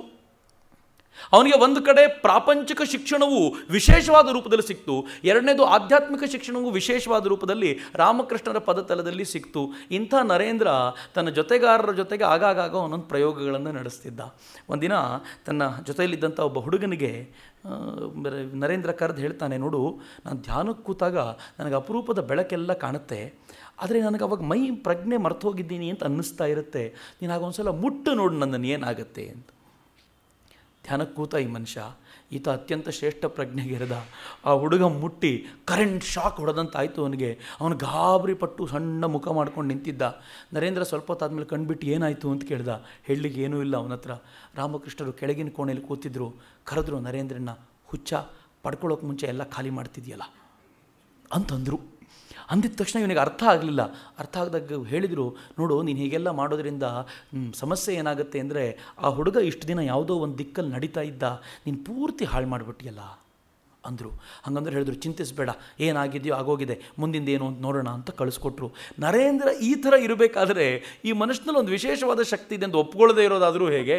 ಹೀಗಾಗಿ ಅವ್ರಿಗೆ ಪೂರ್ತಿ ಸರೆಂಡರ್ ಆದವನು ಒಂದಿನ ಬಂದು ಅವ್ರನ್ನ ಕೇಳ್ಕೊಳ್ತಾನೆ, ಗುರುಗಳೇ, ನನ್ನ ಜೀವನದಲ್ಲಿ ಒಂದೇ ಒಂದು ಆಸೆ ಇದೆ, ಒಂದು ಸಲ ನನಗೆ ನಿರ್ವಿಕಲ್ಪ ಸಮಾಧಿಯ ಟೇಸ್ಟ್ ಕೊಡಿಸಿ. ರಾಮಕೃಷ್ಣರು ಆಗಾಗ ತಳ್ಕೊಂಡು ಬರ್ತಿದ್ರು. ಒಂದಿನ ನರೇಂದ್ರ ಕೂತಿದ್ದಂತೆ. ಇವೆಲ್ಲ ಘಟನೆಗಳು ದಕ್ಷಿಣೇಶ್ವರದ ಆವರಣದಲ್ಲಿ ನಡೆದಿರುವಂಥದ್ದು. ಯಾವತ್ತಾದರೂ ದಕ್ಷಿಣೇಶ್ವರಕ್ಕೆ ಹೋದರೆ ಇವೆಲ್ಲ ನೆನಪಾಗ್ಬಿಡತ್ತೆ. ಅಲ್ಲಿಗೆ ಹೋಗಿ ನೋಡಬೇಕು. ಅದು ನಮ್ಮ ಕಾಲದ ಶ್ರೇಷ್ಠ ಋಷಿಗಳು ನಡೆದಾಡಿರುವಂಥ ಜಾಗ. ನಮ್ಗೆ ಆ ಋಷಿಗಳು ನಡೆದಾಡಿರೋ ಜಾಗ ಸಿಗುತ್ತೋ ಇಲ್ವೋ, ಆದರೆ ನಮ್ಮ ಕಾಲದ ಶ್ರೇಷ್ಠ ಋಷಿಗಳು ನಡೆದಾಡಿರುವಂಥ ಜಾಗ ಅದು. ಅಲ್ಲಿ ನರೇಂದ್ರ ಒಂದಿನ ಆವರಣದಲ್ಲಿ ಕೂತಿದ್ದಂತೆ. ಧ್ಯಾನ ಮಾಡ್ತಾ ಕೂತಿದ್ದವನು ಇದ್ದಕ್ಕಿದ್ದಂತೆ ಯಾವುದೋ ಹಂತಕ್ಕೆ ಹೋಗಿ ಕಣ್ಬಿಟ್ಟು ಜೊತೆಯಲ್ಲಿದ್ದವ್ರನ್ನ ಕೇಳ್ತಾನಂತೆ, ಅಯ್ಯೋ, ನನ್ನ ದೇಹ ಎಲ್ಲಿದೆ? ಜೊತೆಲಿ ಅಲ್ಲೇ ಇದೆಯಲ್ಲೋ, ಕಾಣ್ತಾ ಇದೆಯಲ್ಲೋ. ಹೌದಾ, ನನಗೇನೋ ಗೊತ್ತೇ ಆಗ್ತಿಲ್ಲ ಅಂದ ನರೇಂದ್ರ. ಇವರಿಗೆಲ್ಲ ಗಾಬರಿ ಆಗೋಯ್ತು. ರಾಮಕೃಷ್ಣ ಹತ್ರ ಓಡೋದ್ರು. ಗುರುಗಳೇ, ಅವ್ನು ಹಿಂಗಂತಾನೆ ಏನಾದರೂ ಹುಚ್ಚಿಗಿಚ್ಚಿ ಹಿಡಿದಿದ್ಯಾ ಅವನಿಗೆ? ರಾಮಕೃಷ್ಣ ಹೇಳಿದರು, ಅವನು ಇಷ್ಟು ದಿನ ಪೀಡಿಸ್ತಾ ಇದ್ದ, ಸ್ವಲ್ಪ ಹೊತ್ತು ಸಿಕ್ಕಿದೆ, ಸಿಗಲಿ ಬಿಡು, ಸುಮ್ಮನಿದ್ದು ಬಿಡಿ ಎಲ್ಲ ಅಂತ. ಸ್ವಲ್ಪ ಹೊತ್ತಾದಮೇಲೆ ನರೇಂದ್ರ ಬಾಹ್ಯ ಪ್ರಜ್ಞೆಗೆ ಸಹಜವಾಗಿ ಬಂದು ಗುರುಗಳ ಹತ್ರ ಕೇಳ್ತಾನೆ, ಗುರುಗಳೇ, ತುಂಬ ಆನಂದವಾಗಿತ್ತು, ಬಹಳ ಚೆನ್ನಾಗಿತ್ತು. ಗುರುಗಳು ಹೇಳಿದರು, ಚೆನ್ನಾಗಿತ್ತು ಅಷ್ಟೇ, ಇನ್ನು ಮುಂದೆ ಯಾವತ್ತೂ ನಿಂಗೆ ಅದು ಸಿಗಲ್ಲ. ನೀನು ಕೇಳಿ ಪೀಡಿಸಿದ್ದಕ್ಕೆ ಇವತ್ತು ಕೊಟ್ಟಿದ್ದೀನಿ, ಇದಕ್ಕೆ ಲಾಕ್ ಮಾಡಿ ಕೀ ನನ್ನ ಹತ್ರ ಇಟ್ಕೊಂಡಿರ್ತೀನಿ, ನಾನು ಕೊನೆವರೆಗೂ ನಿನಗೆ ಅದು ಸಿಗಲ್ಲ ಅಂಥೇಳಿ ಜೊತೆಲಿದ್ದವ್ರಿಗೆ ಹೇಳ್ತಾರೆ. ಅವನಿಗೆ ಯಾವತ್ತಿದು ಮತ್ತೆ ಸಿಗುತ್ತೋ ಅವತ್ತು ದೇಹತ್ಯಾಗ ಮಾಡಿ ಹೊರಟು ಬಿಡ್ತಾನೆ. ಅವನಿಗೆ ಯಾವತ್ತಾನೆ ಯಾರು ಅಂತ ಗೊತ್ತಾಗ್ಬಿಡುತ್ತೋ ಅವತ್ತು ಹೊರಟು ಬಿಡ್ತಾನೆ. ಇಂಥ ನರೇಂದ್ರ ಸದಾಕಾಲ ಅವರನ್ನು ಪೀಡಿಸಿ ಪೀಡಿಸಿ ಕೇಳ್ಕೊಳ್ತಿದ್ದಂತೆ, ನನಗೆ ಒಂದೇ ಒಂದು ಸಲ ನನಗೆ ಹೆಂಗಿರಬೇಕು ನನ್ನ ಜೀವನ ಅಂದರೆ ಎತ್ತರಕ್ಕೆ ಇರಬೇಕು, ಸಮಾಧಿ ಸ್ಥಿತಿಯಲ್ಲಿ ಮಗ್ನನಾಗಬೇಕು, ಆಗಾಗ ಕೆಳಗಿಳಿದು ಊಟ ಮಾಡಿ ಹೊರಡಬೇಕು, ಮತ್ತೆ ಸಮಾಧಿ ಸ್ಥಿತಿಗೆ ಹೋಗಬೇಕು, ಈ ಥರದೊಂದು ಅವಕಾಶ ಮಾಡಿಕೊಡ್ತೀರಾ ಅಂತ ರಾಮಕೃಷ್ಣರು ಹೇಳ್ತಾರೆ. ಥೂ, ನೀನು ಎಂಥ ಸ್ವಾರ್ಥಿ ಅಂತ ನನಗೆ ಈಗ ಅರ್ಥ ಆಗ್ತಿದೆ. ನೀನು ಆಲದ ಮರ ಆಗಬೇಕು, ಸಾವಿರಾರು ಜನರಿಗೆ ಆಶ್ರಯ ಕೊಡಬಲ್ಲ ಆಲದ ಮರ ಆಗಬೇಕು, ನೀನೊಬ್ಬನೇ ಮುಕ್ತಿ ಪಡಿಬೇಕು ಅನ್ನೋದಾದರೆ ನೀನು ಬಂದಿರೋದಾದರೂ ಯಾಕೆ, ಇದ್ರ ಬಗ್ಗೆ ಆಲೋಚನೆ ಮಾಡು ಅಂತ ಅವನಿಗೊಂದು ಚಿಂತನೆಯನ್ನು ಹರಿಸಿದ್ರಲ್ಲ ರಾಮಕೃಷ್ಣರು. ಕೊನೆವರೆಗೂ ನರೇಂದ್ರನಿಗೆ ವಿವೇಕಾನಂದರಾದ ನಂತರವೂ ಕೂಡ ಈ ಸ್ಟೇಟಸ್ಗೆ ಹೋಗ್ಲಿಕ್ಕೆ ಅವ್ರು ಕೊಡಲೇ ಇಲ್ಲ, ಈ ಸ್ಟೇಟಿಗೆ ಏರ್ಲಿಕ್ಕೆ ಬಿಡಲೇ ಇಲ್ಲ ಅವನನ್ನು ಹೆಂಗಿಟ್ಟಿದ್ರು ಅಂತಂದರೆ ರಾಮಕೃಷ್ಣರು ಅವನು ಯಾವಾಗಲೂ ಯಾವುದಾದ್ರೂ ಒಂದು ಚಿಂತೆಯಲ್ಲಿರಬೇಕು, ಅದಕ್ಕೋಸ್ಕರ ಚಿಂತನೆ ಮಾಡ್ತಾ ಮಾಡ್ತಾ ಸಮಾಜದ ಜನರ ನಡುವೆ ಇರಬೇಕು. ಇಷ್ಟಾದರೂ ಆಗಾಗ ಅವರು ಧ್ಯಾನ ಮಗ್ನರಾದರೆ ಹೇಗಿರ್ತಿತ್ತು ಅಂತಂದರೆ, ಒಂದು ಹೆಣ್ಮಗಳು ಕ್ಯಾಥರಿನ್ ಸ್ಯಾನ್ಬಾರ್ನ್ ವಿವೇಕಾನಂದರಿಗೆ ಮುಂದೆ ಚಿಕಾಗೋದಲ್ಲಿ ಫಸ್ಟ್ ಸಿಗ್ತಾಳಾಕೆ. ಅವಳು ಮನೆಗೆ ಸ್ವಾಮೀಜಿ ಹೋಗಿ ಕೂತ್ಕೊಂಡಿರ್ತಾರೆ, ತುಂಬ ಚೆನ್ನಾಗಿರೋ ಪ್ರಸಂಗ ಅದು. ಸ್ವಾಮೀಜಿ ಹೋಗಿ ಕೂತ್ಕೊಂಡಿದ್ದವರು ಆಕೆ ಮನೇಲಿದ್ದರು. ಬೆಳಗಿನ ಹೊತ್ತಿನಲ್ಲಿ ಸುಮಾರು 8-9 ಗಂಟೆ ಸಮಯ ಇರ್ಬೋದು. ಸ್ವಾಮೀಜಿ ಅಲ್ಲಿರುವಂಥ ಒಂದು ಬೆಂಚ್ ಮೇಲೆ ಕೂತು ಪೂರ್ಣ ಪ್ರಮಾಣದಲ್ಲಿ ಧ್ಯಾನ ಮಗ್ನರಾದರು. ಸ್ವಾಮೀಜಿ ಧ್ಯಾನ ಮಗ್ನರಾದರೆ ಹೇಗಿರ್ತಿತ್ತು ಅಂತಂದರೆ, ಯಾವ ಪ್ರಜ್ಞೆಯೂ ಅವ್ರಿಗೆ ಇರ್ತಾನೆ ಇರಲಿಲ್ಲ ಅಂತ ಹೇಳ್ತಾರೆ. ದೊಡ್ಡ ಗಲಾಟೆಗಳಾದರೂ ಕೂಡ ಗೊತ್ತಾಗದೇ ಇರುವಷ್ಟು ಮಟ್ಟಿಗೆ ಧ್ಯಾನ ಮಗ್ನರಾಗಿದ್ದರು. ಅವಳ ಗೆಳೆಯ ಬಾಗಿಲು ತೆಗೆದು ಒಳಗೆ ಬಂದು ಹತ್ತಿರಕ್ಕೆ ಬಂದು ನೋಡಿದಂತ, ಅರೆರೆರೆ ಇಷ್ಟು ಸುಂದರವಾದ ಮೂರ್ತಿ ಎಲ್ಲಿಂತಂದೆ ಅಂತ ಕೇಳಿದಂತೆ. ಅವಳು ಹೇಳ್ಕೊಂಡಿದ್ದಾಳೆ, ಸ್ಯಾನ್ಬಾರ್ನ್ ಹೇಳ್ಕೊಳ್ತಾಳೆ, ನನ್ನ ಗೆಳೆಯ ಬಂದು ನನಗೆ ಕೇಳ್ತಾನೆ, ಇಷ್ಟು ಸುಂದರವಾದ ಇಷ್ಟು ಚೆನ್ನಾಗಿ ಪೇಂಟಿಂಗ್ ಮಾಡಿರೋ ಮೂರ್ತಿ ನಿನಗೆ ಎಲ್ಲೂ ಸಿಕ್ತು ಅಂತ. ಅವಳು ತುಂಬ ಹೊತ್ತು ಕಳೆದ್ಮೇಲೆ ಹೇಳಿದ್ಲಂತೆ, ಇದು ಮೂರ್ತಿ ಅಲ್ಲ, ಇದು ಸ್ವಾಮಿ ವಿವೇಕಾನಂದ ಅಂತ, ಭಾರತದ ಸಂತ ಅಂತ. ಅಂದರೆ ವಿವೇಕಾನಂದರಿಗೆ ಇದೊಂದು ಶಕ್ತಿ ಇತ್ತಲ್ಲ, ಧ್ಯಾನಮಗ್ನರಾಗಿ ತಮ್ಮನ್ನು ತಾವು ಮೈ ಮರೆತುಕೊಳ್ಳೋದು ಅಪರೂಪದ ಶಕ್ತಿ. ಎಲ್ಲವೂ ಚೆನ್ನಾಗಿದ್ದರೆ, ಎಲ್ಲವೂ ಹೀಗೆ ನಡೀತಿದ್ರೆ ಭಗವಂತನ ಲೀಲೆ ಅನ್ನೋದು ಏನು ಗೊತ್ತಾಗುತ್ತೆ. ಎಲ್ಲವೂ ಚೆನ್ನಾಗೇ ಇತ್ತು. ಒಂದು ಸಣ್ಣ ಬಿರುಗಾಳಿ ವಿವೇಕಾನಂದರ ಜೀವನದಲ್ಲಿ ಬಂತು. ಅದು ಅವರ ತಂದೆಯ ದೇಹತ್ಯಾಗದ ರೂಪದಲ್ಲಿ ಬಂತು. ಅಲ್ಲಿವರೆಗೂ ತುಂಬ ಚೆನ್ನಾಗಿದೆ. ಅಪ್ಪ ಚೆನ್ನಾಗಿ ದುಡಿತಿದ್ರು, ಹೈಕೋರ್ಟ್ ಅಟಾರ್ನಿ ಆಗಿದ್ರು ಅವ್ರು ಚೆನ್ನಾಗಿ ದುಡಿತಿದ್ರು, ಮಗನನ್ನು ನೋಡ್ಕೋತಿದ್ರು, ಇವನ ಪಾಡಿಗೆ ಇವನಿದ್ದ, ಅವ್ರ ಪಾಡಿಗೆ ಅವರು, ಇವನು ಚೆನ್ನಾಗಿ ಓದಿದರೆ ಸಾಕು ಅಂತ. ಯಾವಾಗ ತಂದೆ ತೀರ್ಕೊಂಡ್ರೋ ನಿಜವಾದ ಪ್ರಾಬ್ಲಮ್ಸ್ ಶುರುವಾಗ್ಬಿಡ್ತು. ತಾಯಿಗೆ ಮನೇಲಿ ತುಂಬ ಸಂಕಟಗಳು. ಯಾಕೆ ಅಂತಂದರೆ ತಂದೆ ದುಡ್ಡು ಅಂತ ಏನೂ ಕೂಡಿಟ್ಟಿರಲಿಲ್ಲ, ಇದ್ದಿದ್ದೆಲ್ಲ ಖರ್ಚು ಮಾಡಿಬಿಟ್ಟಿದ್ರು. ಮುಂದಿನದನ್ನು ಯೋಚನೆ ಮಾಡೋ ಪ್ರಮೇಯವೇ ಇಲ್ಲ. ಇದ್ದ ಆಸ್ತಿಗೋಸ್ಕರ ಜಗಳ ಶುರುವಾಗ್ಬಿಡ್ತು. ಈ ಅಜ್ಜನ ಕಡೆಯವರು ಅಂದರೆ ತಾಯಿಯ ತಂದೆ ಕಡೆಯವರು ಪೂರ್ಣ ಆಸ್ತಿಯನ್ನು ಇವಳ ಹೆಸರಿಗೆ ಬರೆದಿದ್ರು, ಅಲ್ಲೂ ಸ್ವಲ್ಪ ಗಲಾಟೆ ಶುರುವಾಗೋಗಿತ್ತು. ಕೋರ್ಟ್ನಲ್ಲಿ ಈ ಗಲಾಟೆಗಳಿಗೋಸ್ಕರ ಓಡಾಡಬೇಕು ಯುವಕ ನರೇಂದ್ರ. ಸಮಸ್ಯೆಗಳನ್ನು ಯೋಚನೆ ಮಾಡಿ ಹೆಂಗಿದೆ. ಒಂದು ಕಡೆ ತನ್ನೊಳಗೆ ತನಗೆ ತುಮುಲ, ತಾನು ಭಗವಂತನನ್ನು ನೋಡಬೇಕು, ಅವನ ಜೊತೆ ಒಂದಾಗಬೇಕು. ಎರಡನೇದು ಪ್ರಪಂಚದ ತುಮುಲವೂ ಇದೆ, ತನ್ನ ತಾಯಿನ ಚೆನ್ನಾಗಿ ನೋಡ್ಕೋಬೇಕು ಅಂದರೆ ಕೋರ್ಟ್ ಕೇಸ್ ಸಾಲ್ವ್ ಆಗಬೇಕು. ಇವನು ಯಾವ ಪರಿ ಒದ್ದಾಡ್ಬಿಟ್ಟ ಅಂತಂದರೆ, ನರೇಂದ್ರ ಬಯೋಡೇಟಾ ಹಿಡ್ಕೊಂಡು ಕೆಲಸ ಕೊಡ್ತೀರಾ ಅಂತ ಕೆಲಸ ಹುಡುಕಾಡ್ಲಿಕ್ಕೆ ಶುರು ಮಾಡ್ದ. ನಮಗೆ ನರೇಂದ್ರನ ಬದುಕು, ವಿವೇಕಾನಂದರ ಬದುಕು ಹೆಂಗಿದೆ ಅಂತಂದರೆ, ಹುಟ್ಟಿದ್ರು, ರಾಮಕೃಷ್ಣರ ಸಂಪರ್ಕ ಆಯಿತು, ಚಿಕಾಗೋಗೆ ಹೋದರು, ಒಂದು ಭಾಷಣ ಮಾಡಿದ್ರು, ಫೇಮಸ್ ಆದರೂ, ಕೆಲಸ ಮುಗೀತು ಅಂತ. ಹಂಗಲ್ಲ ಅವನ ಜೀವನ ಹೇಗಿದೆ ಅಂತಂದರೆ, ಎವ್ರಿ ಟೈಮ್ ಹರ್ಡಲ್ಸ್, ಅದು ತುಂಬ ಅಡೆತಡೆಗಳು ಬಂದವು. ಅವನು ಅಲ್ದಾಡ್ತಾನೆ. ಈಶ್ವರಚಂದ್ರ ವಿದ್ಯಾಸಾಗರ್ ತಾನೇ ಓದಿದ ಶಾಲೆಯಲ್ಲಿ ತಾನು ಕೆಲಸ ಕೊಡ್ತೀರಾ ಅಂತ ಕೇಳ್ದ. ಕೆಲಸ ಸಿಕ್ತು. ಆದರೆ 4 ಗೋಡೆಗಳ ನಡುವೆ ಬಂಧಿತನಾಗುವಂಥ ವ್ಯಕ್ತಿತ್ವವೇ ಅಲ್ಲ ಅವನದ್ದು. ಅವನದು ಎಂಥ ವಿಶಾಲವಾದ ವ್ಯಕ್ತಿತ್ವ ಅಂತಂದರೆ, 4 ಗೋಡೆಗಳಿರಲಿ, ದೇಹವೇ ಬಂಧಿಸ್ಲಿಕ್ಕಾಗಲಿಲ್ಲ ಸ್ವಾಮಿ ವಿವೇಕಾನಂದರನ್ನು. ಇನ್ನು ಗೋಡೆಗೆ ಬಂಧಿಸುವ ತಾಕತ್ತಿದೆಯಾ? ನಿಮ್ಗೆ ಗೊತ್ತಿರಲಿ, ವಿವೇಕಾನಂದರು ಪರಿವ್ರಾಜಕರಾಗಿದ್ದಾಗ ಎಂತೆಂಥ ಸಿರಿವಂತರ ಮನೆಯಲ್ಲಿದ್ದರು, ಎಂತೆಂಥ ರಾಜರ ಮನೆಯಲ್ಲಿದ್ದರು ಅಂತಂದರೆ, ರಾಜರು ಕಾಲಿಗೆ ಬಿದ್ದು ಕೇಳ್ಕೊಳ್ತಾರೆ, ಸ್ವಾಮೀಜಿ ನೀವು ಎಲ್ಲೂ ಹೋಗಬೇಡಿ ಸ್ವಾಮೀಜಿ, ನಿಮಗೆ ಏನು ಬೇಕು ಕೇಳಿ ಕೊಡ್ತೀವಿ, ನಮ್ಮ ಆಸ್ಥಾನದಲ್ಲಿ ಇದ್ದುಬಿಡಿ ಅಂತ. ವಿವೇಕಾನಂದರು ಗಲಾಟೆ ಮಾಡಿ ಹೊರಟು ಬರೋ ಪ್ರಸಂಗಗಳು ನಡೆದಿವೆ. ಕೆಲವು ಶ್ರೀಮಂತರ ಮನೆಯಲ್ಲಂತೂ ವಿವೇಕಾನಂದರು ಎಂಥ ಪ್ರೇಮದ ಬಂಧನಕ್ಕೆ ಒಳಗಾಗಿದ್ರು ಅಂದರೆ, ಬಿಟ್ಟು ಬರೋದು ಸಾಧ್ಯವೇ ಇಲ್ಲ ಅಂತ ಆದಾಗ ಅವರು ಮನೆಯಲ್ಲಿ ಇಲ್ಲದೆ ಇರುವಾಗ ಮನೆ ಬಿಟ್ಟು ಓಡಿ ಬಂದಿದ್ದಾರೆ ಸ್ವಾಮೀಜಿ. ಇಂಥ ಘಟನೆಗಳೆಲ್ಲ ನಡೆದಿವೆ. ಅವರನ್ನು ಬಂಧಿಸುವ ತಾಕತ್ತು ಬಹುಶಃ ಯಾರಿಗೂ ಇರಲಿಲ್ಲ. ಹೀಗಾಗಿ ವಿವೇಕಾನಂದರು ಕೆಲಸ ಮಾಡೋ ಸ್ಥಿತಿಯಲ್ಲೂ ಇಲ್ಲ. ಎಲ್ಲೋ ಒಂದು ಕಡೆ ಕೂತ್ಕೊಂಡು ಕೆಲಸ ಮಾಡುವ, ಪಾಠ ಮಾಡುವ, ಏನೋ ಹೇಳ್ಕೊಡ್ಬೋದು. ಯಾಕೆಂದರೆ ಅವ್ರ ಮನಸ್ಸು ಯಾವಾಗಲೂ ವಿಶೇಷವಾದನ್ನು ಆಲೋಚನೆ ಮಾಡ್ತಿರುತ್ತೆ. ಈ ಕ್ಷಣದಲ್ಲಿ ಇದನ್ನು ಯೋಚನೆ ಮಾಡಿದರೆ ಇದನ್ನು ಮುಗಿಸಿ ಮತ್ತೊಂದು ಕಡೆಗೆ ಹೋಗುತ್ತೆ. ಒಂದನ್ನೇ ಯೋಚನೆ ಮಾಡಿ ಒಂದರ ಕಡೆನೇ ಕೆಲಸ ಮಾಡಿ ಸಾಧ್ಯವೇ ಇಲ್ಲ. ಕೆಲಸ ಬಿಡಬೇಕಾಗಿ ಬಂತು. ಮನೆಯಲ್ಲಂತೂ ಎಂಥ ಬಡತನ ಬಂದಿತ್ತು ಅಂದರೆ, ಯೋಚನೆ ಮಾಡಿ ಭಗವಂತ ಯಾವ ಥರದ ಪರಿಸ್ಥಿತಿ ಕೊಡ್ತಾನೆ. ಅತ್ಯಂತ ಶ್ರೀಮಂತಿಕೆಯಲ್ಲಿದ್ದಂಥ ಕುಟುಂಬ, ಯಾವುದಕ್ಕೂ ಕೊರತೆ ಇಲ್ಲದ, ದಿನಕ್ಕೆ 10 ಜನರಿಗೆ ಊಟ ಹಾಕ್ತಿದ್ದ ಕುಟುಂಬ, ತನಗೆ ಊಟ ಇಲ್ಲ ಅನ್ನೋಂಥ ನರಳೋ ಪರಿಸ್ಥಿತಿ ಬಂತು.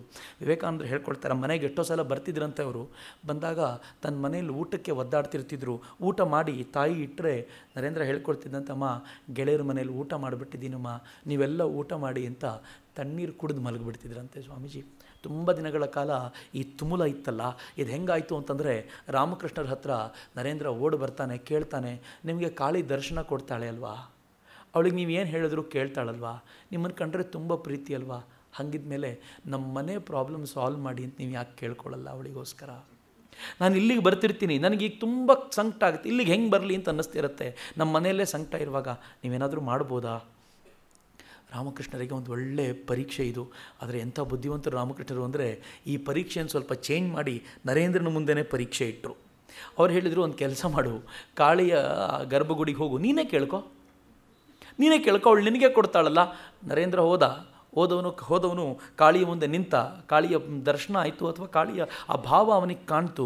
ಕಂಡ ತಕ್ಷಣ ಅವನು ಕೇಳ್ತಾನೆ, ಅಮ್ಮ ಜ್ಞಾನ ಭಕ್ತಿ ವೈರಾಗ್ಯವನ್ನು ಕರುಣಿಸಮ್ಮ ಅಂತ ಕಣ್ಣೀರು ತುಂಬ್ಕೊಂಡು ಹೊರಗೆ ಬಂದ. ಅವನು ಯಾವ ಭಾವದಲ್ಲಿದ್ದ ಅಂದರೆ ಎಲ್ಲವನ್ನೂ ಮರೆತು ಹೋಗಿದ್ದ. ರಾಮಕೃಷ್ಣರು ಅವನು ಕೇಳಿದಂತೆ, ಕೇಳ್ಕೊಂಡ್ಯಾ ಮಗು? ಅಯ್ಯಯ್ಯೋ ಮರ್ತೇ ಹೋಗ್ಬಿಟ್ಟೆ, ನಾನು ಜ್ಞಾನ ಭಕ್ತಿ ವೈರಾಗ್ಯ ಕೇಳ್ಕೊಂಡು ಬಂದುಬಿಟ್ನಲ್ಲ. ರಾಮಕೃಷ್ಣ ಹೇಳಿದ್ರು, ಚಿಂತೆ ಇಲ್ಲ, ಇನ್ನೊಂದು ಸಲ ಹೋಗು ಅಂತ. ಹೋದ, ಮತ್ತು ಕಾಳಿ ಗರ್ಭಗುಡಿ ಒಳಗೆ ಹೋಗೋವರೆಗೂ ನೆನಪಿತ್ತು ಅವನಿಗೆ, ಇದನ್ನೇ ಕೇಳಬೇಕು, ನಮ್ಮ ಮನೆ ಪ್ರಾಬ್ಲಮ್ ಸಾಲ್ವ್ ಮಾಡು, ನಮ್ಮ ಅಮ್ಮನಿಗೆ ಹೊಟ್ಟೆ ತುಂಬ ಊಟ ಕೊಡು, ಎಲ್ಲರೂ ಪ್ರಾಬ್ಲಮ್ ಸಾಲ್ವ್ ಮಾಡು ಕೇಳಬೇಕು.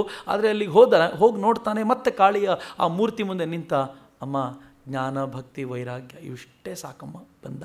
3ನೇ ಸಲ ಹೋದ, ಇದನ್ನೇ ಕೇಳ್ಕೊಂಡು ಬಂದ. ರಾಮಕೃಷ್ಣರು ಬಂದು 3ನೇ ಸಲ ಕೇಳಿದ್ರಂತೆ, ಈಗಲಾದರೂ ಕೇಳಿದೆಯಾ ಮಗು?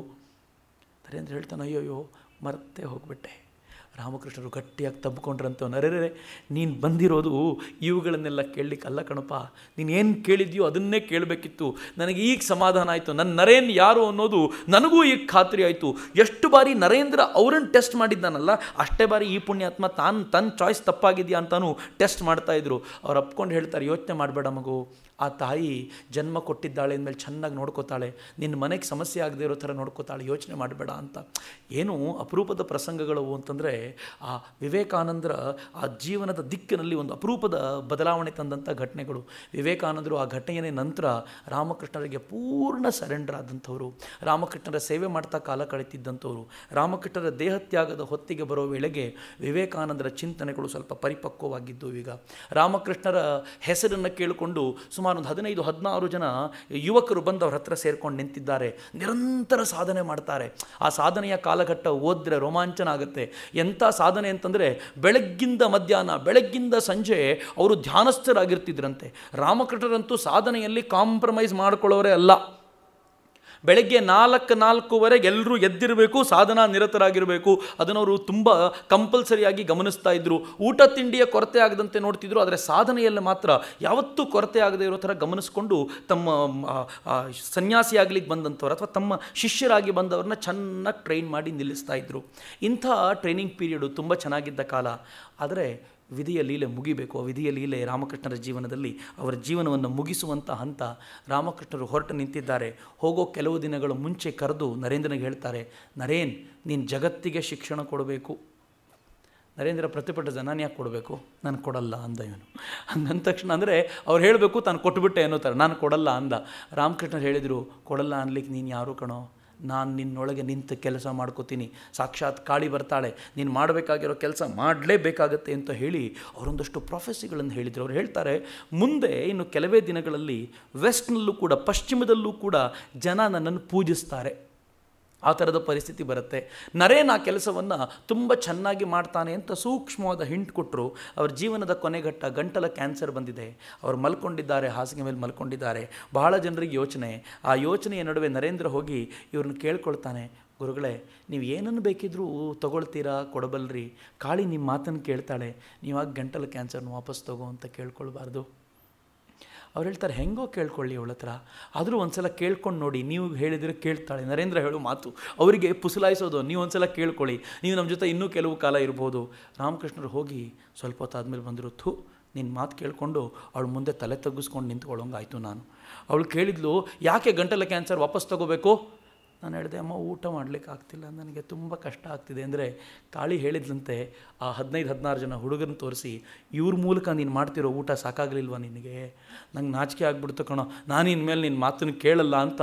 ಆ ಬಾಂಧವ್ಯ ಇದೆಯಲ್ಲ, ಅದನ್ನು ಓದ್ತಿದ್ರೆ ನಂಗೆ ಬಹಳ ಬಾರಿ ವಿಚಿತ್ರ ಅನಿಸೋದು. ಏನು ಸುಂದರವಾದ ಬಾಂಧವ್ಯ ಅವರಗಳದ್ದು, ಏನು ಚೆನ್ನಾಗಿತ್ತು ಅಂತ. ರಾಮಕೃಷ್ಣರು ಆ ಕೊನೆ ಹಂತದಲ್ಲಿದ್ದಾಗ ನರೇಂದ್ರ ತನ್ನ ಗೆಳೆಯರನ್ನೆಲ್ಲ ಕರೆದು ಹೇಳ್ತಾನೆ, ನೋಡು, ರಾಮಕೃಷ್ಣರ ಹತ್ರ ಯಾರ್ಯಾರೋ ಬಂದು ಏನೇನೋ ಪಡ್ಕೊಂಡ್ರು, ನಾವು ಮಾತ್ರ ರಾಮಕೃಷ್ಣರ ಜೊತೆ ಇದ್ದುಕೊಂಡು ಹರಟೆ ಹೊಡಿತಾ ಕಾಲ ಕಳೆದು ಸಾಧನೆ ಆಮೇಲೆ ಮಾಡೋಣ ಅಂತಿದ್ದೀವಿ. ಅವರಿದ್ದಾಗಲೇ ಪೂರ್ಣ ಪ್ರಮಾಣದ ಸಾಧನೆ ಮಾಡಬೇಕು ಅಂತ ಒಂದಿನ ಧ್ವನಿ ಹೊತ್ತಿಸ್ಕೊಂಡು ಪೂರ್ಣ ಪ್ರಮಾಣದ ಸಾಧನೆಯಲ್ಲಿ ಮಗ್ನರಾದರು. ರಾಮಕೃಷ್ಣರಿಗೆ ಎಷ್ಟು ಆನಂದ ಆಗಿರಬೇಡ, ನನ್ನ ಶಿಷ್ಯರು ಈ ಥರದೊಂದು ಸಾಧನೆಯಲ್ಲಿ ಮಗ್ನರಾಗಿದ್ದಾರೆ, ಮುಂದಿನ ಸಮಾಜವನ್ನು ಬದಲಿಸಬಲ್ಲಂಥ ತಾಕತ್ತುಳ್ಳಂಥ ಶಿಷ್ಯರು ಇವರು. ಹಂಗೆ ಅಂದ್ಕೊಳ್ಳೋ ವೇಳೆಗೆ ಯಾರೋ ಒಬ್ಬರು ಬಂದು ರಾಮಕೃಷ್ಣರಿಗೆ ಒಂದಷ್ಟು ಕಾವಿ ಬಟ್ಟೆ ಕೊಟ್ಟು, ನೀವು ಯಾರಾದರೂ ಸನ್ಯಾಸಿಗಳಿಗೆ ಇದನ್ನು ಕೊಡ್ತೀರಾ ಅಂತ ಕೇಳಿದರು.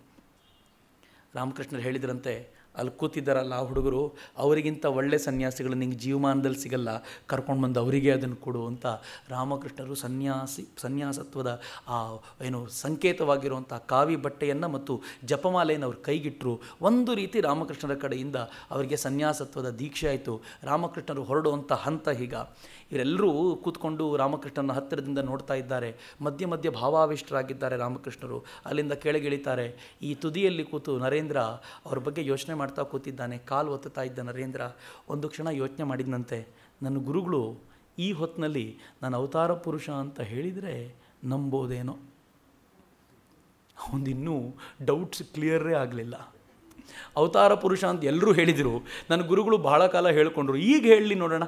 ನಮಗೆ ಜ್ವರ ಬಂದರೆ ಈ ಪ್ರಶ್ನೆ ಯಾಕೆ ಅಂತಂದರೆ, ಜ್ವರ ಬಂದು 102, 103 ಡಿಗ್ರಿಗೆ ಹೋಗಿಬಿಟ್ರೆ ನಮಗೆ ಅಯ್ಯೋ ಅಮ್ಮ ಬಿಟ್ಟರೆ ಬೇರೆ ಪದ ಬರಲ್ಲ. ನಾವು ಓದಿರೋ ಪುಸ್ತಕ ಎಲ್ಲ ಮರ್ತೋಯ್ತು, ನಾವು ಏನೇನು ತಿಳ್ಕೊಂಡಿದ್ವೋ ಎಲ್ಲ ಮರ್ತೋಗಿ ಪೂರ್ತಿ ಬ್ಲ್ಯಾಂಕ್ ಆಗಿರ್ತೀವಿ, ಮಾತಾಡಬೇಕು ಅನಿಸಲ್ಲ. ಅಂಥ ಟೈಮಲ್ಲೇ ಮಾತಾಡಲಿಕ್ಕಾಗಲ್ಲ. ಇನ್ನು ಗಂಟಲ ಕ್ಯಾನ್ಸರ್ ಬಂದು ಸಹಜವಾದ ಮಾತುಗಳನ್ನು ಆಡಲಿಕ್ಕಾಗಿದ್ರೆ ನೀ ಮಾತನ್ನು ಹೇಳಿ ನೋಡೋಣ ಅಂತ ಒಂದು ಮನಸ್ಸಿನಲ್ಲಿ ಹಂಗೆ ಅಂದ್ಕೊಂಡಿದ್ದ ತಕ್ಷಣ ರಾಮಕೃಷ್ಣ ನೋಡಿದ್ರಂತ, ಅಯ್ಯೋ ನರೇನ್, ಇನ್ನೂ ನಂಬಿಕೆ ಬರಲಿಲ್ವೇನೋ, ಯಾರು ರಾಮನಾಗಿದ್ನೋ ಯಾರು ಕೃಷ್ಣನಾಗಿದ್ನೋ ಅದೇ ರಾಮಕೃಷ್ಣ ನಾನು ಕಣೋ ಅಂದರು. ಅದಕ್ಕೆ ಕೇಳಿದ ತಕ್ಷಣ ನರೇಂದ್ರ ಕಣ್ಣುಗಳಲ್ಲಿ ಧಾರಾಕಾರವಾದ ನೀರು ಬಂತು. ಇನ್ನು ಡೌಟ್ಸೇ ಇಲ್ವಲ್ಲ, ಇನ್ನೆಲ್ಲ ಕ್ಲಿಯರ್ ಆಯಿತು. ಅವನ ಕಾಲಿಗೆ ಬಿದ್ದುಬಿಟ್ಟ. ಅವನಿಗೆ ಅವನ ತಪ್ಪು ಅರಿವಾಗ್ತಿದೆ. ಆದರೆ ರಾಮಕೃಷ್ಣರಿಗೆ ಭಾಳ ಖುಷಿ ಆಗ್ತಿದೆ. ನೋಡಿ ಎಂಥ ಅಥೆಂಟಿಸಿಟಿ ಅಂತಂದರೆ, ರಾಮಕೃಷ್ಣರೇ ಈ ಮಾತನ್ನು ತಮ್ಮ ಕೊನೆಗಾಲದಲ್ಲಿ ಹೇಳಿರೋದ್ರಿಂದ ಅದನ್ನು ಓದೋರಿಗೂ ಅಥೆಂಟಿಸಿಟಿ. ವಿವೇಕಾನಂದರ ಮೂಲಕ ಕೇಳಿರೋ ಪ್ರಶ್ನೆ, ಅದಕ್ಕೆ ರಾಮಕೃಷ್ಣರು ಕೊಟ್ಟ ಉತ್ತರ, ಈ ಲೀಲಾ ನಾಟಕದ ಒಂದೊಂದು ಪಾರ್ಟ್ಸ್ ಇವು.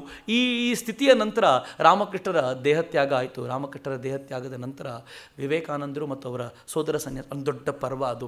ವಿವೇಕಾನಂದರು ಮತ್ತು ಅವರ ಗೆಳೆಯರು ಈಗ ಕೆಲವರನ್ನು ಮನೆಯವರು ಒತ್ತಾಯದಿಂದ ಕರೀತಿದ್ದಾರೆ. ಆಯ್ತಲ್ಲ, ಅವರಿದ್ದಷ್ಟು ದಿನ ಇಲ್ಲಿಗೆ ಬಂದ್ರಲ್ಲ, ಈಗ ವಾಪಸ್ ಮನೆಗೆ ಬನ್ನಿ, ಮದುವೆ ಆಗಿ ಅಂತೆಲ್ಲ ಹೇಳಿದರೆ ವಿವೇಕಾನಂದರಿಗೆ ಒಂದು ಚಾಲೆಂಜ್ ಇತ್ತು.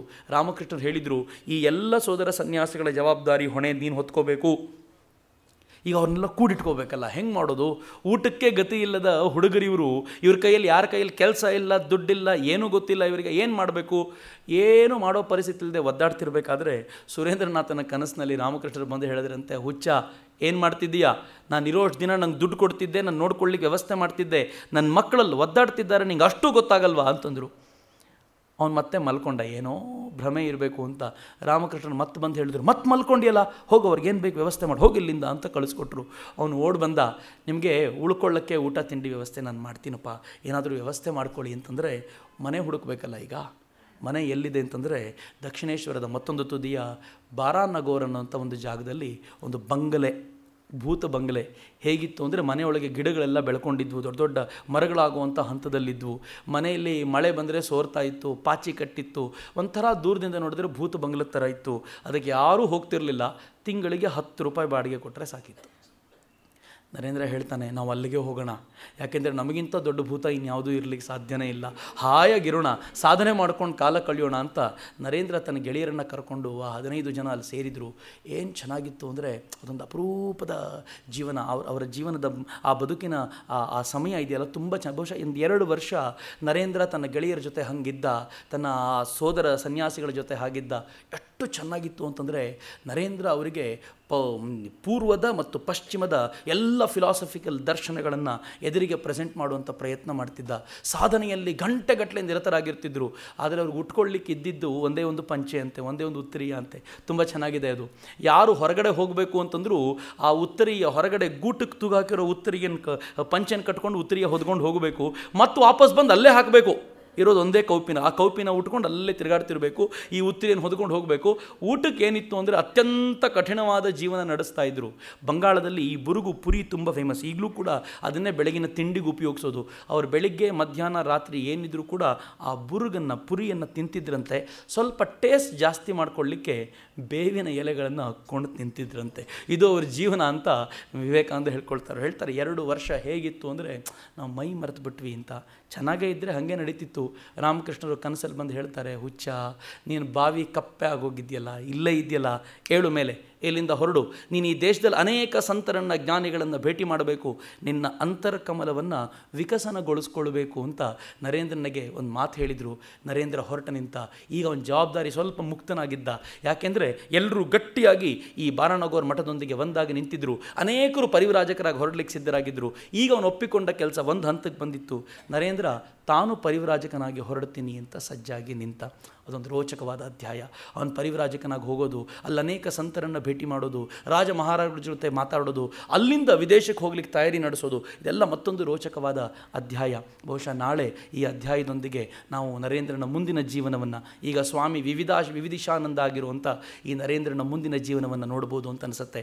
ನೋಡ್ತಾ ನೋಡ್ತಾ ಸ್ವಾಮಿ ವಿವೇಕಾನಂದರ ಚಿಂತನೆಗಳನ್ನು ನಾಳೆ ಮತ್ತು ನಾಡಿದ್ದು ಸ್ವಲ್ಪ ಮಟ್ಟಿಗೆ ನಾವು ಅರ್ಥೈಸ್ಕೊಳ್ತಾ ಆ ಚಿಂತನೆಗಳನ್ನು ಅಳವಡಿಸ್ಕೊಳ್ಳೋ ಪ್ರಯತ್ನ ಮಾಡೋಣ.